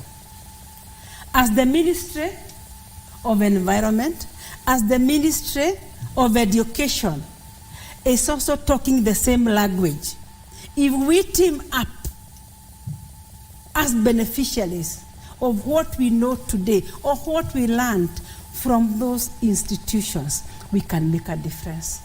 And tell our children, we used to do this, and this we can do it professionally. Now you can be able to do the fruits and also the fruit trees and also eat the same. At the same time, if you ask ourselves, how many children are we having in primary schools, in secondary schools, in colleges and in the university? If the government can be kind enough through the Ministry of Education that when a student is being admitted, he or she must come up with one tree and nurture. By the time they are doing their Saturday 8, they have eaten the fruits and the environment has changed. But ask myself and the engineer Mainge, who is the chairman of this board, what can we be counted on as alumni of Karema Primary School where we went through nothing? It's us now to change, see the need, and once we start from the grassroots, from the children, and also from Wajiko, we are going to make it. It's a collective responsibility. It is us all who can do it, because whomever destroyed the environment is not with us. It's us now to be vocal, see the need, and also tell them, you can have something in the pocket. The pocket is a problem, and also the environment is a problem. As we conserve the environment, can we also have something in the pocket by farming smart? Yes, it's doable and it can be done. Madam Charity, I like how Agnes puts it with a lot of passion, because kuungana kufanya kusaidia Kenya. That's what we were in the 4K club. Yes. In primary school, but I haven't seen a lot. But as I've said, companies like Elgon Kenya are coming up to try and boost it, because they see the government has not done quite enough to support the 4K clubs. And as she has said, if at all any student that is getting into any school is given a tree to nurture and to look after it, let's look at bamboo. In 3 years, that tree, the student will still be in the same school. Yes. And he or she can take pride that she or he has brought about something that will help not only conserve environment, but can also make some very good furniture using the bamboo. And exactly, why is it being preferred? We've seen a lot of paradigm shift in the last 2-3 years in conservation. We are leaning a lot on the bamboo as well. Thank you. For the schools, in the strategy, we have a target of 200,000 hectares to be done in schools and institutions. So the institutions are part of it. Now for the bamboo, it's because it is fast growing and it's an economy bigger than the tea economy globally. And in Kenya, we have not been doing it. But there's a lot of emphasis and we are doing it now. The reason why bamboo is good, one, you plant it once, and once you start harvesting it, you don't have to replant again. It produces the shoots, and then when you remove the mature one, the new ones are still coming up. So it is not a tree you will cut once, and then you'll have to plant and wait for more years. That is why bamboo is beautiful. And then the other thing, why bamboo? Because bamboo has the rooting system of bamboo, it really protects the soil erosion. So like what we from morning with my sister Agnes here, we've been talking about the water we are losing as a nation. If we only add bamboo in our riparian areas, and in other places. We will hold this water very tightly because bamboo root system is a network. Unlike the tree, which is just that tree, bamboo is very good for soil conservation. It will really help to hold the water. The other reason why bamboo is because it has too many uses, over 1,000 uses. And if we can do value chains of bamboo, we'll never go hungry. Because when you start with the bamboo shoots, which are edible, in Mount Elgon area, traditionally they were using the bamboo shoots. And we cannot eat bamboo shoots now. And then the young bamboo shoots, you can use it for fonda, because they are young and tender. And still those young ones, you can use them for bamboo beer, for bamboo wine, and for bamboo juice. Once you remove once you squeeze the liquid, you use it for wine, for juice, for beer, those who want it. And the remnant is a very good animal feed. And then when it matures, it has very many uses. The timber, the bamboo bones, the toothpicks, the chopsticks, all those many uses. And then the bamboo fiber, it is super than the cotton fiber. Because the bamboo fiber does not, like if you put on bamboo socks, it will absorb the bad smell. We have bamboo socks? Yes, bamboo socks. Okay. It will absorb the bad smell. And if you have the bamboo mats, they are very good. When you have the bamboo, bamboo is, I can talk bamboo, it's too much, it's so nice. So that is why we are talking about bamboo. Of course, in Kenya, we've not really developed all those systems, but once the factories are in place, the Greenport Africa has been planting bamboo in Narok, and very soon they are going to have a factory. Let that factory be put up. Everybody will go for bamboo. It has so many products. So that is why we are emphasizing on bamboo. And once you cut, you don't have to plant another one. It keeps regenerating for 15 years once you start harvesting and regenerating and coming up. Wow. Those are the importances of bamboo. So this bamboo is not a myth. It's a reality. I've eaten bamboo shoots myself. I've put on bamboo socks. I've put on bamboo pants. It is as quality products. Right. These are the value chains now, which will be found in our industrial parks. All right. That's why we are going to be looking at that. Just kindly hold the thought. We'll be looking at how we make, after we have already sat down and we are on course to achieve the 15 billion trees, how are we now going to be also benefit from this and also value addition? We now cross over to the county of Murang'a, where my colleague Beatrice Gatonyangetich is also keeping tabs with the tree planting exercise there. And she now joins us live. As you can see, there are some government officials just behind her who I'm sure are leading the front in actualizing their 100 million trees by the end of today. Good morning, Beatrice. Morning, afternoon. Good afternoon, Gatonye. Thank you very much, Ben Troy and Joy from the studio.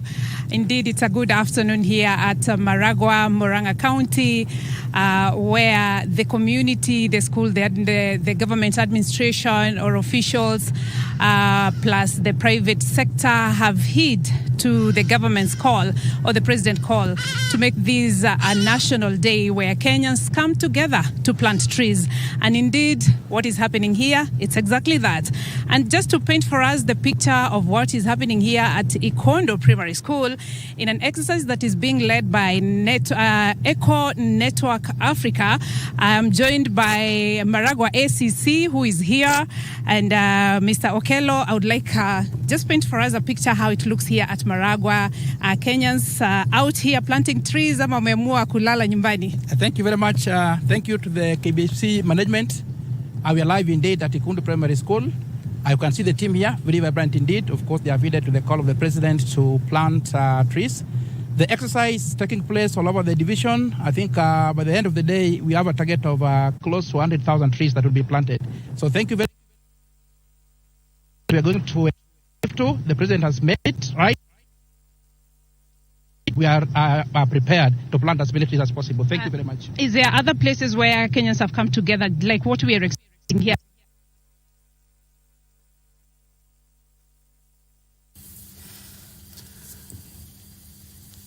We do apologize for that technical hitch, but as soon as we get a good feed from Maragua, we will be crossing over there to engage some of the government officials there. Beatrice Gatonye has been having to ensure that we are on course. I'm informed that we are back. Okay, fine. As soon as we get a clear feed, we will be crossing over back to Maragua indeed. And back to you, Agnes, looking at what we've been able to achieve, just like Madam is talking about, the bamboo has over 1,000 uses, and the head of state did issue a ban on importation of timber. This could be a solution to bridge the gap, to avoid us going back to the 15 billion trees that we are planting. Yeah, I think I'm actually happy about the ban in one way.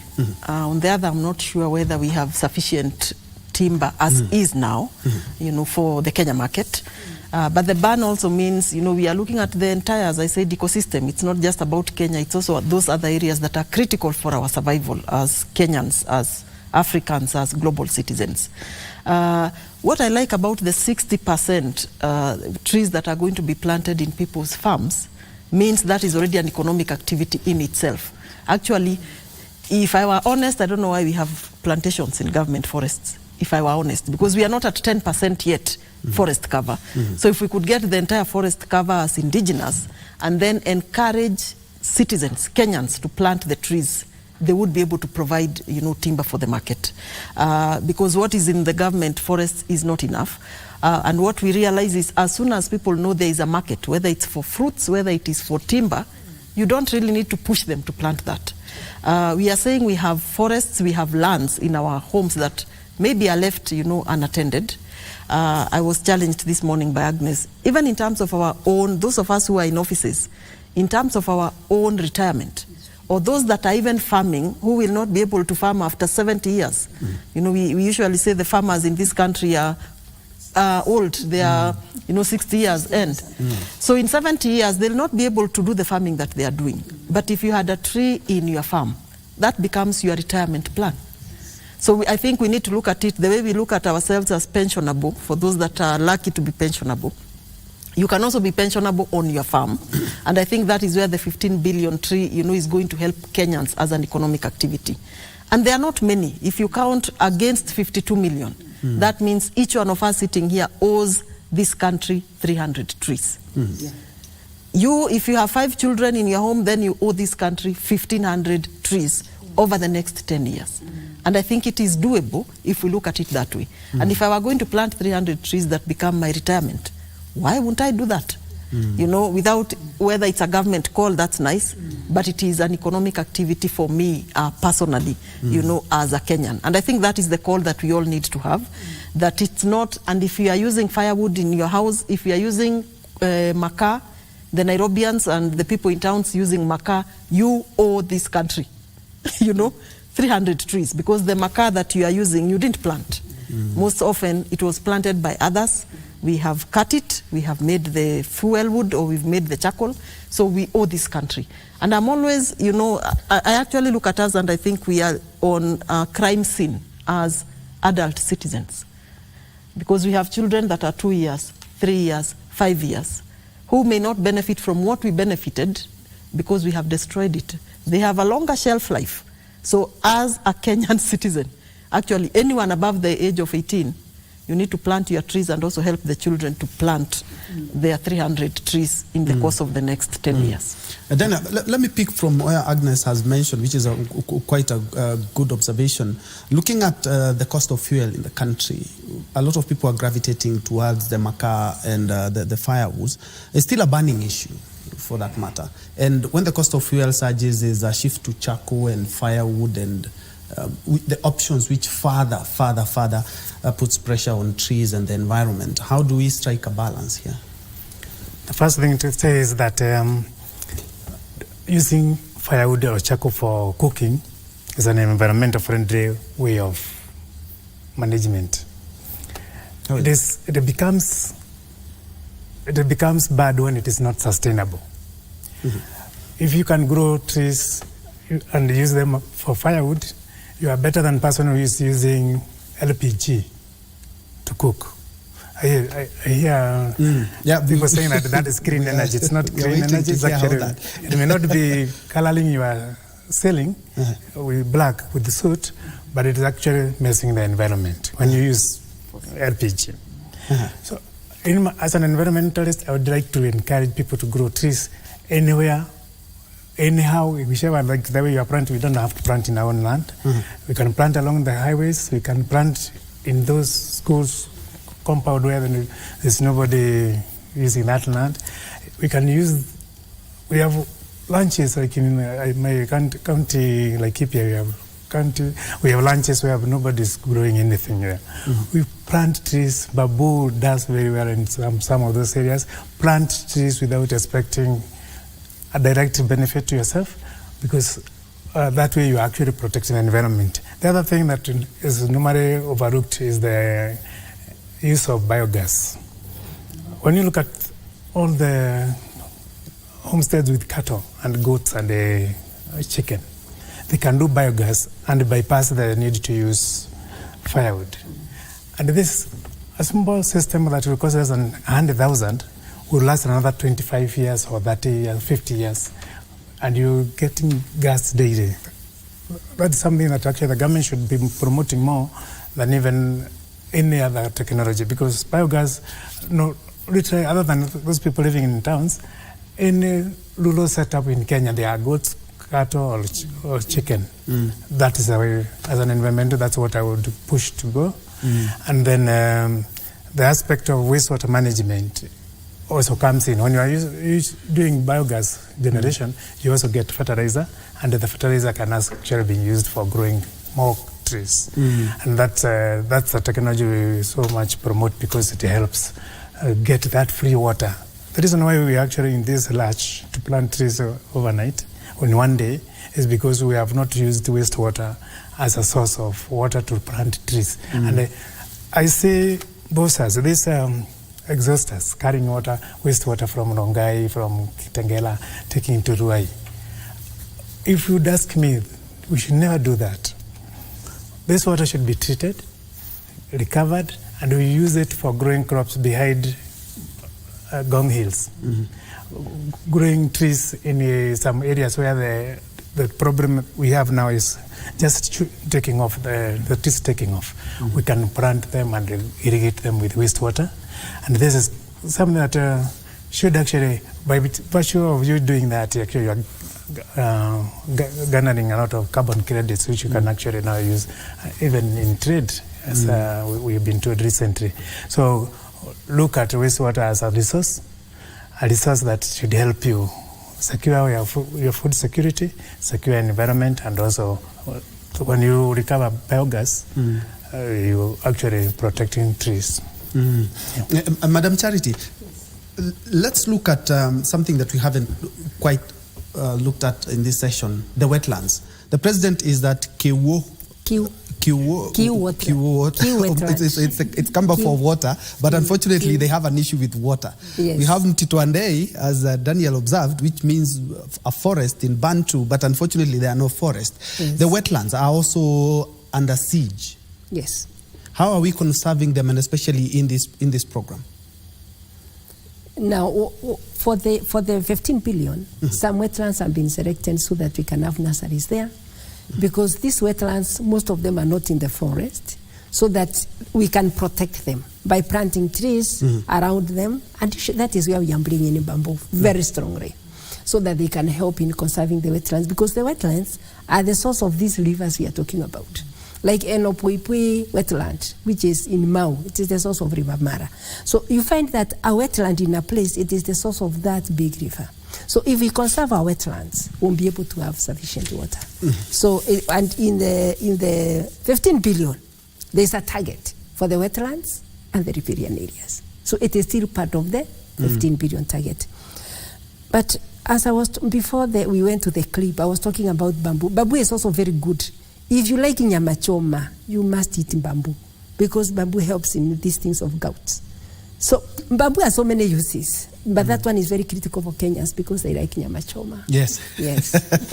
It reminds me of the Bible where Jesus said that you are the salt of the world, and people wonder there are so much better things than salt. They forget that salt has over 10,000 uses.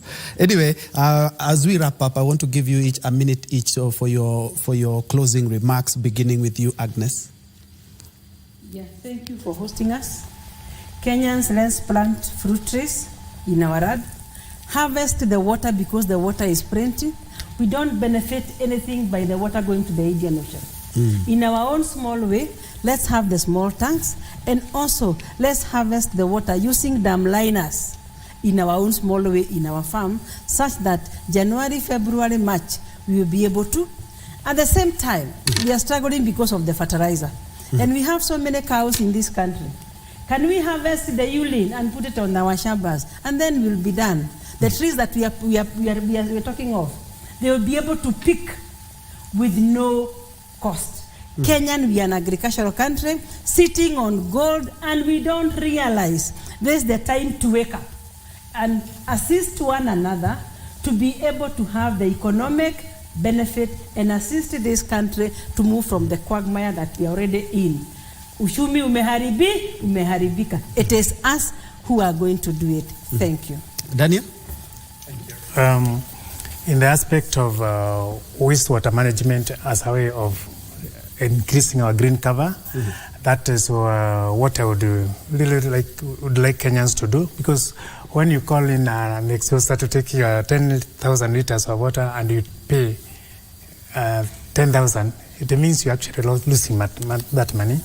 If you are able to recycle that wastewater, use it for greening, use it for creating more water features if you would like to do. Wastewater recycling for schools is a must. There's no school that should actually not be able to get biogas from the waste from the children, and that is used for cooking. Keep the school water hot so for the boarders, so that they can take a warm bath. By using technology we have, that doesn't require a lot of input from outside. In a locality, you could get someone who can do a biogas system. I promote in schools wastewater recycling, growing of fruit trees, and also then that schools should actually be centers of imparting environmental management. Kids should know how to grow seedlings. They should learn that you can actually benefit from that. And when you talk about 4K clubs, we may not have that coming back very soon, but the CBC curriculum actually encourages that kind of reasoning. Anybody who's passionate about conserving the environment has somewhere in the CBC, and I would like to encourage that our technologists try to promote that aspect of resource recovery and reusing the resource that is wastewater. As EcoSafe Africa, we are at the forefront, and we actually promoting elimination of methane gas from the waste process. We're using a product we came up called Eco-Treat Waste Digester, and it's the same one that is giving you the pack water that you can use over and over. And that is what we are taking to COP28 this year. Thank you. Nancy? Thank you very much. I think I said we do need to plant trees. If we forget everything else, you owe us 300 trees. If you've not planted any, we still have. I think this is just a beginning. So during these heavy rains, during the next rains, because if you do it when it's raining, then it's easier to manage. I think we can do that, and it is doable. But importantly, also plant them in the right places so that we are not fighting for wildlife and with wildlife because of the wrong things being done. If you cut a tree, you actually kill a life. If you plant a tree, you actually plant life. So that is my encouragement to Kenyans today and the next 1 year, the next 10 years. All right, Madam Conservator, wrap it for us, and also tell us where Kenyans can access the seedlings, because we had about 28. There's about 28 centers where Kenyans can collect the seedlings. Yes, thank you. Mine is to say we plant trees. Go for the seedlings from the forest office near you, and even if they don't have a particular type of tree, they will refer you to where the tree is, because they have a register of all the nurseries that they have in the county. The other one, I would like to encourage us as Kenyans and tell us that Kenya is a giant economy. If only we planted trees. You are part of that giant economy, please act, because you benefit at the hour of benefiting. Let us plant trees. Plant tree for your birthdays. Thank you. All right, thank you. Thank you so much. A very interesting way to observe what bamboo can do. And I would like to sample some of the things that bamboo has done. But it is low-hanging fruit for Kenyans, and especially now that we are in the initiative of planting trees. So let's all have those concerted efforts to ensure that this day and the 15 billion in the next 10 years, we can. Madam says that not only can we do that, we can surpass that if we all pull together. I've been speaking to Madam Charity Munyasia. Madam Charity is the acting senior deputy chief conservator of forest in charge of strategy, partnership, and resource mobilization at the Kenya Forest Service. Just next to me, we have CPA Agnes Mudhoni, who is also a conservator. We also have Nancy Gidaiga, who is the country director of Africa Wildlife Foundation. Thank you so much for coming. And just next to her, we have EcoSave Africa CEO and founder, Daniel Wanjoke, who is a botanist and also a conservator of the environment. My name is Bentro Njue. Lensa Odingo has been our sign language interpreter for this special day. And again, I say happy tree planting day from KBC and from me. We have news at 1 p.m. Thank you so much.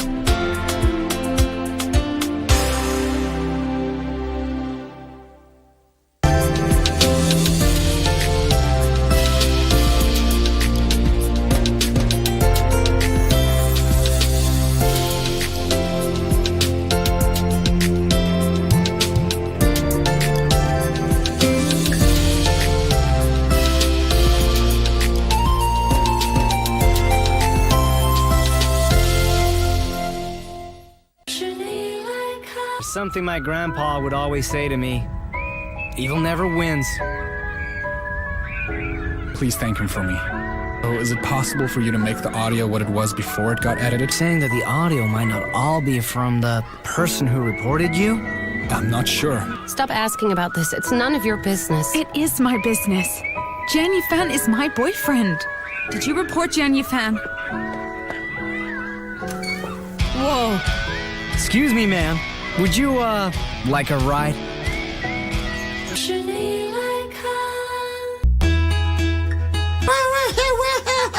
Sisi hapa tukubalingi kukula hongo.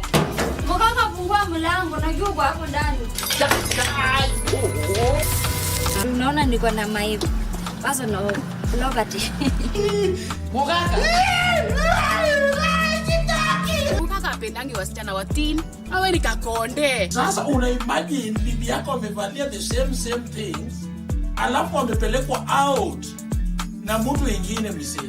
Kwa kwangu kumekucha amekatalia kwa murao. Nyinyi hata ndio mnafanya watu wanauana hapa na hilo. Yeye iko na You are the most amazing man. I love you, Daniel Otero. No. Wait, what are you going to do? I'm going to turn no, myself Hannibal, on. no. Myself in. I said no! I want you to leave San Juan and never show your face here again. When Daniel found out that Carolina was having a baby, he was dating Isabel, and he broke up with her just to go back to Carolina. Is it true that you had a secret affair with Isabel? Yes, it's true. This hypocrite of my wife cheated on me with Danielle!